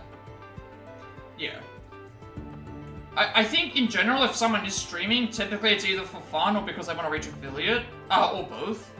So, obviously, if we can, like, push everyone else to affiliate, then that's gonna help out everybody, because, hey, we build up a player base of our own, we build up a network of our own, then each other's networks share everyone else's networks, so, yeah. Germany went from 0.62 to 2.3 in a little over a month. So it's just a matter of pushing everyone to get there. Let's go with this. Yes, there, because of the arm. Yeah. Take that! Because of the arm here. Robot in this picture is named Punker. You're trying to figure out YouTube as well. YouTube has a lot... It takes a lot longer on YouTube to get monetized than it does on Twitch. YouTube, you need 500 subscribers, and either 2,000 watch hours in a year, or so much hours watched of shorts. So, you can probably grow faster on Twitch than you can on YouTube. But if you put the clips of your Twitch onto YouTube, that might actually buff your viewership viewership as well. She must have thought the machines heal in the same way that people do. What an adorable, naive mistake. Reminds me of my own grandchild. The robot arm at the crime scene had the same bandaging wrapped around it. In other words, this robot arm could belong to none other than Ponko.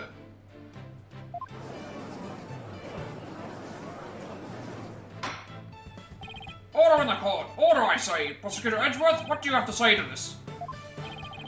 I can see that the robot is about the same size as a child. But it cannot grab its knees and curl itself up into a ball. Even if it was the largest of the cases, the robot could have possibly fit in there. The case does come up about mid-thigh to Prosecutor Blackwell. See your point? The robot is much taller than that. You've got me there. So then, did Prosecutor Blackwell make Ponko fit into the case by dismantling her or compacting her? I would think dismantling would make the most sense, because compacting would require, hey, I'm pushing something into the area, and then it's like, it's not gonna fit. So I think dismantling would make more sense, because, hey, if you dismantle something, you can take it apart, make it fit in much more cleanly. So definitely that.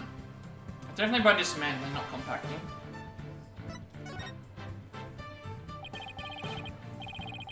Of course Ponko would fit. What Prosecutor Blackwell had to do was dismantle her.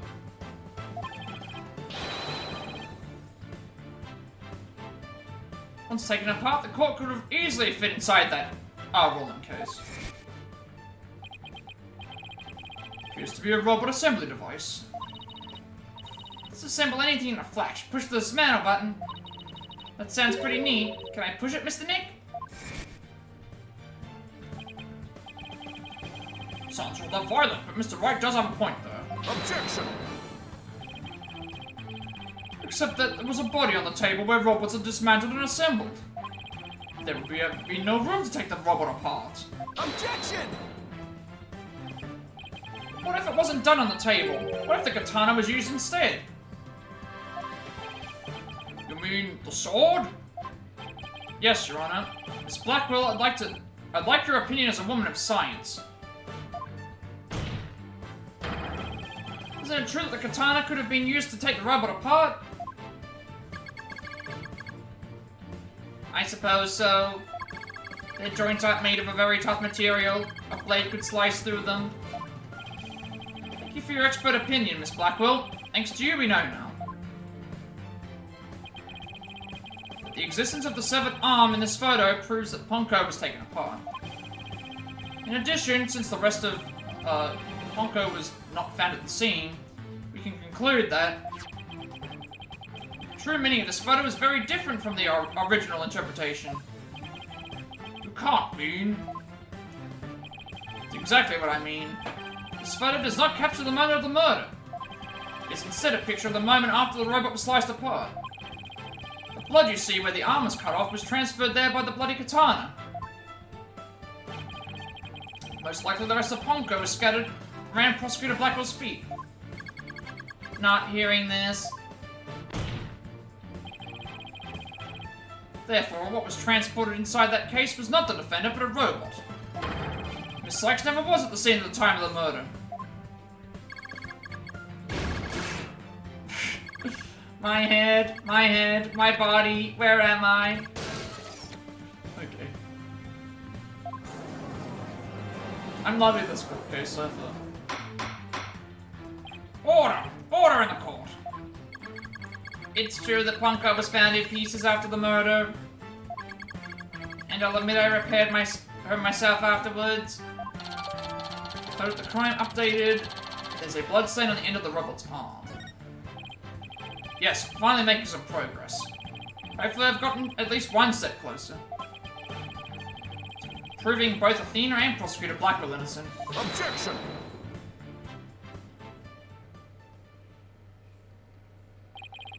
Well played, Mr. Wright. You made your point abundantly clear. Concede that it wasn't the defendant inside the rolling case, but the robot. Alright, what's going on here? It's never good when he plays things like this straight. Does the prosecution withdraw its claim that the defendant was carried from the scene? No, Your Honor. My claim hasn't changed. Objection! But Ponko and Miss Sykes couldn't have both been inside that case. Objection! The notion that the case was used to carry Miss Sykes was Miss Blackwell's theory. I've been of a different opinion from the outset. Now I finally have the opportunity to voice my theory.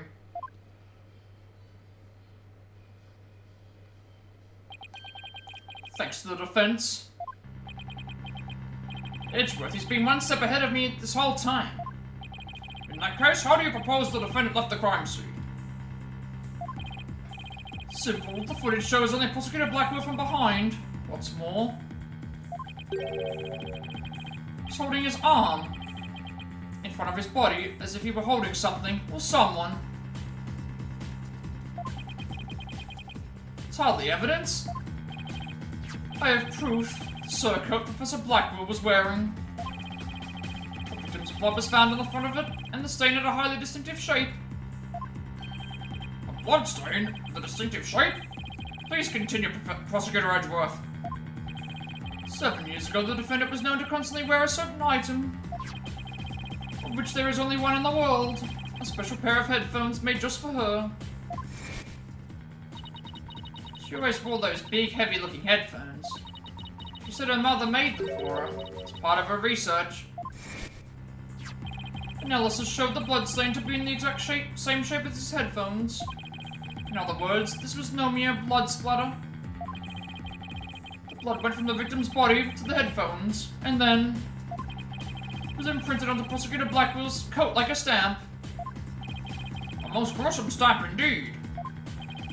Blackwell carried Miss Sykes, who had been hit by its splatter, away from the crime scene.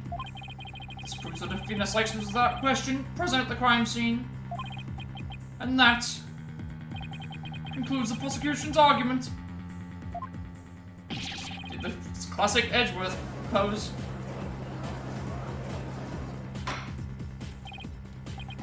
Order! If the defendant was indeed at the scene, deepens the suspicion against her. Objection! But we've also shown that the robot was there at the scene as well. Objection! I hope you're not making the ridiculous claim that a simple robot was the real murderer. Don't really think that, no, but can't say the possibility isn't there. Detective Fulbright was the robot questioned at the time. No, I don't see any record of it. I believe it was considered unrelated to the case. But as it turned out, the robot was actually integrally related. I'll slow myself down a bit.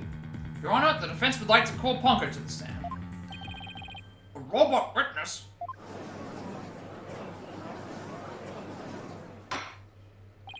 Order! Order in the court! Prosecutor Edgeworth, what do you think about this? Mr. Wright has called all manner of witnesses to the stand over the years. So why not a robot? Nothing surprises me anymore with him. Very well, I will allow the witness. Bailiff, please summon the robot named Ponko. Yep, in comes Ponko. Witness, please state your name and occupation. My name is not Witness. My name is Ponko. Yes, I realize that. But when you were at the witness stand, you are the witness. No, I'm not. I'm Ponko. Say it with me, Ponko. What an utterly inflexible little robot. The last person who should be calling anyone inflexible. You remind me of my grandchild who just learned his own name. Oh, how precious.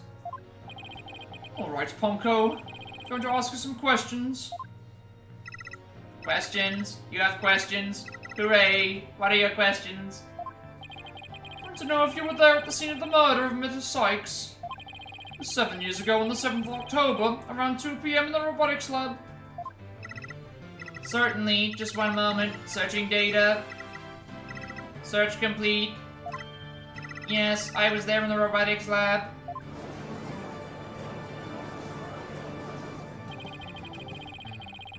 It seemed this robot's testimony is necessary to this case after all.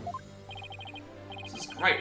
Just knew Ponko must have seen something important. A murder committed right before this poor little girl's eyes. It's inexcusable. Judge seems ready to adopt Ponko as another grandchild. So, little punko, do you think you can give us your testimony today? Alright, witness testimony. Here we go.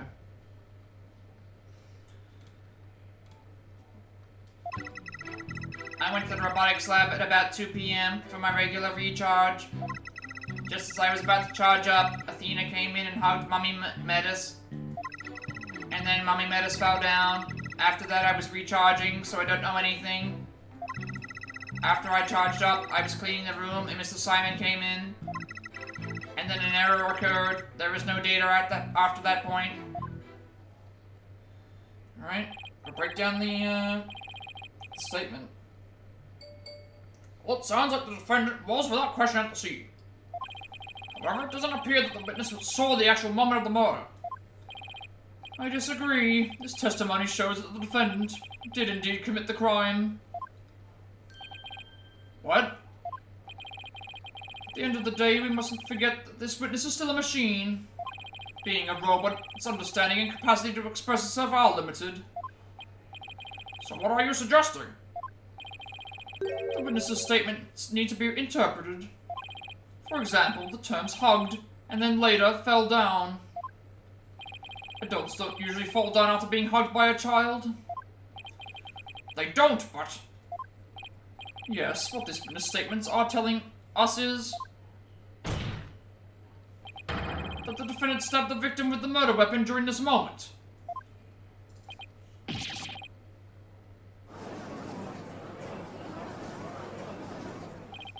Before Miss Sykes hugged Dr. Sykes, did the two of them converse? Yes, they did. They spoke to each other very loudly, but I don't know what they said. Athena is usually so quiet, so I was surprised. Spoke very loudly. We can interpret this to mean they argued. I see. Murder after a heated argument, and then the victim fell down. I agree that it does sound like a reasonable interpretation. However, Punko doesn't seem to remember anything that happened after that. When I am recharging, I go into sleep mode. But I remember everything before that. I have a very good memory. You may as well admit defeat now, right? A cross-examination would be useless. That'd be ridiculous. A cross-examination is never useless. Until now, think about it. Robots don't lie. This robot is both an important witness and valuable evidence at the same time. Nevertheless, I will have my cross-examination.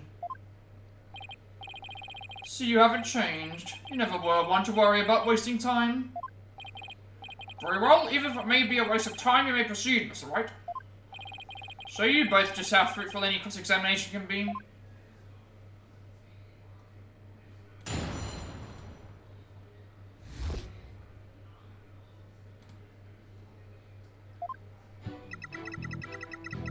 Alright, press every statement first. Hold it! As we do. Should probably check to see if there's anything that's... Regular recharge? What is that exactly?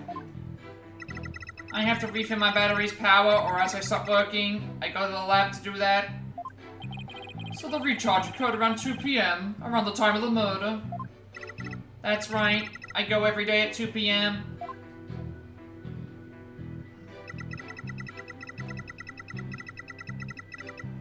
Hold it! Hugged her, huh? Which Edgeworth took to mean stabbed her with a weapon. So the two of them were talking before Miss Sykes hugged her mother, is that right? Yes, they were talking very loudly, but I couldn't tell what they were saying. Couldn't tell? Even though they were speaking so loudly? I'm only allowed to listen to voices that are directed at me. If I listened to every voice, it would be a little better than a mobile eavesdropper. Well, that explains why some of Punko's testimony is so vague. It's a shame that our little friend wasn't listening in, however. We could have learned what they were talking about just before Dr. Sykes was killed. Now then, what happened after that?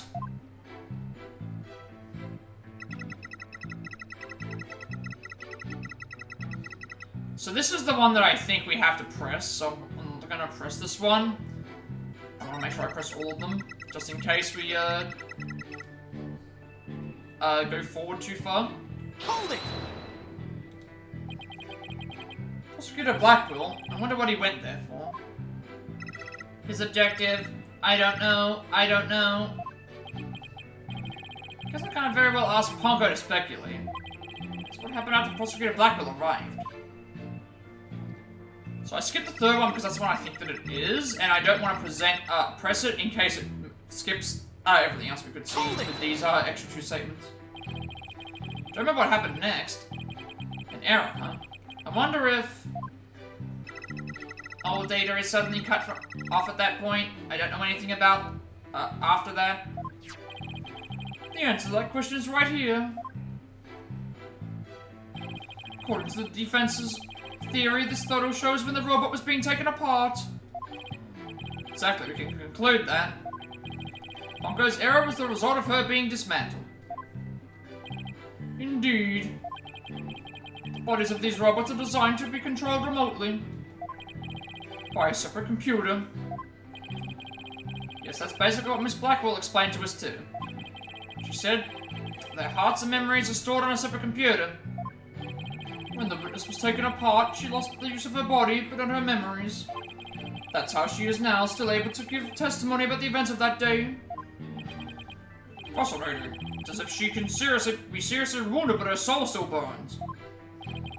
There are a few parts of Pongo's testimony that are hard to interpret. Edgeworth chose to interpret hugged as stabbed. But I'd be better try to iron out who did what where, and to whom for myself. Hold on, Athena, I'm gonna save you. Now we can push the one that we want to do. Hold it! Now we'll do this.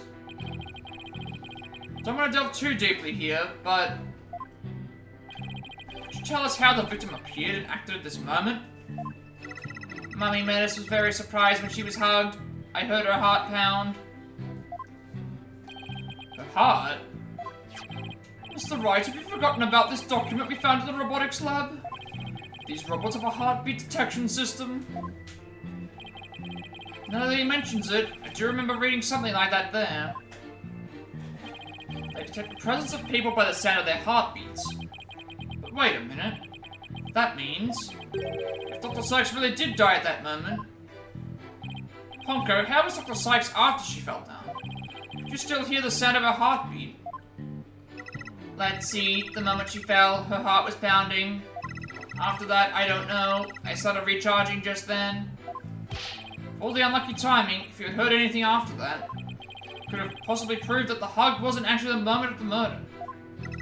I'm very sorry. I'm afraid I don't know. I'm very sorry. The robot is designed to go into sleep mode automatically, so it can't be helped. But it does appear to detect an increased heart rate at the moment of the stabbing. After Mummy Menace's heart started pounding in surprise, she fell by the window. It was the round window on the workbench side of the room. Workbench, huh? Yeah, the goat Edgeworth definitely. I was really surprised when they said that they were bringing in a prosecutor.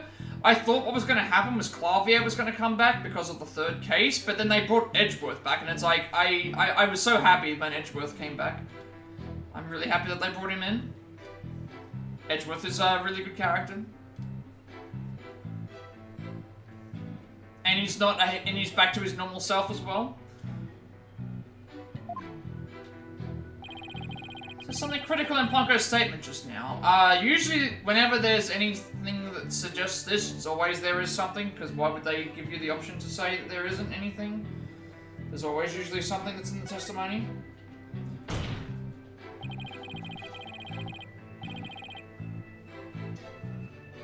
Your Honor, I believe this statement is critical. I'd like it added to her testimony. Very well. Plus, if we're not gonna have Blackwell in here, or Clavier, then obviously, like, Edgeworth being, like, the only other person, like, that I could see coming back would be, Francisca, because, I don't think Godot can come back. Considering what happened in, I don't think Godot can come back considering what happened in the, actual game. I don't think he can come back.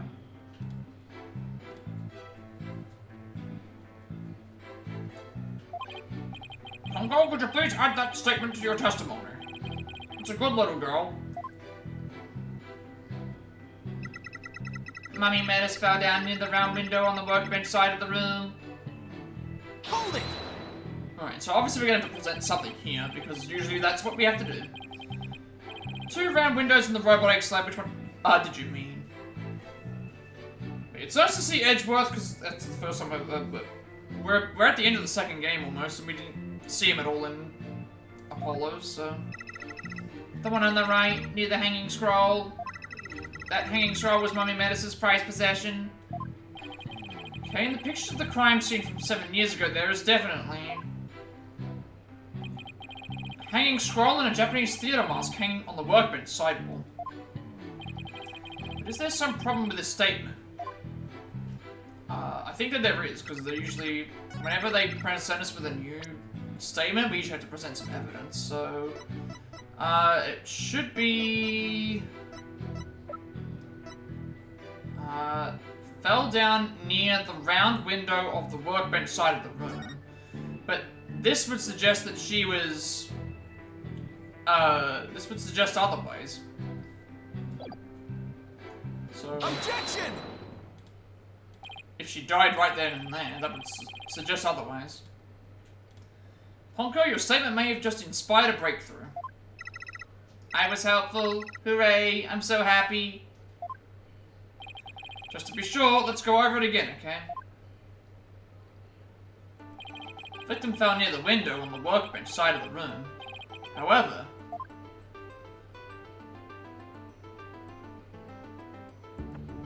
the body was discovered on the operating table.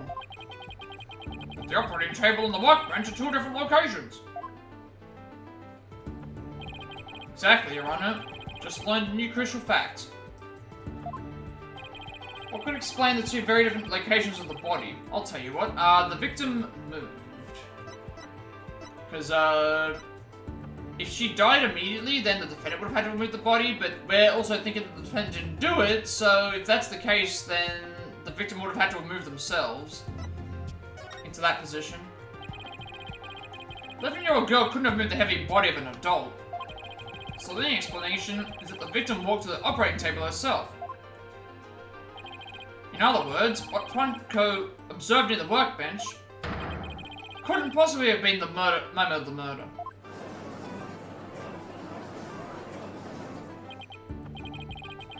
I am very relieved to hear that. Glad to know that the murder wasn't committed in front of little Ponko today.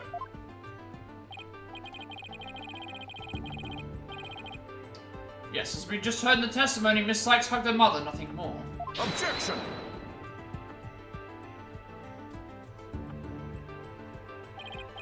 Right. It's been 8 years, but you're still just as green as ever. Green? But I can't recall ever seeing Mr. Wright in anything but a blue suit.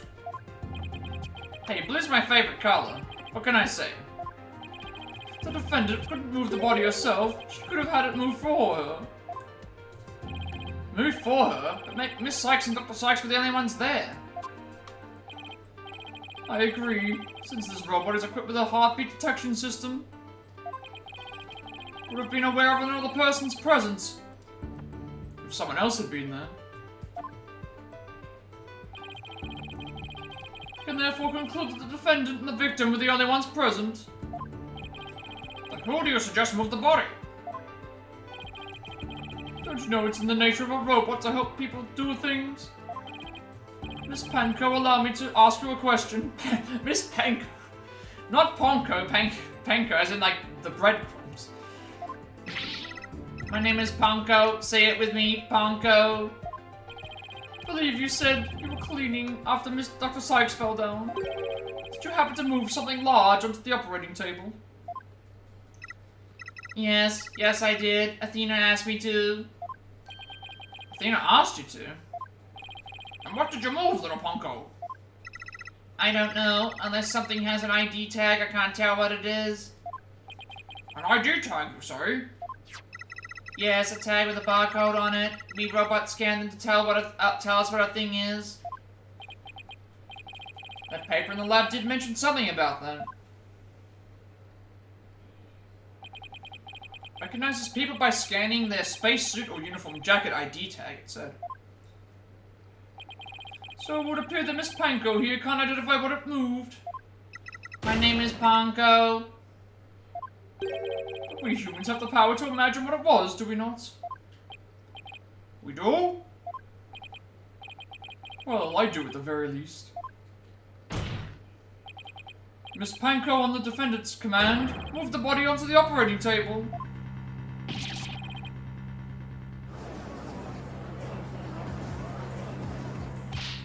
Panko, did you really move Dr. Sykes' body? This is really important. Is there any way you could tell? I don't know. Without an ID tag, I can't tell. Give it up, Wright. The victim's heart was stopped. The robot's detection system would be useless. Furthermore, Dr. Sykes usually wore her white coat while she was working.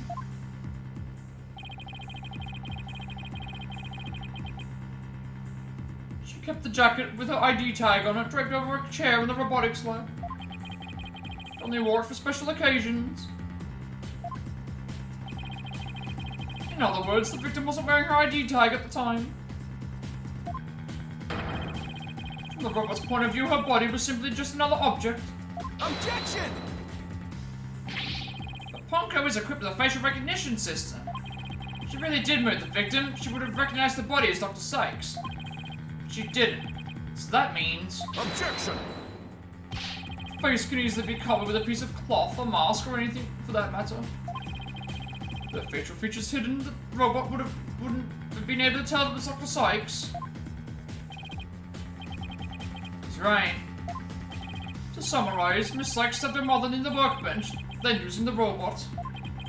She moved the body to the table, where she removed the sword and was stained in blood.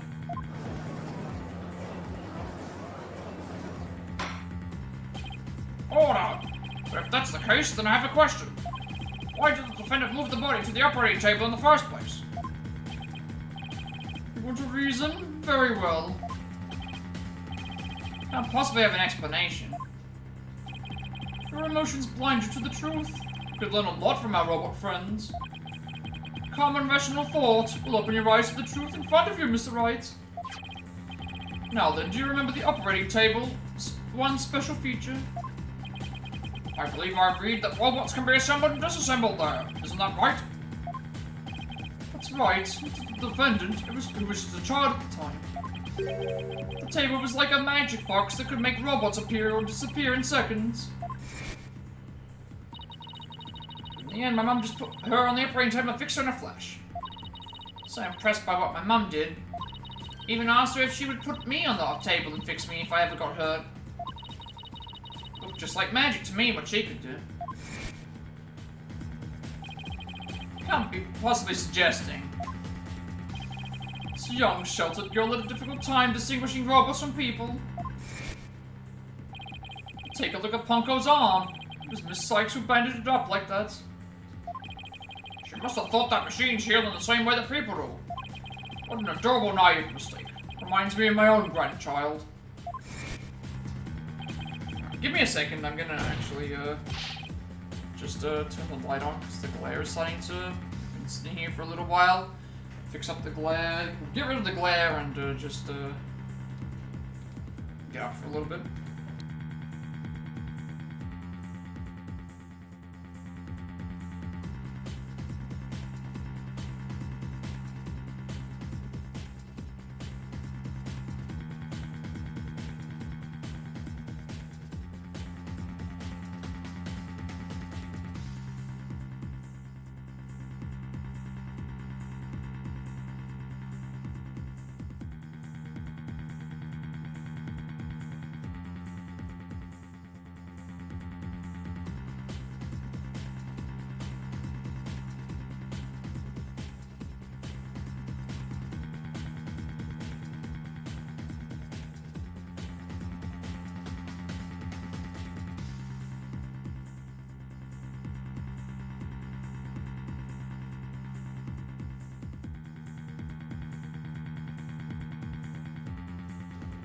Alright, back we go.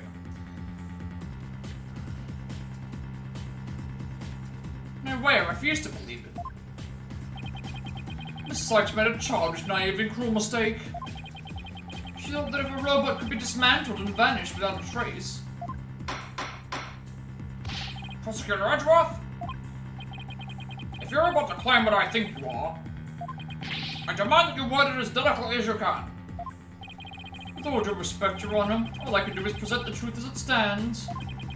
The reason the defendant moved the victim's body to the operating table. Hold it! No, don't say another word. Just stop. Was to dismantle the evidence so that she could get away with her crime. That can't be. That can't be true!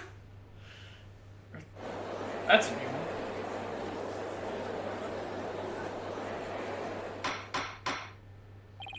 Order! Order in the court! Order in the court, I say! Edgeworth. She was just a little kid. How can you say such a horrible thing? Horrible? Like I said, you're just as green as ever. Came here today as a prosecutor to seek only the truth, no more, no less. My theory is simply the result of a rational consideration of every possibility. Objection! But dismantling isn't the table's only function, it can make repairs as well. Yeah. It's conceivable that Miss Sykes moved her mother to the table in order to fix her. Well, the thing is, Edgeworth is extra motivated. I think he's extra motivated to have this work. For sure. He definitely, like, he definitely does want to, Edgeworth definitely wants to, get to the bottom of the case. You can already tell in his, he's going at this as if, like, he has a reason to do this, I guess, like. He always does, and he always does to try and beat Phoenix, but suppose there could be another way of interpreting it. Dismantle or repair doesn't matter either way. What do you mean? After murdering her mother, Miss Sykes may have come to her senses. Perhaps she did want to make it appear as if it had never happened. And that's why she tried to repair her mother. Yes, that's one possible explanation. But we mustn't forget the facts of this case. The victim was observed to fall down after being hugged by the defendant. And the body was moved per the defendant's command. These two facts that indicate the defendant's guilt, remain unchanged. This just can't be true. Mr. Wright, do you have any evidence to refute the prosecution's claim? Evidence? Right. Let's see. Can't think of any.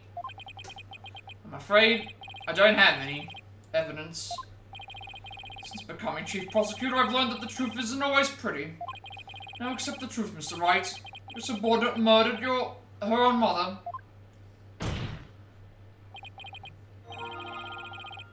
Your Honor, the prosecution demands a verdict. The hostages have suffered enough. Yeah, that is true. The truth is never pretty, but, in this case, we're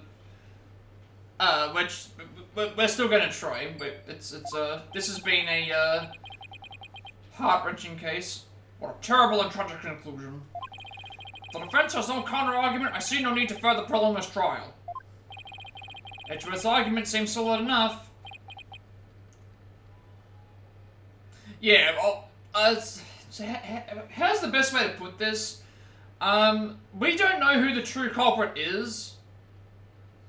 And we're trying to get two people off of the thing who we know in our hearts haven't done something. So, the game kind of already tells you that you already know that the person hasn't done it, so it's just a matter of, like, how do we get around to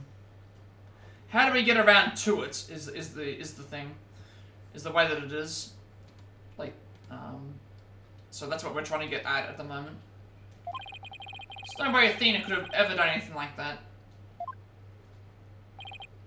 What do I do? There has to be something. I can't think of a single thing.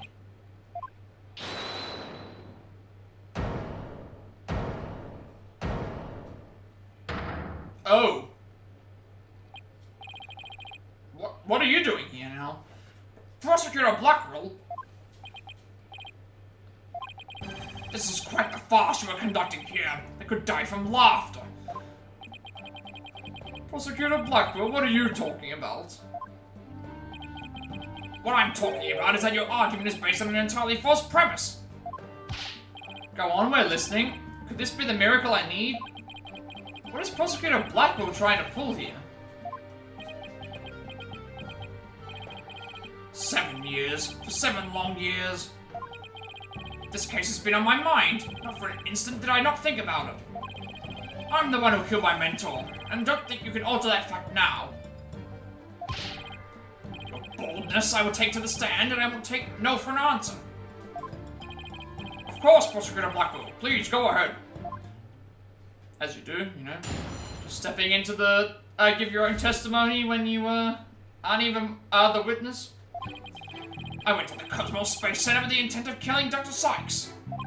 But when I got to the robotics lab, I found Athena there instead. I would not be swayed from my purpose, so I waited for Dr. Sykes to return. And then I committed the act. Oh, how cathartic it was.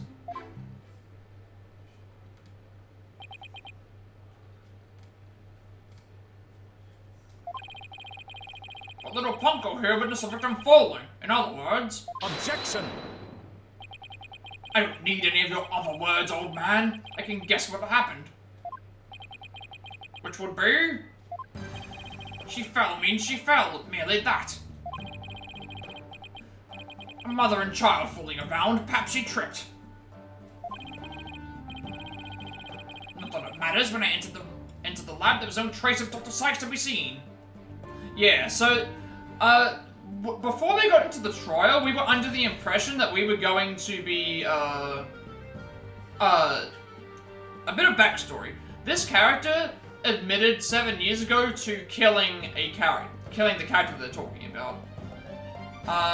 So, we thought we were going to be defending him, but, Athena, ended up also being dragged into it as well, so we know that Blackwell and Athena have not done the crime.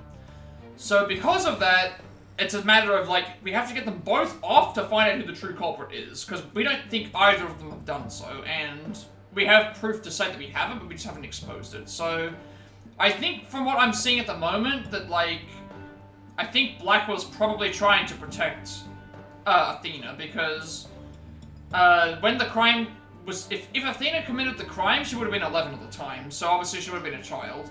So I think that's what's happening here. Blackwell's probably protecting her from... probably protecting her from the... what's happening. There was no dead body either, of course, meaning she must have left the room. So the murder occurred after the time period Punko described in her testimony. You should hardly take stock in the words of a wind-up toy. Objection! Then how do you explain the fact that the defendant had the robot move something? Athena was always tinkering with robots on the operating table to amuse herself. And she always had Punko move the heavy ones for her. That day was no different. Punko moved a heavy robot for Athena.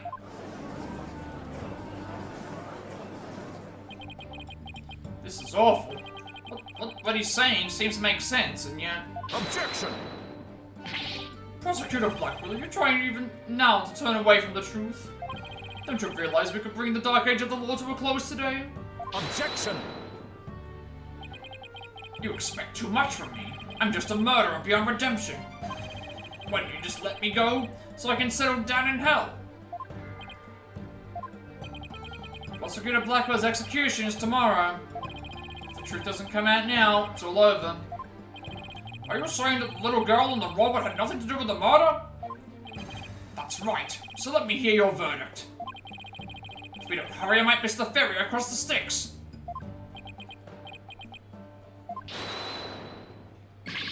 Don't you dare, Judge. Don't forget I have hostages over here. And Simon, how long are you going to cover her? Miss Blackwell? Forgive me, Aura. I never wanted you to do anything like this for me. But you agreed to this trial. If you have a counter-argument, then present your evidence. That's That's the rule of the courtroom.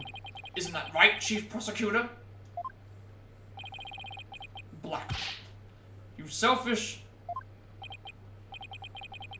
Well, to be frank, I don't like this, but it's my duty to make a decision. If no one has a counter-argument, I will announce my verdict. Is this really happening?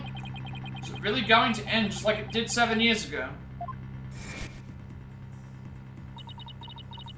I wanted to do it so bad. Even now, I want to fly out of here and go save him.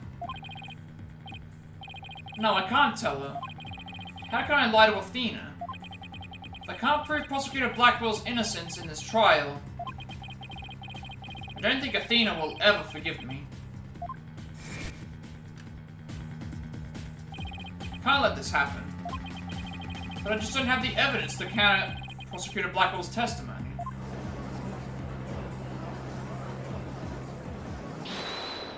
Alright, who's interrupting the court this time? Somebody is. Wait, what? How did you get out here? Athena, what are you feeling okay? I can hear it. I can hear the voice of his heart. He's hiding something. If he really is, I could sure use Athena's help here. Power might be just the thing to get us through this. Objection! Sykes, Dono. No need for you to chime in here. Just accept that you're innocent. Objection!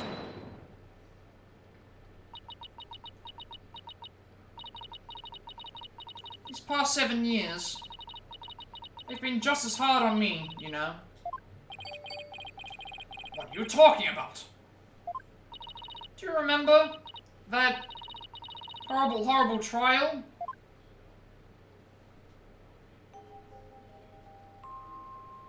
Please, you have to listen to me. More tragedy again. He didn't kill her. He started screaming that he didn't kill her.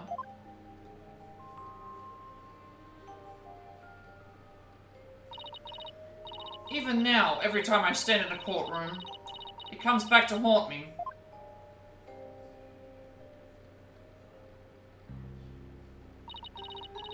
Not being heard, no matter how hard you try.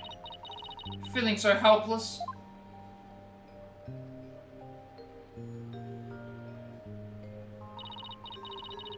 Caught in people's stares, so scared that it feels like your chest is in a vice. Terrified of courtrooms. I want to run out of that door even now.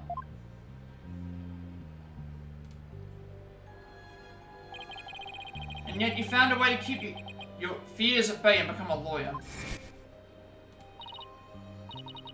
Thanks, that's because one day I came to realize that I had to fight. I couldn't give up.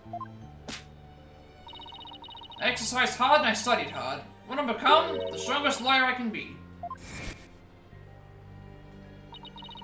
This day has finally come. The day I've been looking forward to with all my heart. This is why I become a lawyer. This is why I studied psychology. It was all to save you from this false conviction. But Miss Sykes, do you realize what it would mean? You are the accused after all. If you prove Prosecutor Blackwell innocent, then... The only thing that matters is the truth. It's my duty to find out what the truth is. Simon, please give me this chance. The chance to shake off this fear that's been with me for 7 years and to face the truth. I think just being so brave, confronting a past like this. This might really be the last chance to save them both.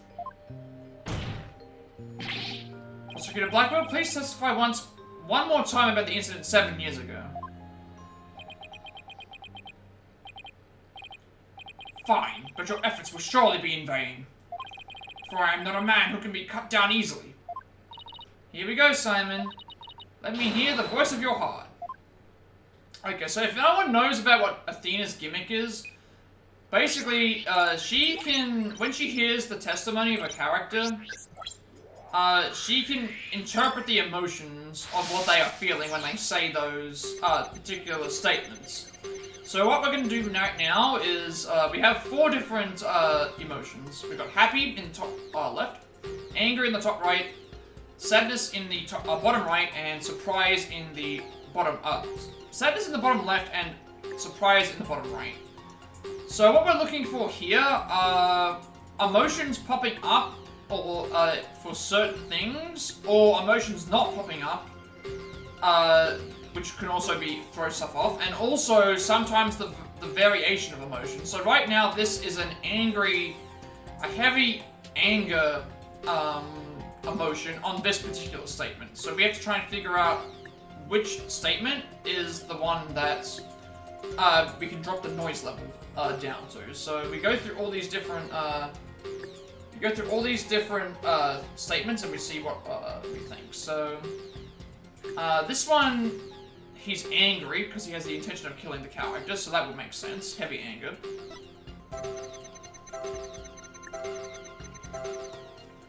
When he got to the robotics lab, he found Athena there instead. He's got a slight happy emotion, but an angry, I think still. Then we've got a happy emotion on him waiting for her to return. A big happy emotion. And then committing the act and him being happy of the actual thing. So these two make sense, I think, because of the feeling of wanting to kill, I guess. But the sus thing here is probably this. Like, why would he be happy? If he's intended to kill Athena's mother, why would he be feeling a sense of happiness along with a heavy... the anger would come from wanting to kill, or maybe her being there, but why would he feel happy? So I think we'll pinpoint the happiness here. To say, hey, why are you feeling happy in this particular point? Like, you don't really have a reason to be happy that you've stumbled across this feeling of happiness. Even though the person you were looking for wasn't there, you felt happy. Why is that? Simple. When I was looking for Athena and hadn't found her yet, I grew worried. So when I saw her in the robotics lab, I was happily relieved. Merely that. Alright, that drops the noise to 40. Just got another one to do. Just now, you said that you went to the Space Center to kill Dr. Sykes. But the first thing you did was look for her daughter instead. I had no intention of harming Athena, so I wanted to confirm that she was safe first. Just part of my plan. Nothing contradictory about it. Second I find an inconsistency, he cuts it down. Simon knows the principles of analytical psychology. There's less noise now, but I don't see any instabilities we can latch onto. I was afraid of that. Just to keep chipping away at him bit by bit. Could you update his testimony, Athena? Got it, boss.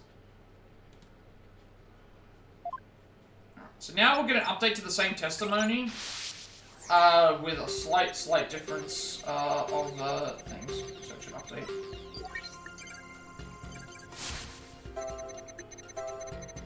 So when you found Athena in the robot lab, you were relieved. So that's why the happiness is now it's gone from no anger whatsoever to happiness. So I'm assuming that's because he's changed his statement here.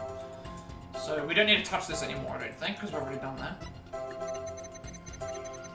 And then this one here, not be happy, and so you wait for them to return. And now this has changed. This has changed from happiness to sadness. So why the sudden change from happiness to sadness if it was happy before? Got it! So I think it might be this. Not even you can falsify your emotions, Prosecutor Blackwell. What? When you said that you killed Dr. Sykes in testimony, you felt sadness. Why would someone who had lain in wait to kill her be sad at her death? Such an obvious attack. Yes, I felt sadness, but it wasn't for her. I felt sorrow for Athena in her circumstances. He can't be talking about that, can he? I mean, I guess he could. There's something that says he can't. Just a convenient subject for a research.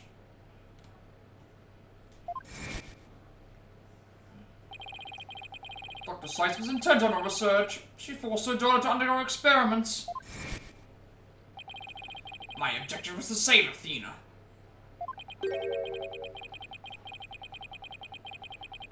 From an obsessive scientist who treated her own daughter like a research project. What the? I went to the psychology lab first. That's where I would usually find Athena playing. But that day was different. I heard someone crying in the robotics lab next door. Was Athena being subjected to yet another experiment? I thought as I went to see. Conveniently, Athena had cried herself to sleep, and so all I had to do was wait and kill. That's why he was relieved when he saw Athena. But is this story really true? I'm not sure how much to believe. Mr. Wright, how are you doing, Athena? Still hanging in there? Well, it's stronger than I look, boss. And take a look at this. Noise level actually increased. Wait, what? It went up? I've never seen it do that before. Prosecutor Blackwell is lying somewhere in his testimony. As a matter of fact, he's piling lie on top of lie in an attempt to make his claim sound more believable. He's trying even harder to suppress his true feelings, and that's what's causing the noise. How in the world should I approach this? An evidence-based approach might work if I can find a contradiction. Otherwise, I should look for an inconsistency in his emotions. There are no flaws in my testimony, and his boldness is prepared to give his verdict. Give up on this lost cause and let the law free me of these chains already. Objection!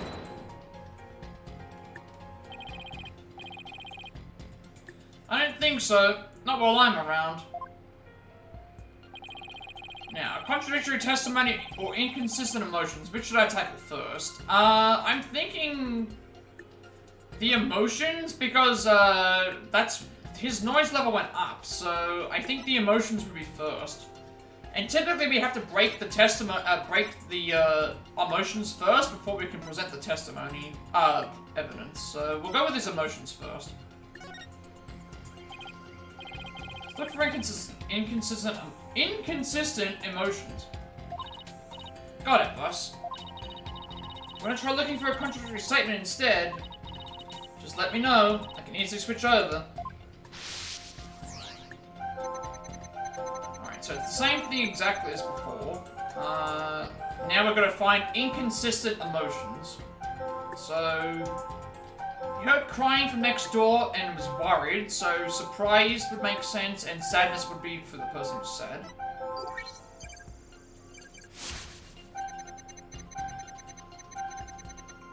I hurried over and opened the door to the robotics lab with a giant surprise, but that shouldn't surprise you based on what he was saying, so what was the surprise? That might be one thing to consider. Before he could lead Athena out of there, Sykes came in. So it's anger that you came in and also surprise. Those emotions are consistent.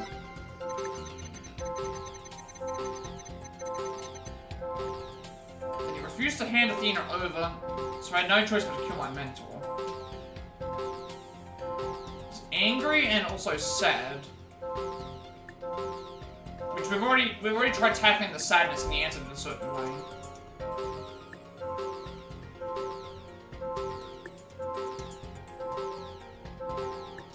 And anger as well. Anger for killing. So I think this is fine. We'll probably leave this for now. Thinking we might check the... We'll probably do this one. The reason for this, I think, is because of,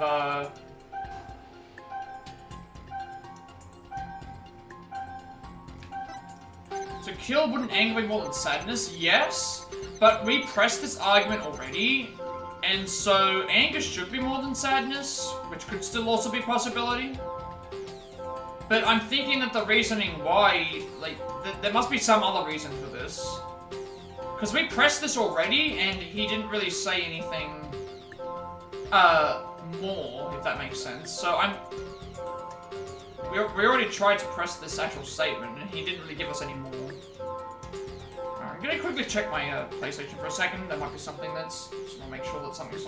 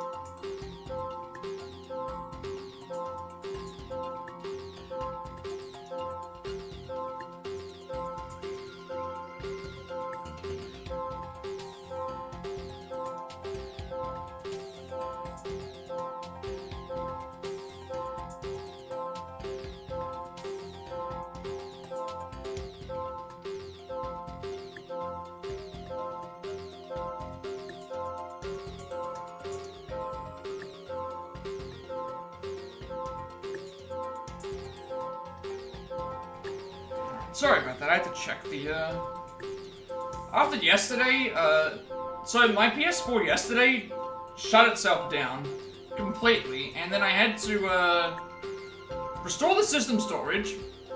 Then, it told me off for turning the thing off incorrectly. And then, I had to reboot the, external thing. I thought something had happened to my thing, because I thought I noticed, like, something lagging on the, remote play, but I guess it was just my imagination. But yeah, getting back to what I was trying to say, anger should suppress sadness here, but because we already pressed this statement, with sadness, I think we're gonna get the same result. We're gonna get the same result that we got before, because this actual statement hasn't changed, as far as I can recall. Whereas this one here that I was thinking is, he's hurried over. All it says is that he hurried over and opened the door to the robotics lab. But why would he be surprised? What's the reasoning that he would be surprised here? Because in his actual written words, his spoken words, he shouldn't be surprised because this doesn't seem like any. You shouldn't have an emotion to any of this. There should be no emotion. You shouldn't be feeling happy, angry, sad, or surprised that you opened the door. That was what I was thinking, at least. It takes a lot of rage to take a life, but the surprise is weird. Yeah, I get what you were saying though, because but I think the reason why I just went not with this one is because we went with it the last time, and the anger makes sense, but the sadness we covered already. So let's just go with this. If I'm wrong, then we can do the. If I'm wrong, then I can always do the next one. It's not. We have 5 attempts. Got it. I've got 5 attempts at We have 5 attempts at the well, when I say 5 attempts, we have health. Every time we get something wrong, we lose 1 health. Sometimes we lose 2. Why would you register surprise at opening the door to the lab?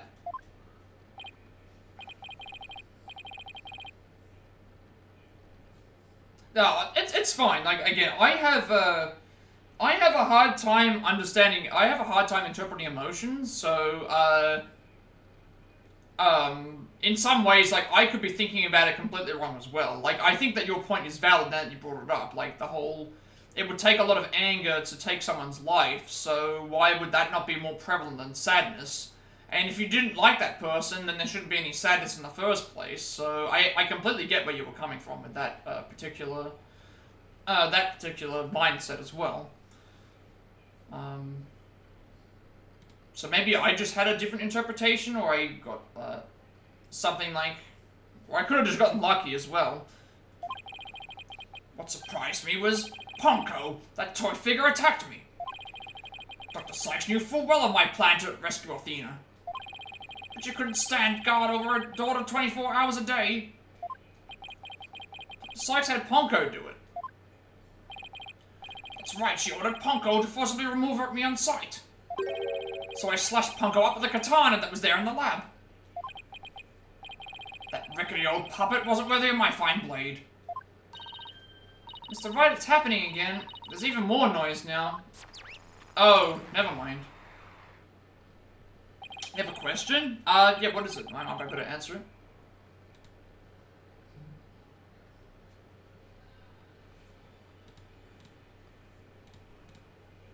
It's at 100% now. What's going on here? When we find an opening, it covers up with lights. If he hit the robot before he killed her, how did she detect the mom's heartbeat?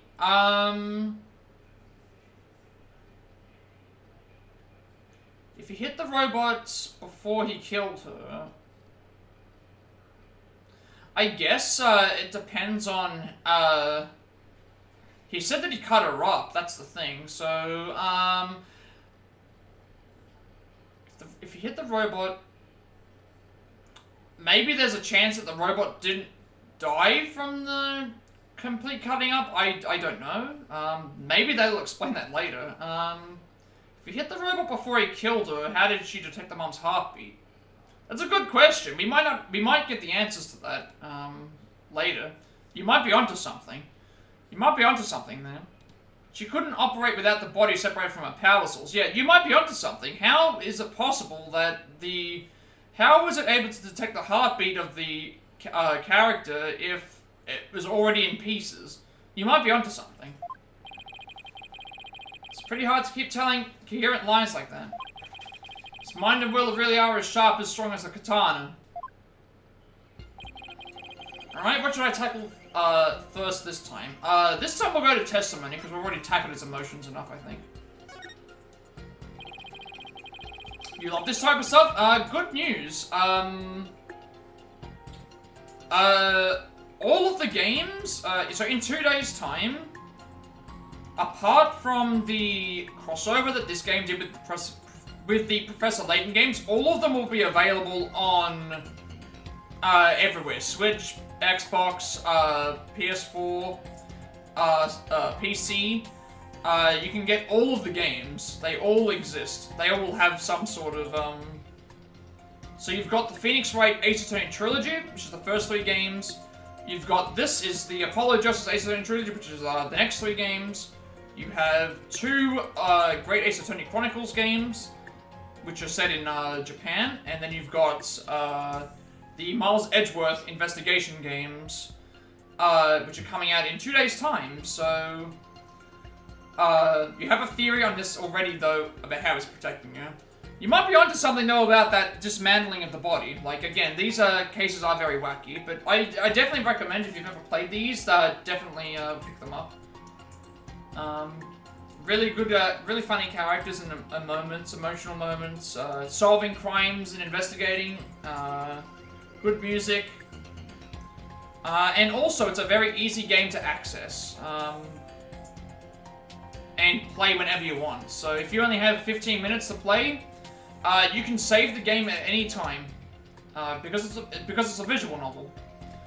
So you can save the game at any time and just play as much or as little as you want, without having to like get to a certain point. All right, let's give it a thorough check then. With a feeling of dread, I open the robotics door. Oh, right, now we present stuff. Now we have to present the evidence. So we want to present the. So what's your theory? Let's see. You think he came in, saw her dead, and seen the daughter in there, so I do think he's lying about that killing, so I was right on the sadness versus anger. Yeah, that's what makes me think that you might be correct. So I don't think my interpretation was wrong, I just don't think that... Maybe we just hadn't got enough evidence to come to this yet. That might be what it is. Because some of these games are in a little bit of an order. You have to do certain things in a certain way. So you might have been correct in that sense. We just might not have been able to tackle that as of yet. But that's what we're about to find out. Let's see, changes here. Okay, so there's your theory right there. By the looks of it, that's the robot on the ground. And that's him cutting into pieces. So... its left arm has been completely, dismembered.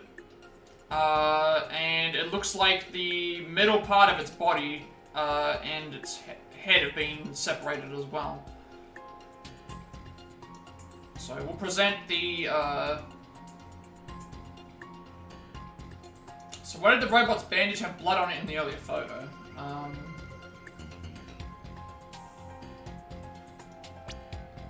Yeah, that's what I'm saying. We have the, we have this here. Oh, here. Not this. The, is this one here? Yeah, this one here. We're talking about this particular portion here. You can see on this, you can see on the table here, the arm. And then at the end of the arm, there was blood on it. So that's the... I guess we're about to find that out now. So why did the robot's bandage have blood on it in the early photo? Well, we might... I think if we present this evidence, we should be able to do so. Let's see, see if you're right. Objection! Compounding lies with more lies is never the answer. The mother would have had to have been dead for the sword to leave blood. Yeah, yes? Yes, I guess so. That would make some sense. Okay, compounding lies with more lies is never the answer, Prosecutor Blackwell. Take a look at this photo. Yeah, the robot came in before it killed her, so how did the robot get, how did the robot have blood, on it, if he hadn't killed, the mother yet? That's the photo of the supposed... I think so. That makes sense. We're about to find out. I presented the evidence. Let's see what happens. How many more times must I see that which damned me for my sin? The ironic thing is, I think this picture is actually going to be your savior now. See the blood stain at the end of Ponko's arm where it was severed with a katana? I think you're onto it. Hope you aren't claiming it's the robot's blood, Mr. Wright. Yeah, you got a normal sandwich for once. Congratulations. Usually you always get the wacky ones. Most likely the blood was transferred there from the bloody katana. The katana already had blood on it. So then it must have been the victim's blood. That's right. But if that's the case, we found a glaring inconsistency. Yeah, definitely get it. You get, keep in mind this isn't just a game, you get 3 games, in one. And this is not the first one. This is the, you get 3 games in this. So this is only one case of the second game, so, and you might be able to find the rest of them as well. They're probably very cheap at this point. I think the original Ace Attorney trilogy came out, like... Yeah, it's the second trilogy. So there's 2 trilogies, and then there's 2 duologies. So, the second duology is coming out in 2 days, but... hey, I recommend going and playing the original trilogy first, just so that you get the references and stuff with these, because there's a lot of characters in this that get introduced, later. So you might like those as well. May as well start at the beginning. Said in your testament you cut up Ponko, then you killed Dr. Sykes. But in spite of that, the victim's blood is already on Ponko's arm in this picture. But that couldn't be! Exactly. In order for the blood to have transferred from the sword to Ponko's arm, the victim must have been stabbed first before the robot was slashed. In other words, Prosecutor Blackwell, your entire testimony is nothing but one giant ball of lies. Tell the court the truth, Prosecutor Blackwell, now. You have no idea what you're doing. This voice, there's so much discord. I'm hearing not just 1 or 2, but a bunch of rampaging emotions here. It's hard to describe. It's like a violent whirlpool or something. You're a Marvel G. I mean, yeah, you are. You got it right. You were right. And you had very little... you didn't have as much evidence either, because you hadn't seen like how everything else had played out either. Phoenix Wright, you will pay for this. Never have I been forced to reveal so much. But the rest I'll take to my grave. Prosecutor Blackwell, you were on the witness stand. You are obligated to tell the truth. Isn't that the rule of the courtroom? All of these complex emotions, they seem to be flowing from one source. I think whatever I really saw that day is what's causing these feelings.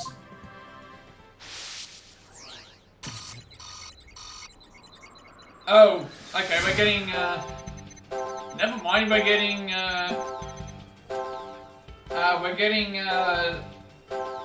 thing overload at this point.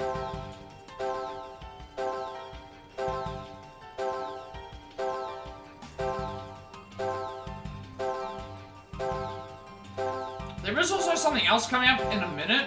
We are getting up to the first of our 3... endings, so I will save the game prior to that because this would be a bad ending. And, we only played the game once, so, I will keep that in mind. Everything's going overload right now.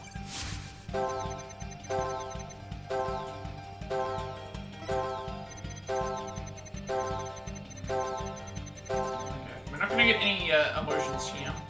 So this time what we have to do is you have to actually probe a certain element of a statement.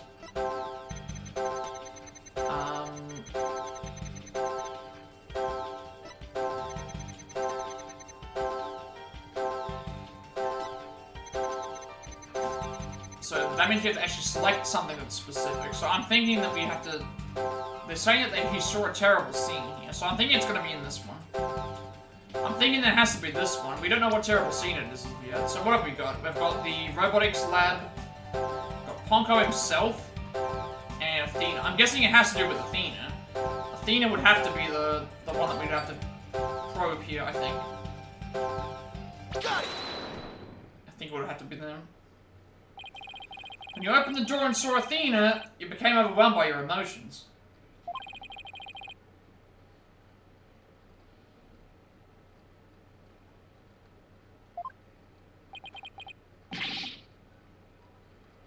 I should check something for a second. I think it's after this point. Yeah, so after this point, I can potentially get a bad ending. I'm gonna try and get the bad ending just to see what it is. It's not gonna be the, I can just easily reload the game. But I do want to, get all the bad endings. And, because I am trying to aim for trophies as well, so... That was pathetic. I admit I'm terrified to speak of it.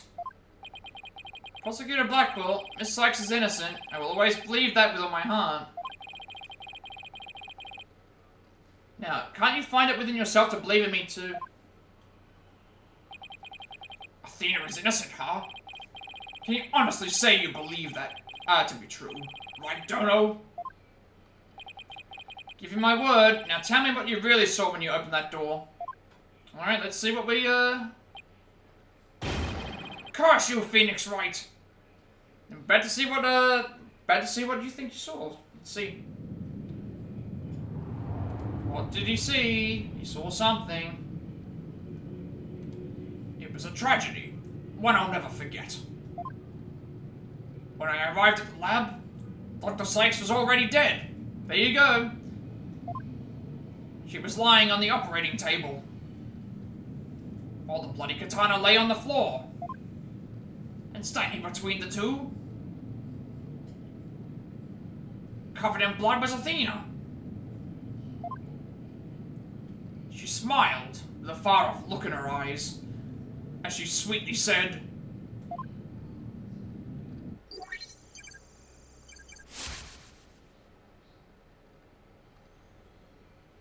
what did she sweetly say? Something's wrong with Mom, so I'm taking her apart to fix her. Oh, she thinks the machine can... Oh, okay. She's trying to use the machine that dismantles and repairs the robots. That's what I saw. And now you have it. The truth that you so desperately wanted.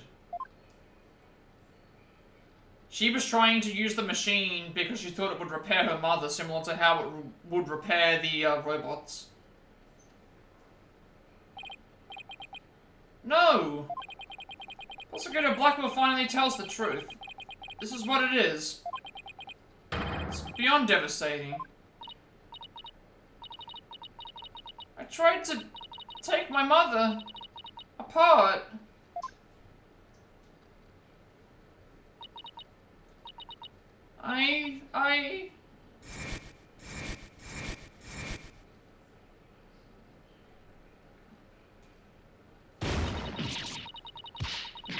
Yeah, this is when all the emotions are coming back now. All the, because, it was like all the suppressed, memories and, emotions are coming back. So it was me. I'm the one.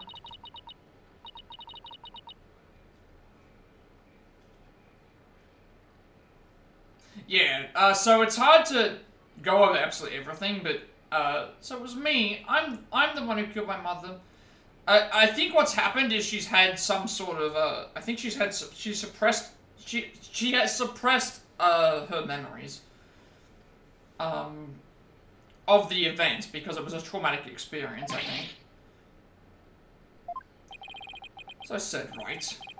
Truth isn't always pretty. Murder, disassembly on an operating table, a scientist using her daughter as a guinea pig. Sadly, it appears that my theory was correct after all. Objection! It's true that Athena didn't like her mother's research, but You dare cast aspersions on my mentor by claiming Athena was used in such a manner? Dr. Sykes can be awful with people. But she loved her daughter with all her heart. She loved me? Your mother hated to see you suffer because you could hear the voices of people's hearts. So Ponko had blood on... Let me actually bring up the picture so you can see it. The picture... I don't know if this is the case. So Ponko has blood on it, but he has blood on the cut off arm. Like as if... Imagine if Ponko was an actual human and he got his arm severed off. But robots don't bleed. So it's in an area where even if he cut her up, it's like, how would that work? So I think that's the arm there that you can see where the screwdriver is. So it looks like as if it was a human arm, it would make sense, but obviously because it's a robot arm, I don't think it would make sense to have the blood be like this. So you could still be onto something. Can I bring Mum's picture back up? This one? That's the... We can't bring up the other one. The one where she's laying on the thing. But I guess that's how she was found.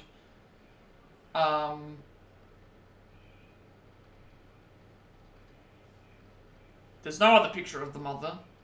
Actually, no, there might be.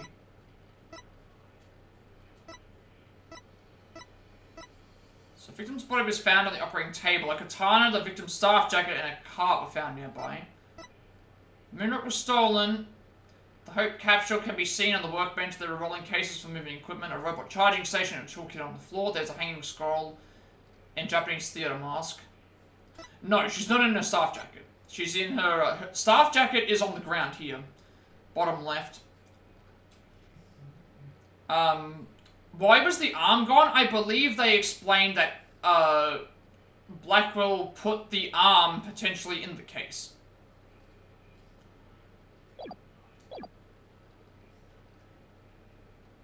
Yeah, that's the thing. We're gonna probably figure that out in a second, I think. She wanted to set you free of her pain, so she worked tirelessly on her research. Like, there's no reason for the jacket to be on the ground. If there wasn't any, you know, people just don't leave their jackets on the ground for no reason. Do you remember those headphones you hated so much?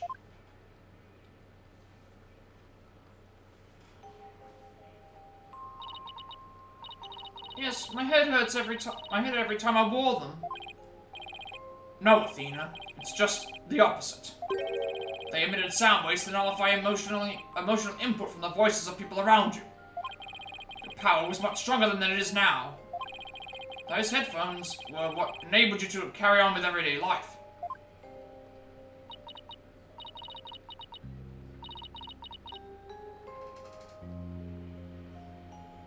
Can't be true. Then why?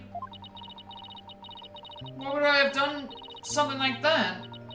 To somebody who loved me so much. Her love for you was real. That I can guarantee. That's what I knew. That what happened had to be some kind of mistake. Couldn't let you be punished for it. So you took the blame yourself. You and your mentor are more alike than you know.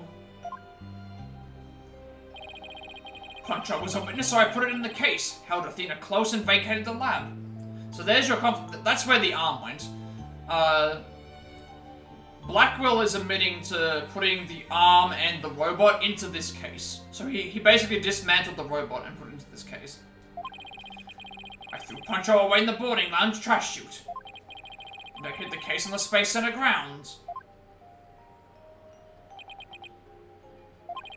It would seem that we now have all of the facts of this case. Hold it! No, not yet. Can't end like this. Objection! Do not disgrace yourself, Mr. Wright. The truth has been revealed. Or are you the type of man to turn your back to things that disagree with you? I'm not, but this... I can't give up now. I have to say something. Anything, even if it's a bluff. I've always managed to pull through that way in the past. I have to make it work. The defense is prepared to Present evidence. Mr. Wright? Yes, Athena? It's okay. You can stop now. I don't want you or anyone else to suffer any longer for my sake. Athena, what are you saying? I killed my mother. That's the truth. It's just like the Prosecutor Edgeworth said. We have to face it. No matter how much it hurts.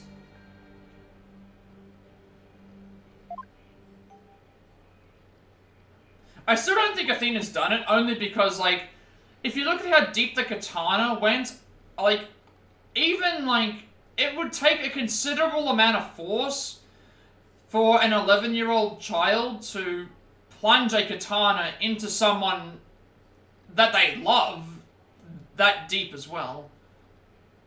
Like, that's another thing as well. I think that's also interesting. Like, I don't think that it's possible. Like, it takes a lot to just stab somebody and do it efficiently without, like, other things happening, I guess, as well. Like, a katana is a pretty hefty sword. Could I please be granted just one chance to tell everyone what I recall? Appears Miss Sykes is much braver than you, Mr. Wright. What say you, Your Honor? In light of her courage, will the court give Miss Sykes this opportunity to confess? Very well, then if you would, please take the stand, Miss Sykes. When do I get the bad ending?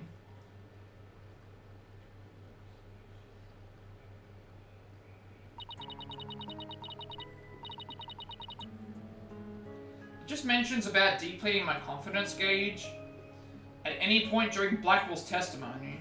I guess I'm not at that point now. Or maybe it's coming up in a second. That might be what it is. I don't know. We'll see if I can, Thank you for letting me do this, Prosecutor Edgeworth. Thank you, Mr. Wright, Prosecutor Blackwell, for letting the truth be known. Now we can finally move forward and everyone's suffering can come to an end. Athena. Prosecutor Blackwell will be cleared and the Dark Age of the Law can come to an end. Yes, admit your guilt. Bring everything to its conclusion. Killed my mother.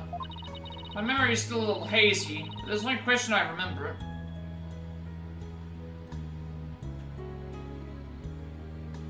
I mean, it's possible. Think about it. There's a chance that what could have happened is she could have, the mother could have been stabbed with the katana. The katana could have stayed in her body, but then as a child wanting to try and save her mother, pulled the katana out. And there's also a chance, like, there's also a chance that something like that could have happened as well. Like, she might not have died directly when the katana stabbed her as well. Because that is also a case of how people can die. Like getting stung with a stingray by a stingray, for example. The barb, if you kept the barb in your body, you'll have a higher chance of you know, surviving. But pulling it out will actually cause more damage. That's how Steve Irwin passed away. Steve Irwin passed away because on instinct he pulled the barb out. He pulled the barb out of his body and died because he did that. Yes, she knew that the table could repair and dismantle, so there is a chance that the machine could have pulled the katana out or pushed it in further by mistake. Remember the weight of the weapon in my hands and the feeling of it stabbing in deep. Don't remember the warmth of her blood as it flowed down the handle onto my fingers. Your Honor, please find me guilty. Dare say, these are all memories that no one but the murderer would have. I see. Thank you for your confession. I believe this trial has gone on long enough. But before we conclude, does anyone have a counter-argument? Objection! Yeah, shock causes a lot of false memories. Also, in this case, I think it's also repressed. I think in some cases it's either caused false memories or it's repressed certain things that she remembers and she's interpreting it as a different way. So there is a chance that could be happening as well. Mr. Wright? Mr. Wright? Why? I killed her. I remember it now. Any counter-argument now is pointless.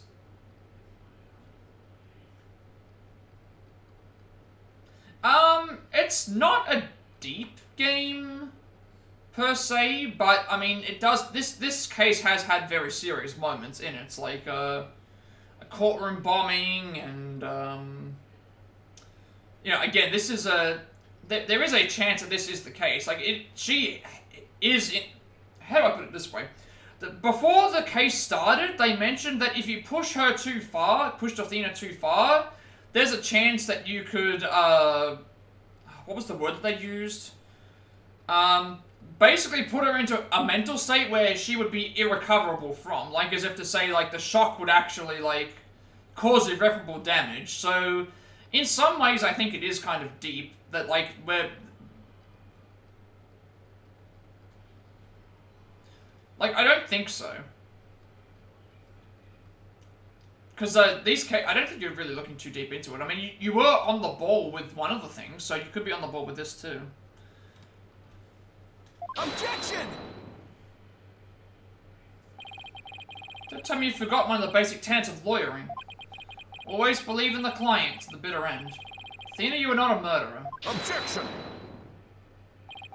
I said that you never change, but could you have actually regressed in those 8 years? Won't stand for your childish emotionalism getting in the way of truth. Emotionalism? Don't lecture me on the matters of the heart, Edgeworth.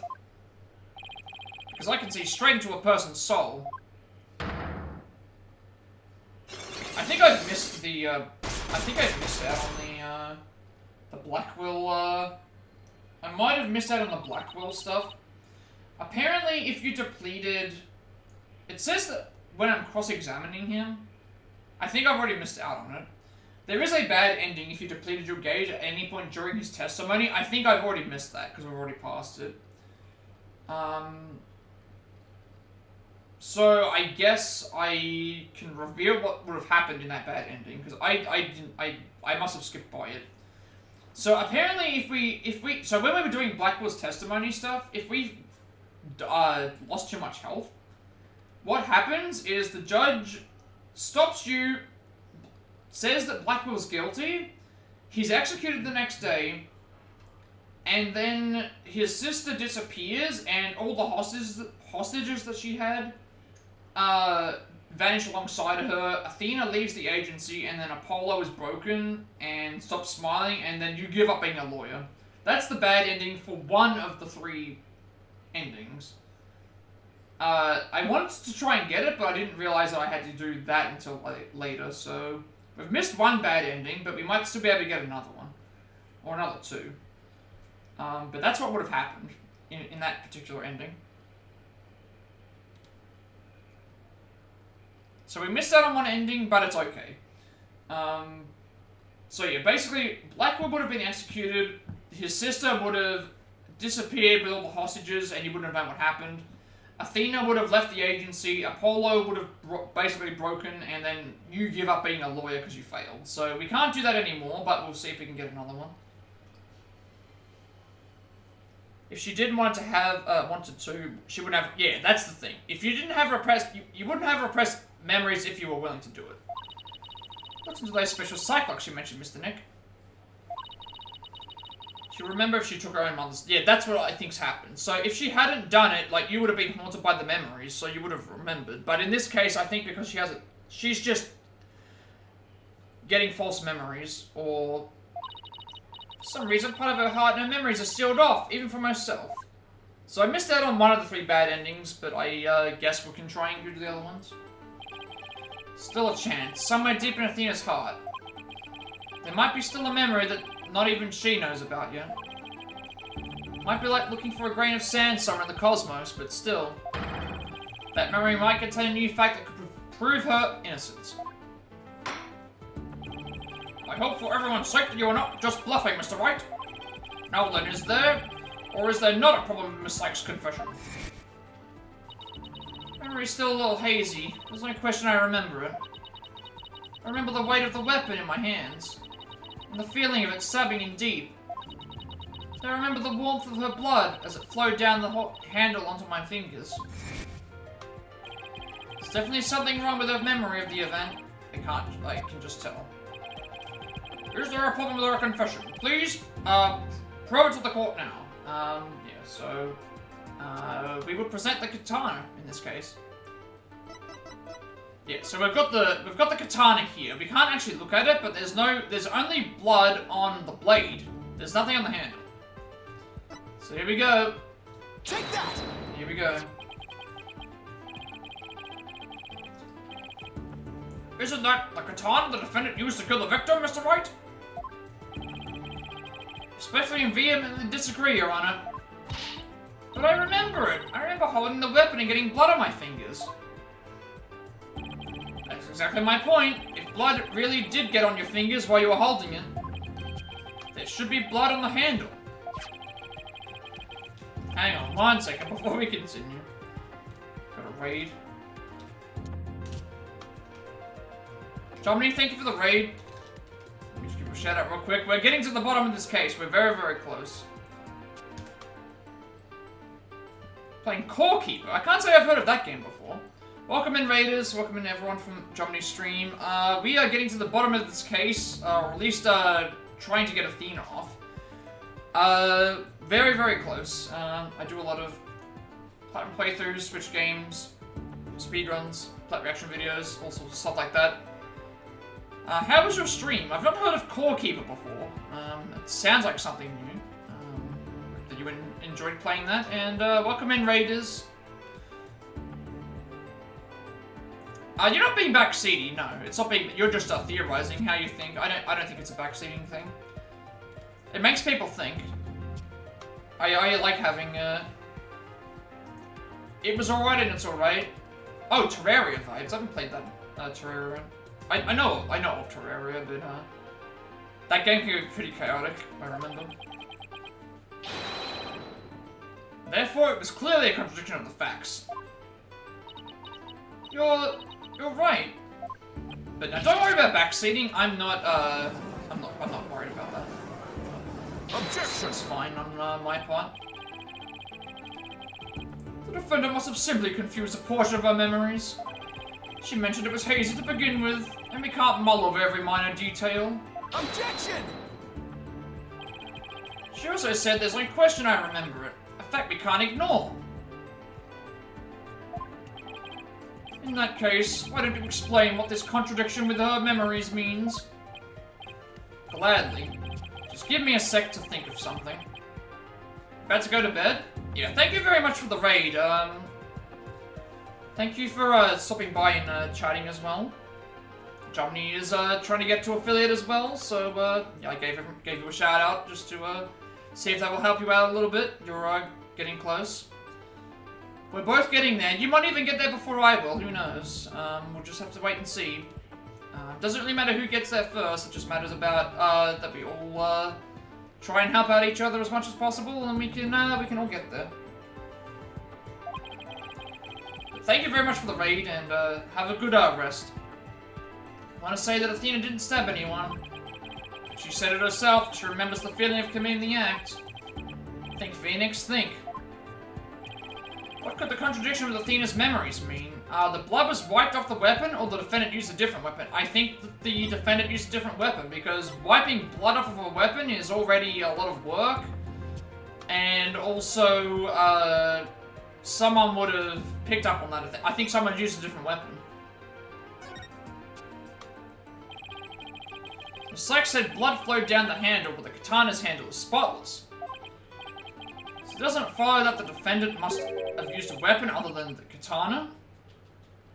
Yeah, there was a clean napkin on the floor, but no one used it. And also, like, we haven't found any evidence to say someone wiped off any blood. What are you up to this time?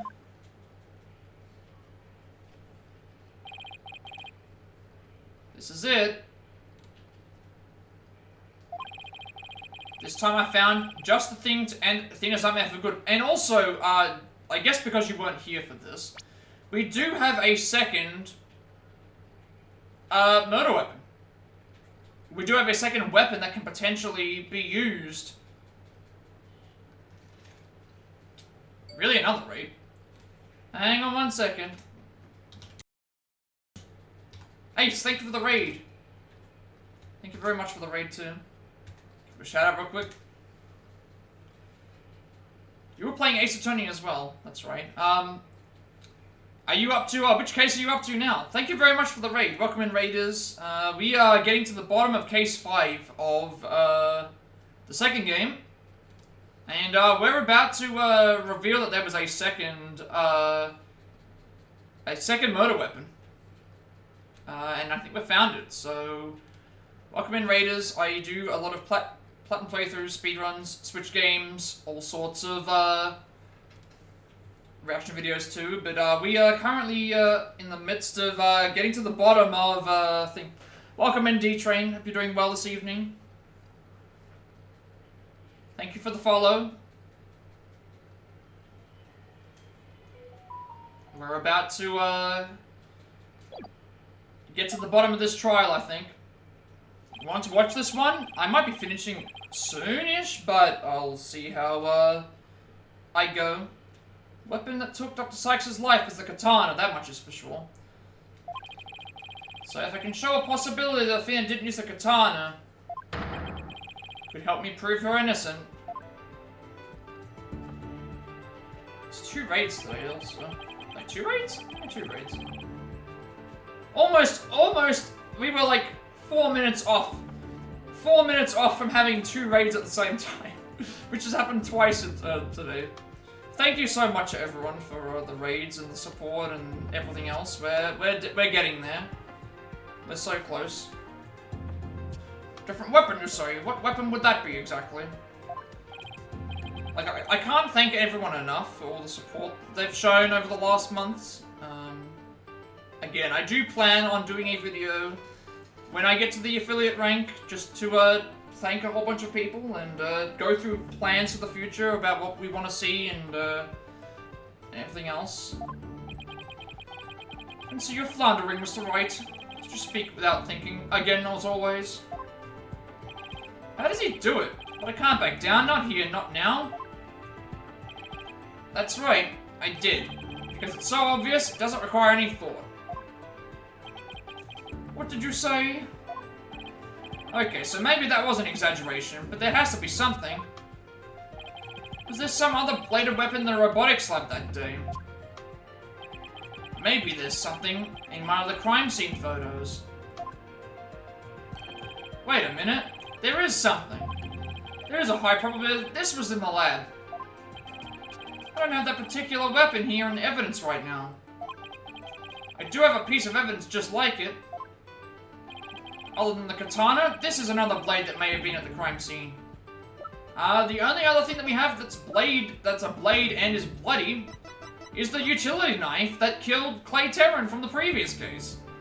And I was wondering why this was still here, but I guess now we have our solution. We know why it's here now. Because of, we know that it's here because of, the thing. Take that! This has to be the weapon. But that's the murder weapon in the Clay Terran case. This is the knife that took Mr. Terran's life. There must have been a knife just like this 7 years ago as well. Toolkits containing utility knives like this are issued to Space Center employees. The robotics lab especially would naturally have one of these around. Objection!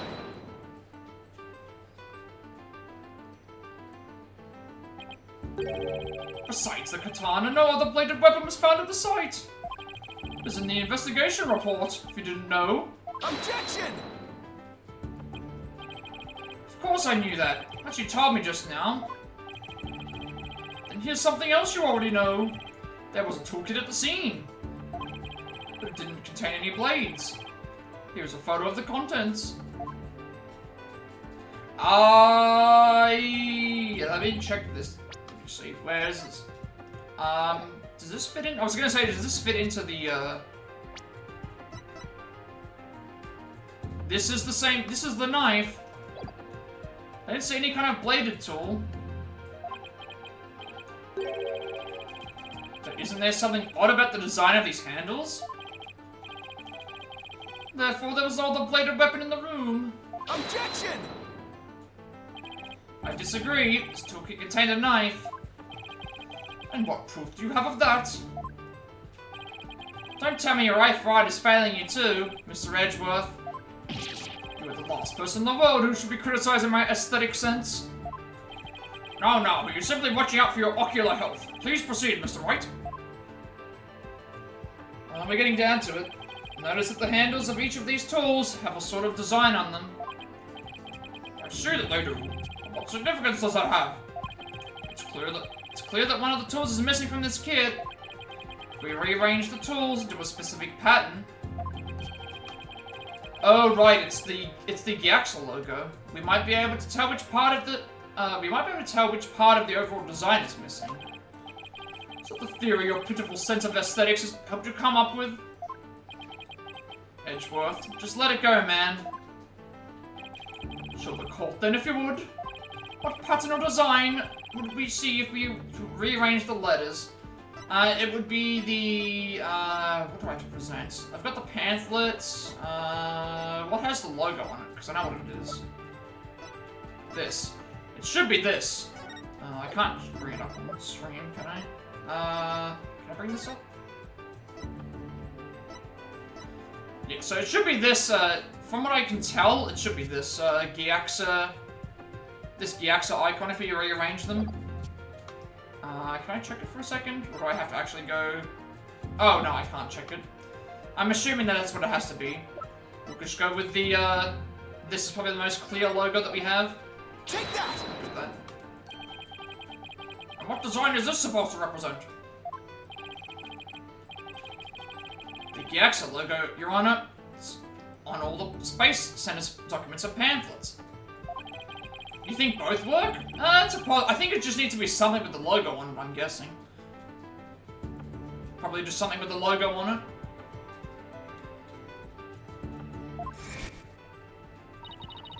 Look how brightly the Gyaxa logo shines in the sunlight above the entranceway.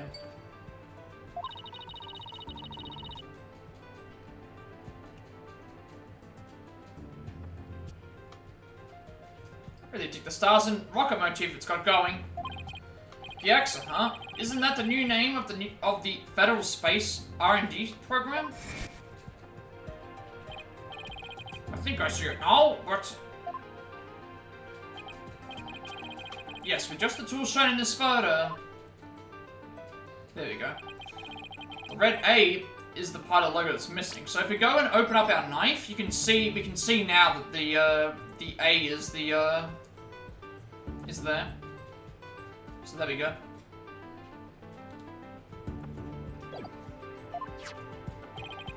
This is where the murder weapon from the Terran case comes into play. If we were to place the utility knife in the open slot... Yep. It would complete the Gyaxa logo. So it would! Then that means... Admit it, Mr. Edgeworth. My aesthetic sense is keener than yours. And while you're at it, admit that the weapon Miss Sykes used could have been this one. We finally got him. Finally got Edgeworth. Order! Order in the court! Miss Sykes confessed to having a memory of stabbing the victim. Admittedly, Miss Sykes most likely did stab someone, using the utility knife. However, the weapon used to kill Dr. Sykes was the katana. Therefore, the act of stabbing that Miss Sykes remembers couldn't be, that of... You've got a question? I feel like you're definitely on the ball with, these things, Shadowhunter. You're definitely on the ball with some of these, predictions. You're thinking, like, big brain, ahead of all of us, I feel like. Very well, let's suppose for a minute that Miss Sykes did use the utility knife. Tell me, how does that change anything? Come again? What if the katana was only being used as a decoy to conceal the true murder weapon? What if the real weapon that took the victim's life was the utility knife? Don't be ridiculous, or you're changing the premise of your entire argument. Oh, you know, or therefore I not speak. That's okay. It's fine. The code in the floor could that have been someone else, and the bot that can sense ID tag sent someone else in the room, and she did stab someone else. Okay, so from what they've explained, the coats, I believe, might have a barcode on them. So that would mean that if someone was to wear somebody else's coat, the bot can sense ID tags, would pick up on that ID tag, and then it wouldn't recognize it would be someone else. Now, the one thing that would be against that theory is that they did mention that the robot does have facial recognition software. So, if it did sense the ID tag of someone else in the room wearing the coat, if the ID tag, if the facial recognition software picked up on the robot would have known who it was, unless it was someone that they hadn't met before. So I think that might work, but we'll just have to see.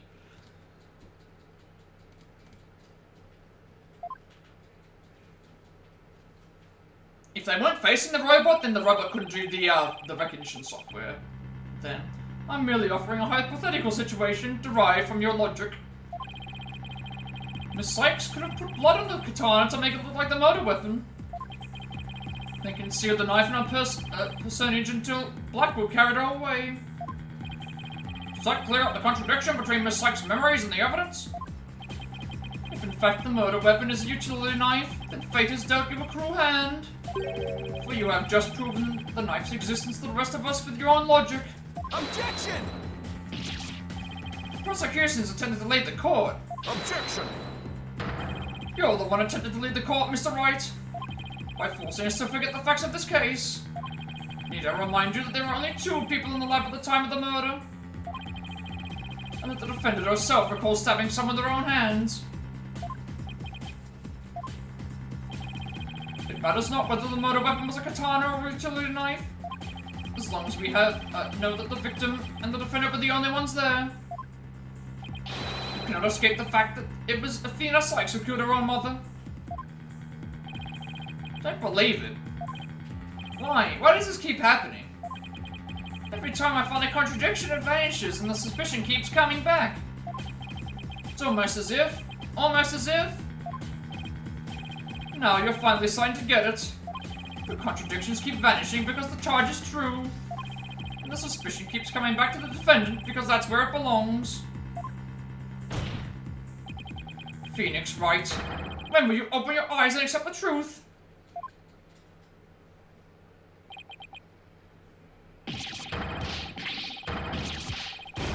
Yep. It's all falling apart, ever so slowly. Everything's starting to fall into place, and don't want to believe it, but it can't be true. But what if... Mr. Wright, you fought a good fight. I think you've done all you can do.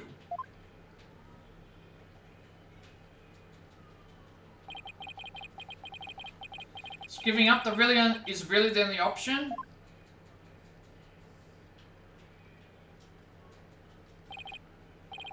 No, snap out of it, Phoenix. What's the matter with you? Giving in to doubt? Can't look back. Forward is the only way to go. No, Your Honor, not yet. It isn't over yet. Right. Can't lose sight of what's important. I believe in Athena, and I always believe in her. To the very end. The defense lawyer never gives up on his client. I have to pick myself up and stand firm. Make that brain of yours work, Phoenix. If I don't see a way, I'll just have to go back and look for one. Time to rethink this case, thoroughly. Alright, time for the big brain play. See the fact that Athena must have stabbed someone with a utility knife. Yeah, this reminds me of that too. Must have been what Ponko's witnesses Athena's hug. But Prosecutor Blackwood didn't see the knife at the scene. This means that someone must have removed it from the lab before he arrived. Who could have taken the utility knife from the lab? Meta Sykes, Athena Sykes, or somebody else? Well, obviously we don't think Athena killed her mother, and Metis wouldn't have done it either, so someone else clearly would have had to have done it. Third person was at the scene. If I trust in Athena, then I have to conclude there was a third person at the scene. According to Punko's testimony, Athena and her mother were the only two there. So then how did the third person manage to escape Punko's detection? I know, this person must have fooled Punko's facial recognition feature by covering Punko's face, covering their own face, or covering the victim's face. So we, again, I think this goes by with what Shadowhunter was saying before. Someone could have just avoided their own face, so it would have to be that. Wait a minute, Punko has a heartbeat detection system too. Even if they covered their own face, Punko would have still detected their presence. But she wouldn't have been able to tell who they were. Wait, what? That's it? The cop could have covered their face and posed as which person to avoid detection. They wouldn't have been able to do it with Punko, because Punko was, the robot. Blackwell is the one being accused, so it would have to have been...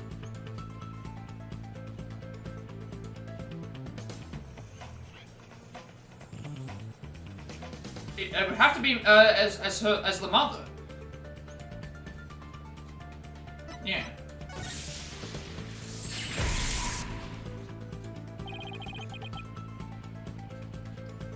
If the culprit poses as the victim, that would explain why Punko thought only she and Athena were there. All they had to do was take advantage of Punko's basic recognition features. The culprit used this in order to pose as the victim. A recording of her voice, her jacket, or her katana. It clearly would have to be the jacket, as you were saying before. That's why the jacket's on the ground, that's why, if you pose as the person, it's going to go and figure it out from there. And obviously it wouldn't make sense, the katana wouldn't be able to, there was no voice recording getting shown in the crime either.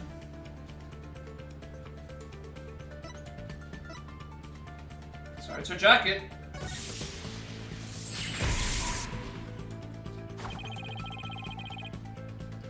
Could have posed as the victim by wearing her jacket with the ID tag on it. It still leaves the heartbeat detection system. How did the culprit get around that? Wouldn't have worked if Punko could detect the real Dr. Sykes' heartbeat too. So does that mean that the real Dr. Sykes is already dead by that time? If that's the case, then who did Athena stab? The victim, the defendant, or the real culprit? It wouldn't have been the victim. And it can't have been the defendant because there was no, the defendant is clearly, they're saying that the defendant's thing, so I think that means she had to have stabbed the real culprit.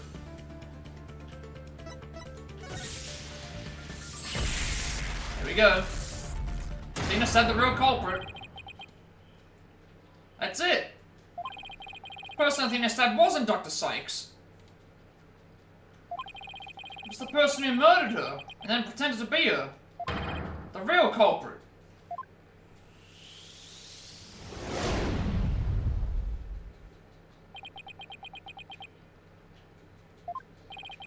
Now that Mr. Wright has finally finished thinking, let us bring this to a swift end. Please, give us your verdict, Your Honor, so that we can move on to hostage negotiations.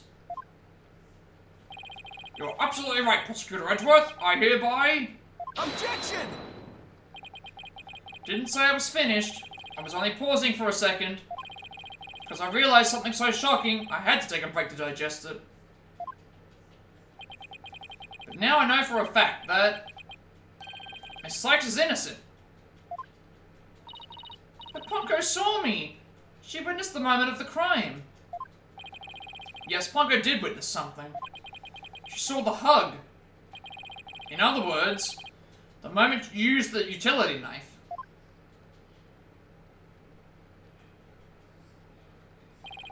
But the person you stabbed wasn't your mother. But I don't know who was involved. Like, was there anyone who would have wanted her dead or mad at her besides these two? we have not got any explanation. The only two people that seem to have any sort of reasoning to want to kill the mother would be Athena and Blackwell, Blackwell was covering for a thing. So nobody else at the moment that we've really found has suggested that there was a reason to kill them. So we have not figured out any of that. We have no clue. So you're basically as clueless as we are. We do not have any suspects that we know who would have a reasoning to do so. What are you saying, Mr. Wright? Answer is simple. Person Miss Sykes stabbed. There's a third person posing as Dr. Sykes. What? Objection! Do you really expect it to swallow that, Mr. Wright? According to the robot's statement, there was no third person here. Yeah, you're gonna definitely, there's an anime for this, there's so many of the games, there's so many games, like, honestly, like, I cannot recommend this enough, and there's several people in the chat that can attest to this. Do not, I do not,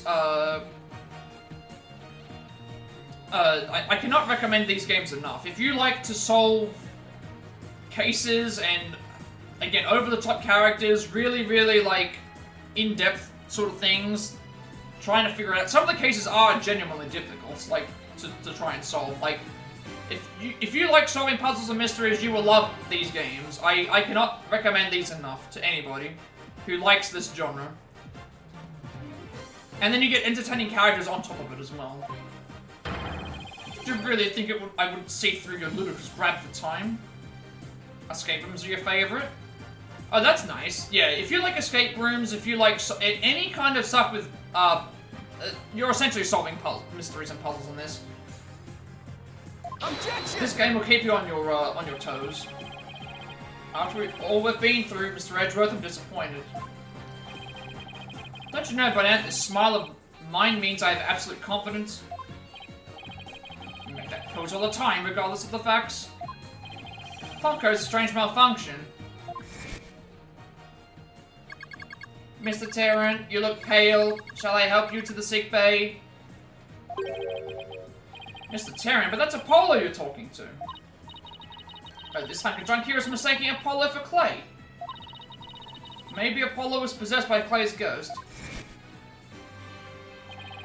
That was another case of mistaken identity caused by a jacket ID tag.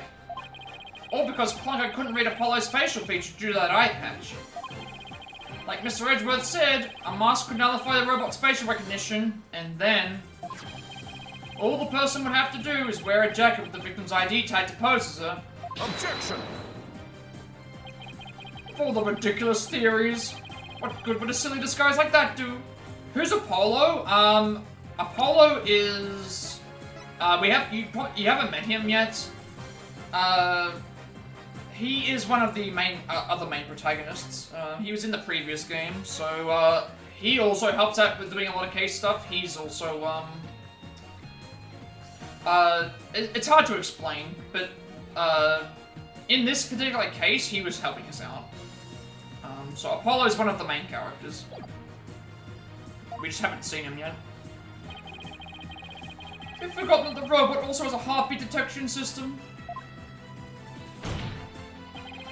If there was a third person at the scene, the robot would have detected them. Sorry, Mr. Edgeworth, but that doesn't count for much, I'm afraid. Because, by that time, Dr. Sykes' heart had already stopped beating. So does that mean? Yes, Your Honor. The person Miss Sykes stabbed. This third person who was present in Dr. Sykes is her mother's real killer. But that's... I'm impossible!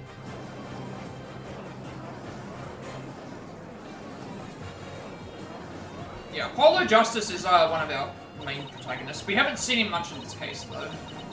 Because he said he wanted to go off on his own to do some investigating, so we haven't really seen a lot of him. A mask? person I stabbed was wearing a mask? Order! Order in the court! Miss Sykes, did you say something? A mask? Okay. Yes, I remember a... She's remembering the memories now. Athena, what is it?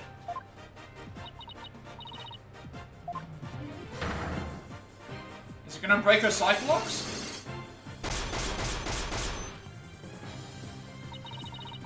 I remember a man with a mask. How could he... What did he do to my mother? My head. Miss Sykes, are you alright? Yeah, this is gonna be a real shock to the system. It's gonna break one of the locks, isn't it?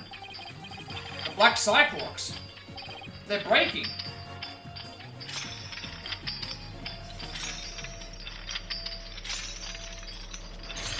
So this is a big moment, because, like, again, these locks have never broken before in any of the games. Anytime you see them, it basically means you can never get access to them. We've finally broken some of them. It's all coming back to me. Everything that happened the day my mother was murdered.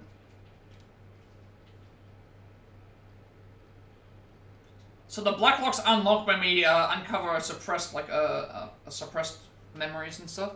Seems like. They're gone. The Black Cyclops are finally gone. Didn't really stab your mother, did you? It's alright, Athena. Just tell us what you saw that day. I was drawing a picture. When I was done, I went to show it to my mother. I opened the door, and then...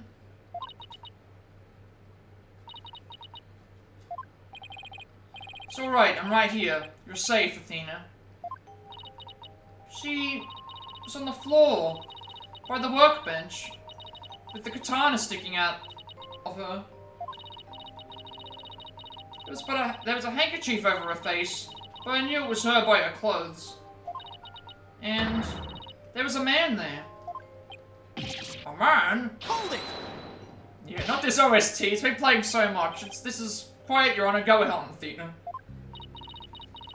He tried to attack me. In a panic, I grabbed the knife that was there, and he dodged at first, so I only got his clothes.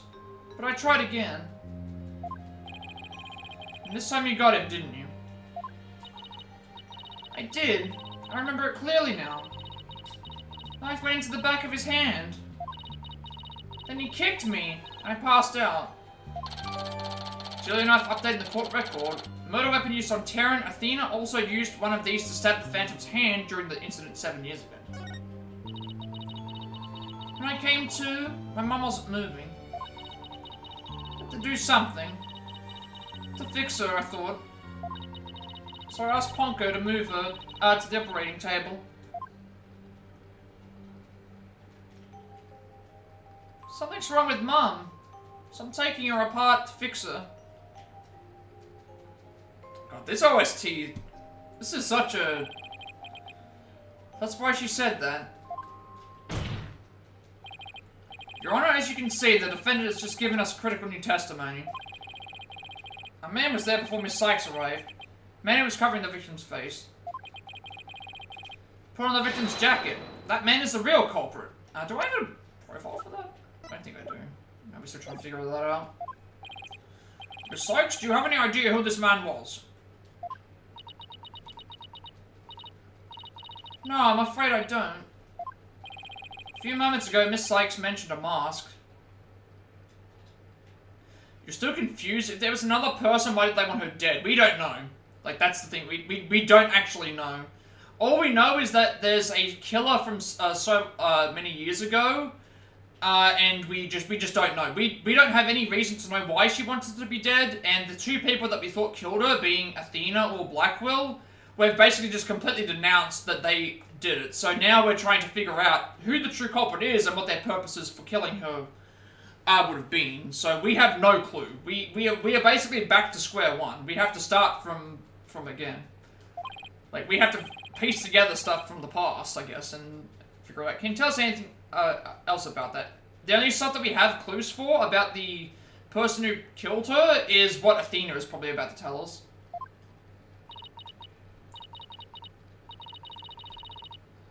The mask, it was my mum's Japanese theater mask. I think it was the one hanging on the wall of the lab. This mask hanging here on the wall. It's kind of spooky, that mask. My mum used to tell me that no mask even has the power to turn an ordinary human being into a phantom. Phantom? It would seem that a new suspect has emerged. And that means that all suspicion against Mick Sykes has... Oh, okay. You see, this is precisely why they can't trust the court system. Athena Sykes is the murderer. I won't accept any other verdict. Miss Blackwell? This isn't not good. A new suspect? Where's the proof this person ever existed? Who says it wasn't all just a dream in the little princess's groggy little head? She's right. We don't have any hard evidence of the masked man's existence. Objection! Thank you, Mr. Wright. I'll never be able to repay you for all you've done. But I'm fine now, because I can say with certainty that I didn't kill my mother. Dean, I'm so glad for you. More and more memories are coming back now. So I'd like to say one more thing if I could. Honko came to the robotics lab at 2 PM to recharge. I went to the robotics lab at 2 PM for my regular recharge. Just as I was about to charge up, Athena came in and hugged Mommy Meters. And then Mommy Meters fell down. After that I was recharging, so I don't know anything. See where you're going with this. Mommy Meters was really the killer in disguise. Right, then you must have come to the robotics lab before 2 PM. Do I have anything here in the evidence that can help me find this person who came to the lab before 2 PM? Yes?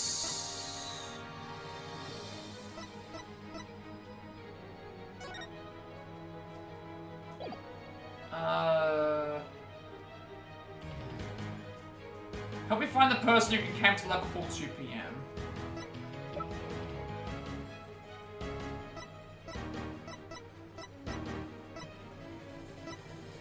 It will probably be the video, because that's actual, like, moving video, so...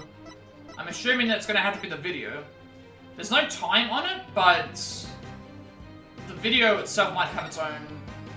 No, it doesn't have its own time on it. Take that! This is Prosecutor Blackwell leaving the scene after the incident around 3 PM. What I'm wondering is, does the video show anyone else passing by there before then? Don't see anything in the investigation report. Looks like they don't check. Just as I thought. So if we rewind the footage and go back to around 2 PM, we should be able to see the true culprit leaving the scene. Very well then, let's take a look.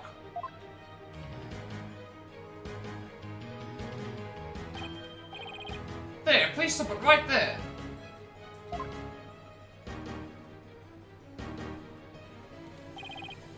Just like you said, there is a man leaving the scene of the crime. Here we go. Why didn't they do this yesterday? Why didn't they show this? Why did they not show this earlier? This person's clearly got blood stains on their right arm, on their right hand, and they're covering and they're wearing the jacket.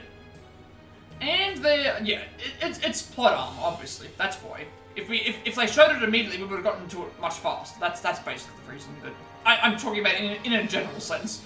Like, but we've got the proof here. We have to go through all this rigmarole for this. Miss Sykes, did you remember this position? Did you remember this person? That's him. I'm sure of it. He's wearing my mother's jacket.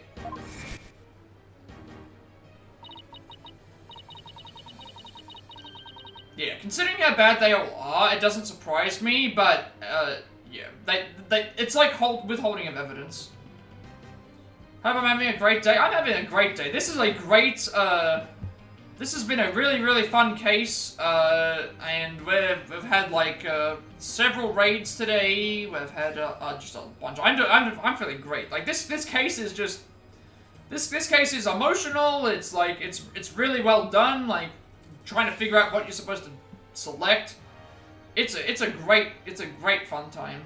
I'm doing really well. But thank you for the look, I greatly appreciate it. A jacket on display. You're still Marvel Jesus, I will agree. You did have, you were thinking ahead of everybody. You were thinking ahead of everyone. Can you see it? There's the slash I made with that utility knife all day. Look, we haven't gotten to the end of the case yet. I'm willing to say that I think this game might be one of my favorites. Yeah, well, we're still lost as well. We don't know what's happened. We don't know who this person is yet. This might be one of my favorite of the games. I'm putting that out there. Haven't finished the game yet, but 1 out of 5 cases where I was only feeling like this was okay and I still liked the end trial. Every other case, I say I loved everything about the cases pretty much. So then, everything Miss Sykes said. Exactly. Proves that Miss Sykes' memories were correct. Dr. Sykes' killer arrived at the robotics lab before 2 PM. I can understand why you were lost, because you did come in, like, partway through the... to understand this case more, you need to have played, like, the first case and the 4th case, and also understand what was going on the 7 years prior. Like, this is the... with these games, typically, the final case is an amalgamation of, like, several things from past cases, so you have to actually, like, be on the ball to unpack everything. Which is another reason why I sort of say, hey, like, just, like, play the games and, experience them that way, because it's just, you'll pick up on things immediately and be like, oh, that actually happened in this point. But like, even I'm still trying to unpack everything, and I've been playing this myself, so... Then he disguised himself with Dr. Sykes' jacket and mask that were there in the lab. Cog probably knew beforehand that Ponko charged up at 2 PM every day.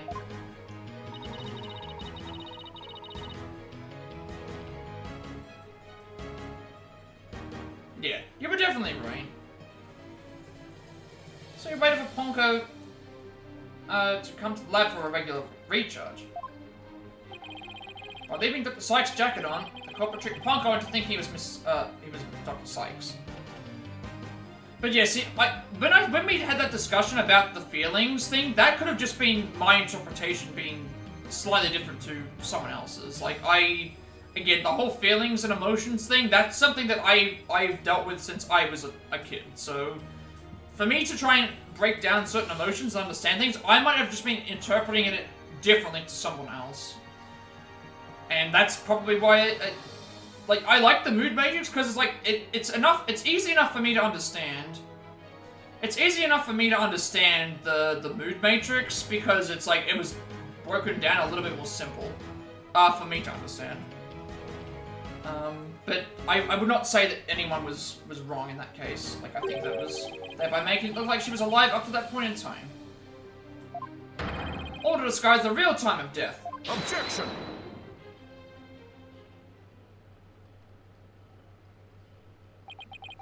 It's a nice theory, Mr. Wright, but I'm afraid that it's just not possible. Yeah, that's the thing. Yeah, I definitely can see that being the case.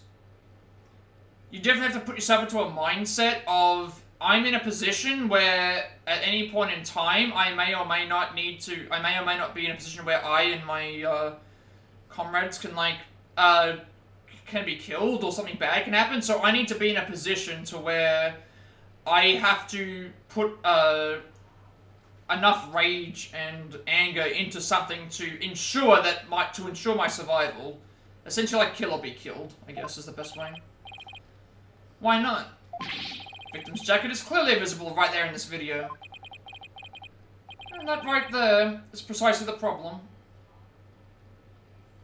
Yeah, that's the thing. You need to... It takes a lot for someone to take a life, but you need to try and dull the other emotions to be able to do it. Especially in a situation where it's like, a slight hesitation can lead to catastrophe. Like, I've watched interviews and things like that, and people's mindset about, like, people that do the SAS, the Special Forces and stuff. And when you see how their mindset is about them being like, I have a task, and my task is to do this, they put everything into that one task, and it's like they have to separate so much stuff. That's why PTSD is such a tragic thing to have to deal with. Is like, nobody can possibly understand how bad that is for someone. The ID tag on the jacket at the scene confirms beyond doubt that it belonged to the victim. The person who left the lab truly was wearing the victim's jacket. Then how could it possibly have wound up back at the crime scene? What's going on? That doesn't make sense. Edgeworth's right. If the culprit was wearing the jacket, how did it get back to the lab? It would have gotten back to the lab because the killer would have brought it back. I mean, assuming that he was able to get back to the... Because we're assuming that yeah, it had to be the killer brought it back. Just because of, where it was and, the other circumstances as well. Killer used the jacket as a disguise to make his escape. Or to conceal that fact, he had to get the jacket back to the crime scene. So the culprit simply returned to the robotics lab later and planted it there. Contradiction resolved.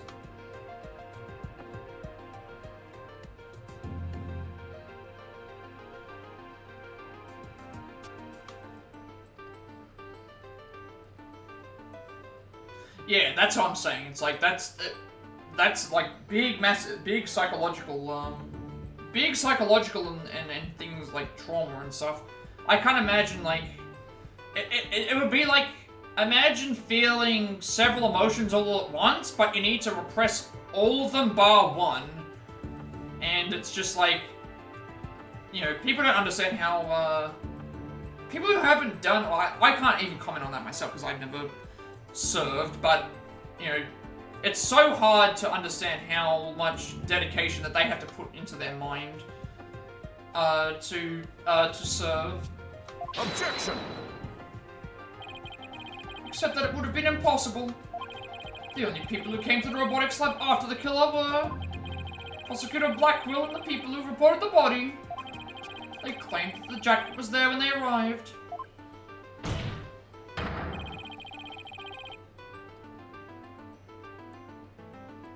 Yeah, that's the thing. It's like that's something that is really hard to break when it comes to that. Like, again, everybody around you hears normal sounds. That person hears, you know, that person could be hearing gunshots or explosions, and is constantly. It's like looking over your shoulder constantly, but it's like,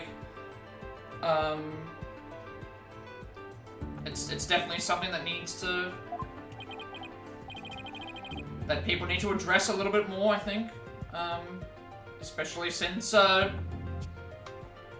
there's way less people that don't serve than there are that do. When did the culprit have the chance to bring the jacket back? When the body was found or at the time of the murder? I think it was when the body was found. Because that would be a little bit hard. Yeah, it never goes away. It's like, how do I put it? It's like depression. If you have depression, or if you know anyone who has depression, depression never disappears. It never goes away. It just is suppressed based on how well you are able to deal with that particular emotion. Depression will never disappear. It's impossible for depression to disappear.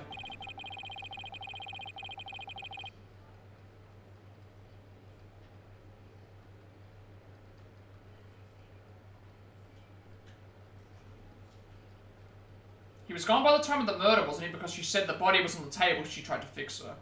Yeah. Mr. Mr. Wright, do you realize the implication of that argument?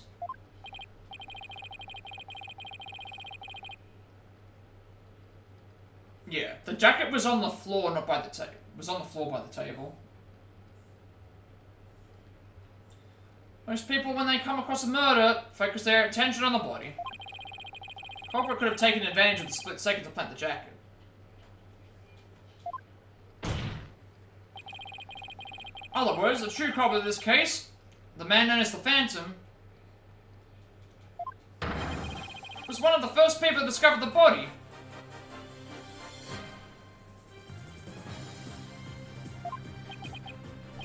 Yeah, that's the thing. It's like it's just one of those it's like a coping mechanism.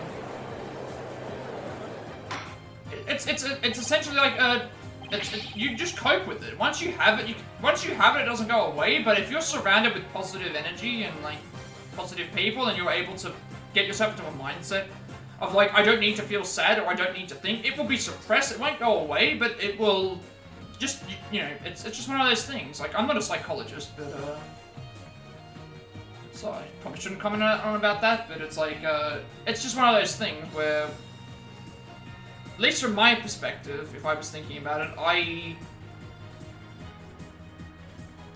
you just mitigate those, maybe Athena can help us? I mean, that's true, like, if we all had just a mood matrix, why not? The body was discovered and reported by a group of 3 people. They were there to collect the space probe's capsule in preparation for the Hat 1 launch.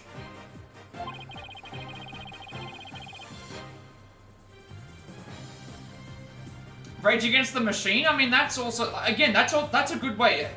Let me just ask a question for a second. There's always, people like and dislike all sorts of things. Has anyone ever come across a person who never liked music? Because I cannot say in my personal experience that I've ever heard anyone say that they do not like music. There's always music for somebody. Always. So that is an indication that music is like in general, something that you can always find something that you enjoy in music. Like, different types of music make sense, but I'm talking about in general. Like, have you ever met anybody that said, I don't like music? In any form.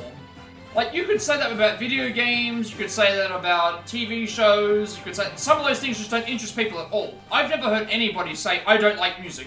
Period. Like, I hate every single type of music. So I think that's just one of those things where it's like, all sorts of music helps people in all sorts of different ways. I mean, the shock-resistant bag? Correct. Suppose the jacket was in that bag.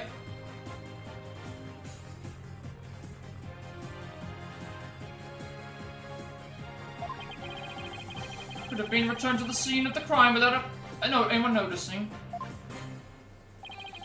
I'll see to it that you get reports on those 3 people. You will?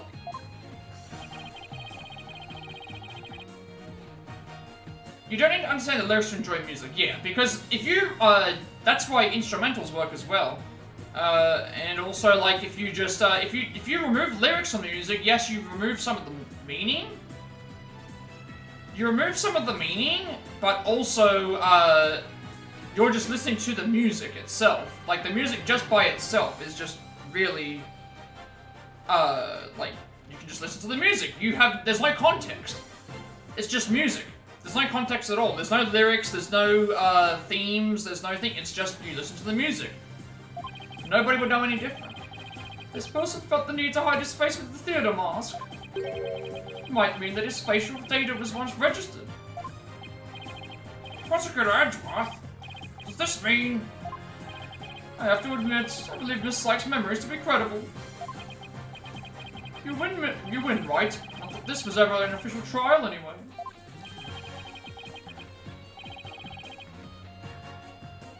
Do my eyes deceive me? Prosecutor Edgeworth, are you actually conceding?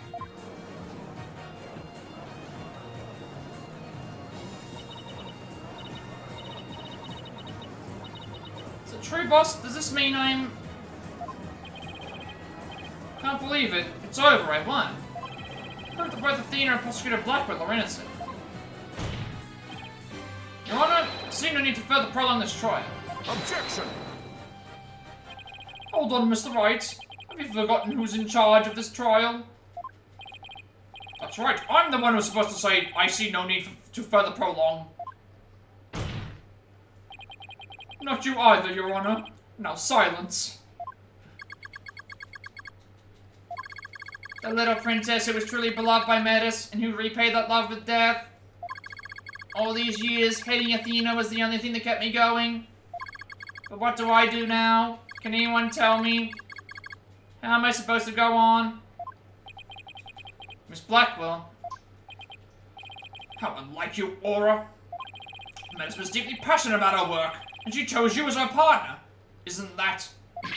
Shut up, Simon. You know exactly how I felt about her. Her respect as a co-worker wasn't all that I wanted.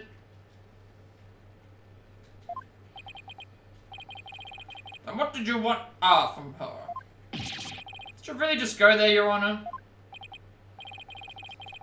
Or there is something I wanted to say if you lend me an ear. I have in my possession a lead on who Metis' murderer is. You do? I don't know, you asked me about the identity of the Phantom of 7 years past. That's right. Phantom, person Blackwell has been looking for, even from behind bars. 7 years ago, somebody hatched a plan to sabotage the Hat 1 rocket. Oh boy, I'm getting tired. How far off are we from finishing this? I don't know. I feel like we're about to go into a second trial.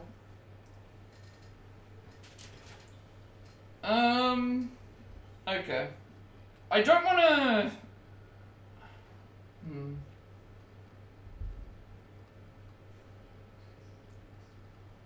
I could probably just stop here for the time being. I don't know how far off I am.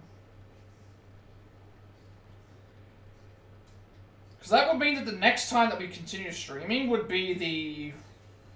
I'm assuming we're going to get a trial part 2. The trial has already lasted... It's minutes long? About 5 minutes. I mean, like, I could also just do the 5 minutes at the start of the next stream as well. I just don't know.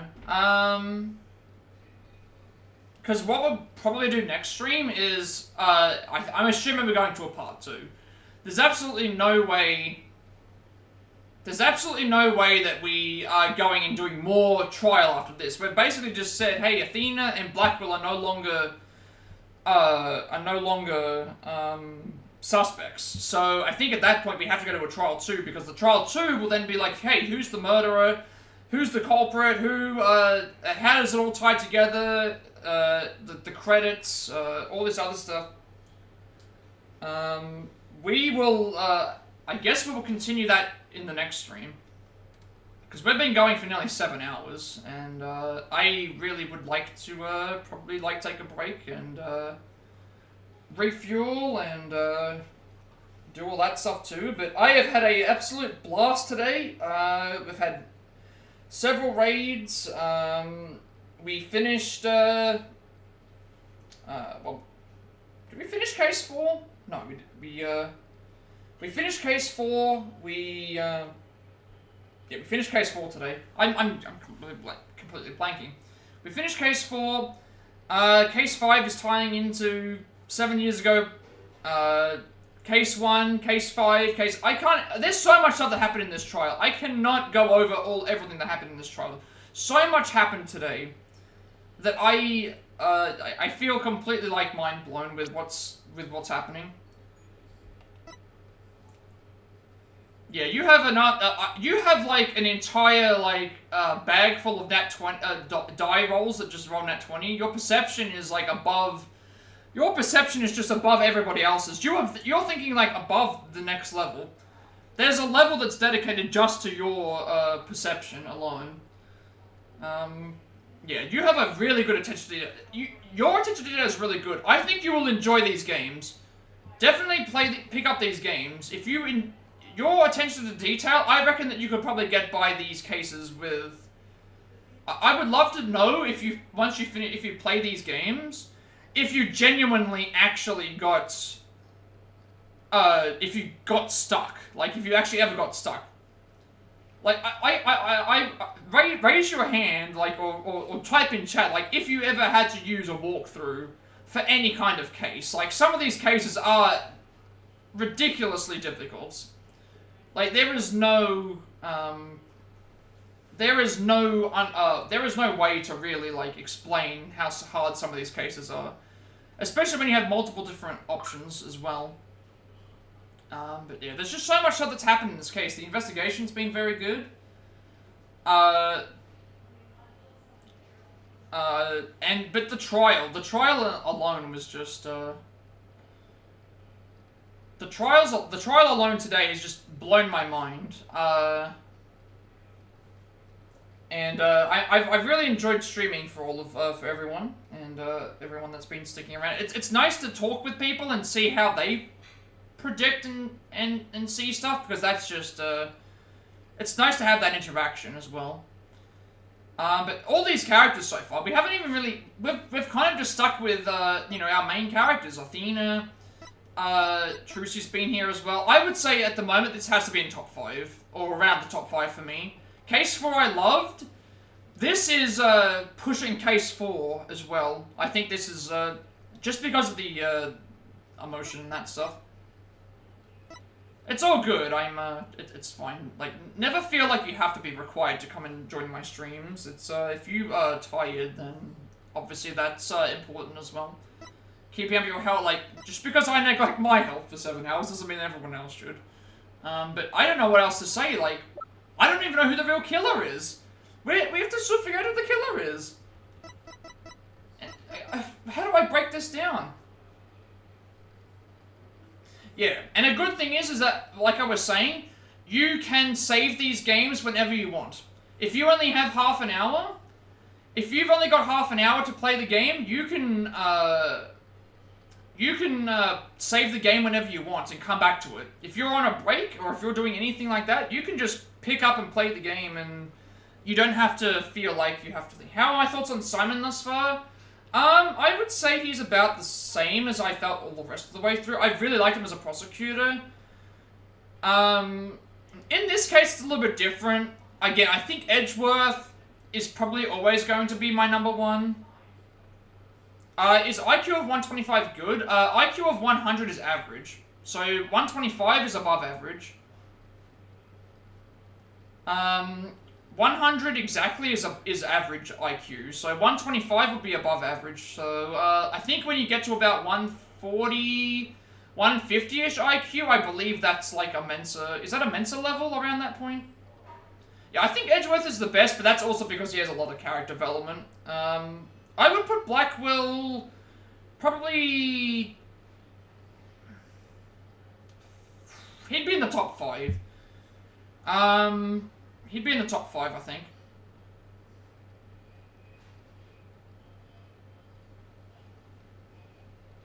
Yeah, 125 is definitely above the average, because I did an IQ test about 15 years ago, and my IQ was 100, which is the average. So if 100 is average, IQ of 125 is above average, certainly, and you're getting things, so...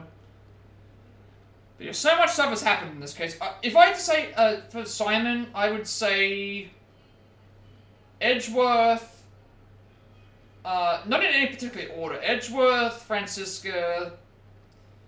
Maybe the one from, thing. It's hard. He'd be in the top 5, I would say. Maybe, like, top 4. It's hard. It's definitely hard to... It's definitely hard to consider about which one I would say. Francisca is probably better. I like Von Karma, Manfred Von Karma, but he's only in 1 case, so it's not really fair. His 1 case shines, but it's like, he's only in 1 case. For a one-time prosecutor, I would say that's one of the best ones. But yeah, we had so much stuff that happened in this case.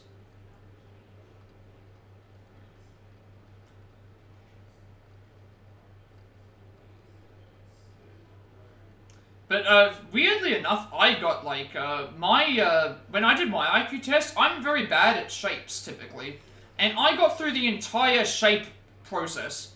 I got through all the ones where you have to like put the shapes within shapes. I'm usually bad with those types of puzzles, and I got all the way to the end of that module, and yet the stuff that I thought I would do very good at, I was also struggling in. But again, IQ isn't necessarily the measure of your intelligence, because a lot of the stuff that it asks is thing. It's like it's also how you use it too. So yeah, I've got a lot to say about this case. Again, this trial was absolutely insane, taking place in the courtroom. I got to make sure I save first. I don't want my game crashing. Okay, we started the trial at 5:20, and we are currently at 18th. So we've already been in this trial for almost over 3 hours.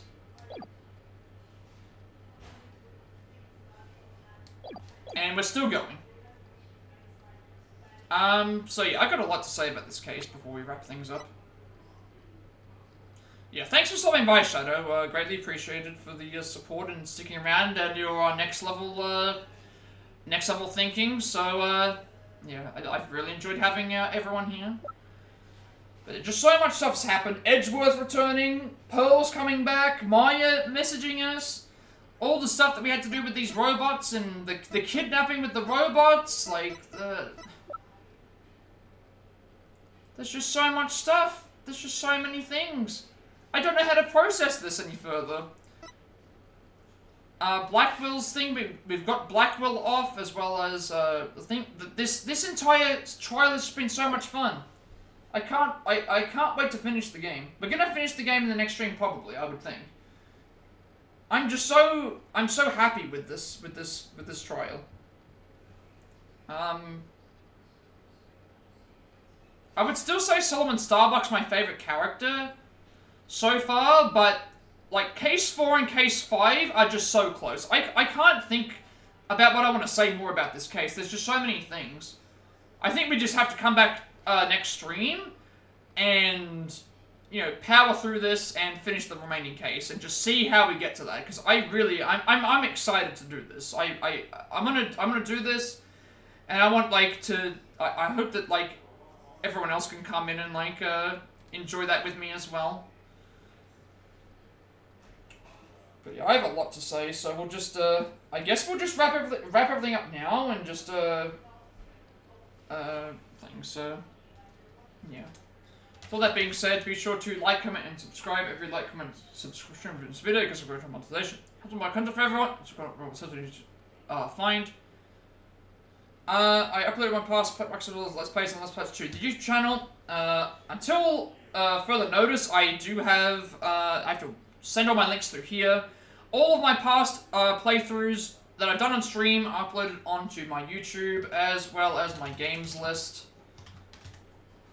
As well. You can find them all in the organized playlist for any of the parts that have been deleted off of this Twitch, because that's what happens. As well as all my speedrun stuff, upcoming games we have to buy, DLCs and stuff like that as well. You can find all that there.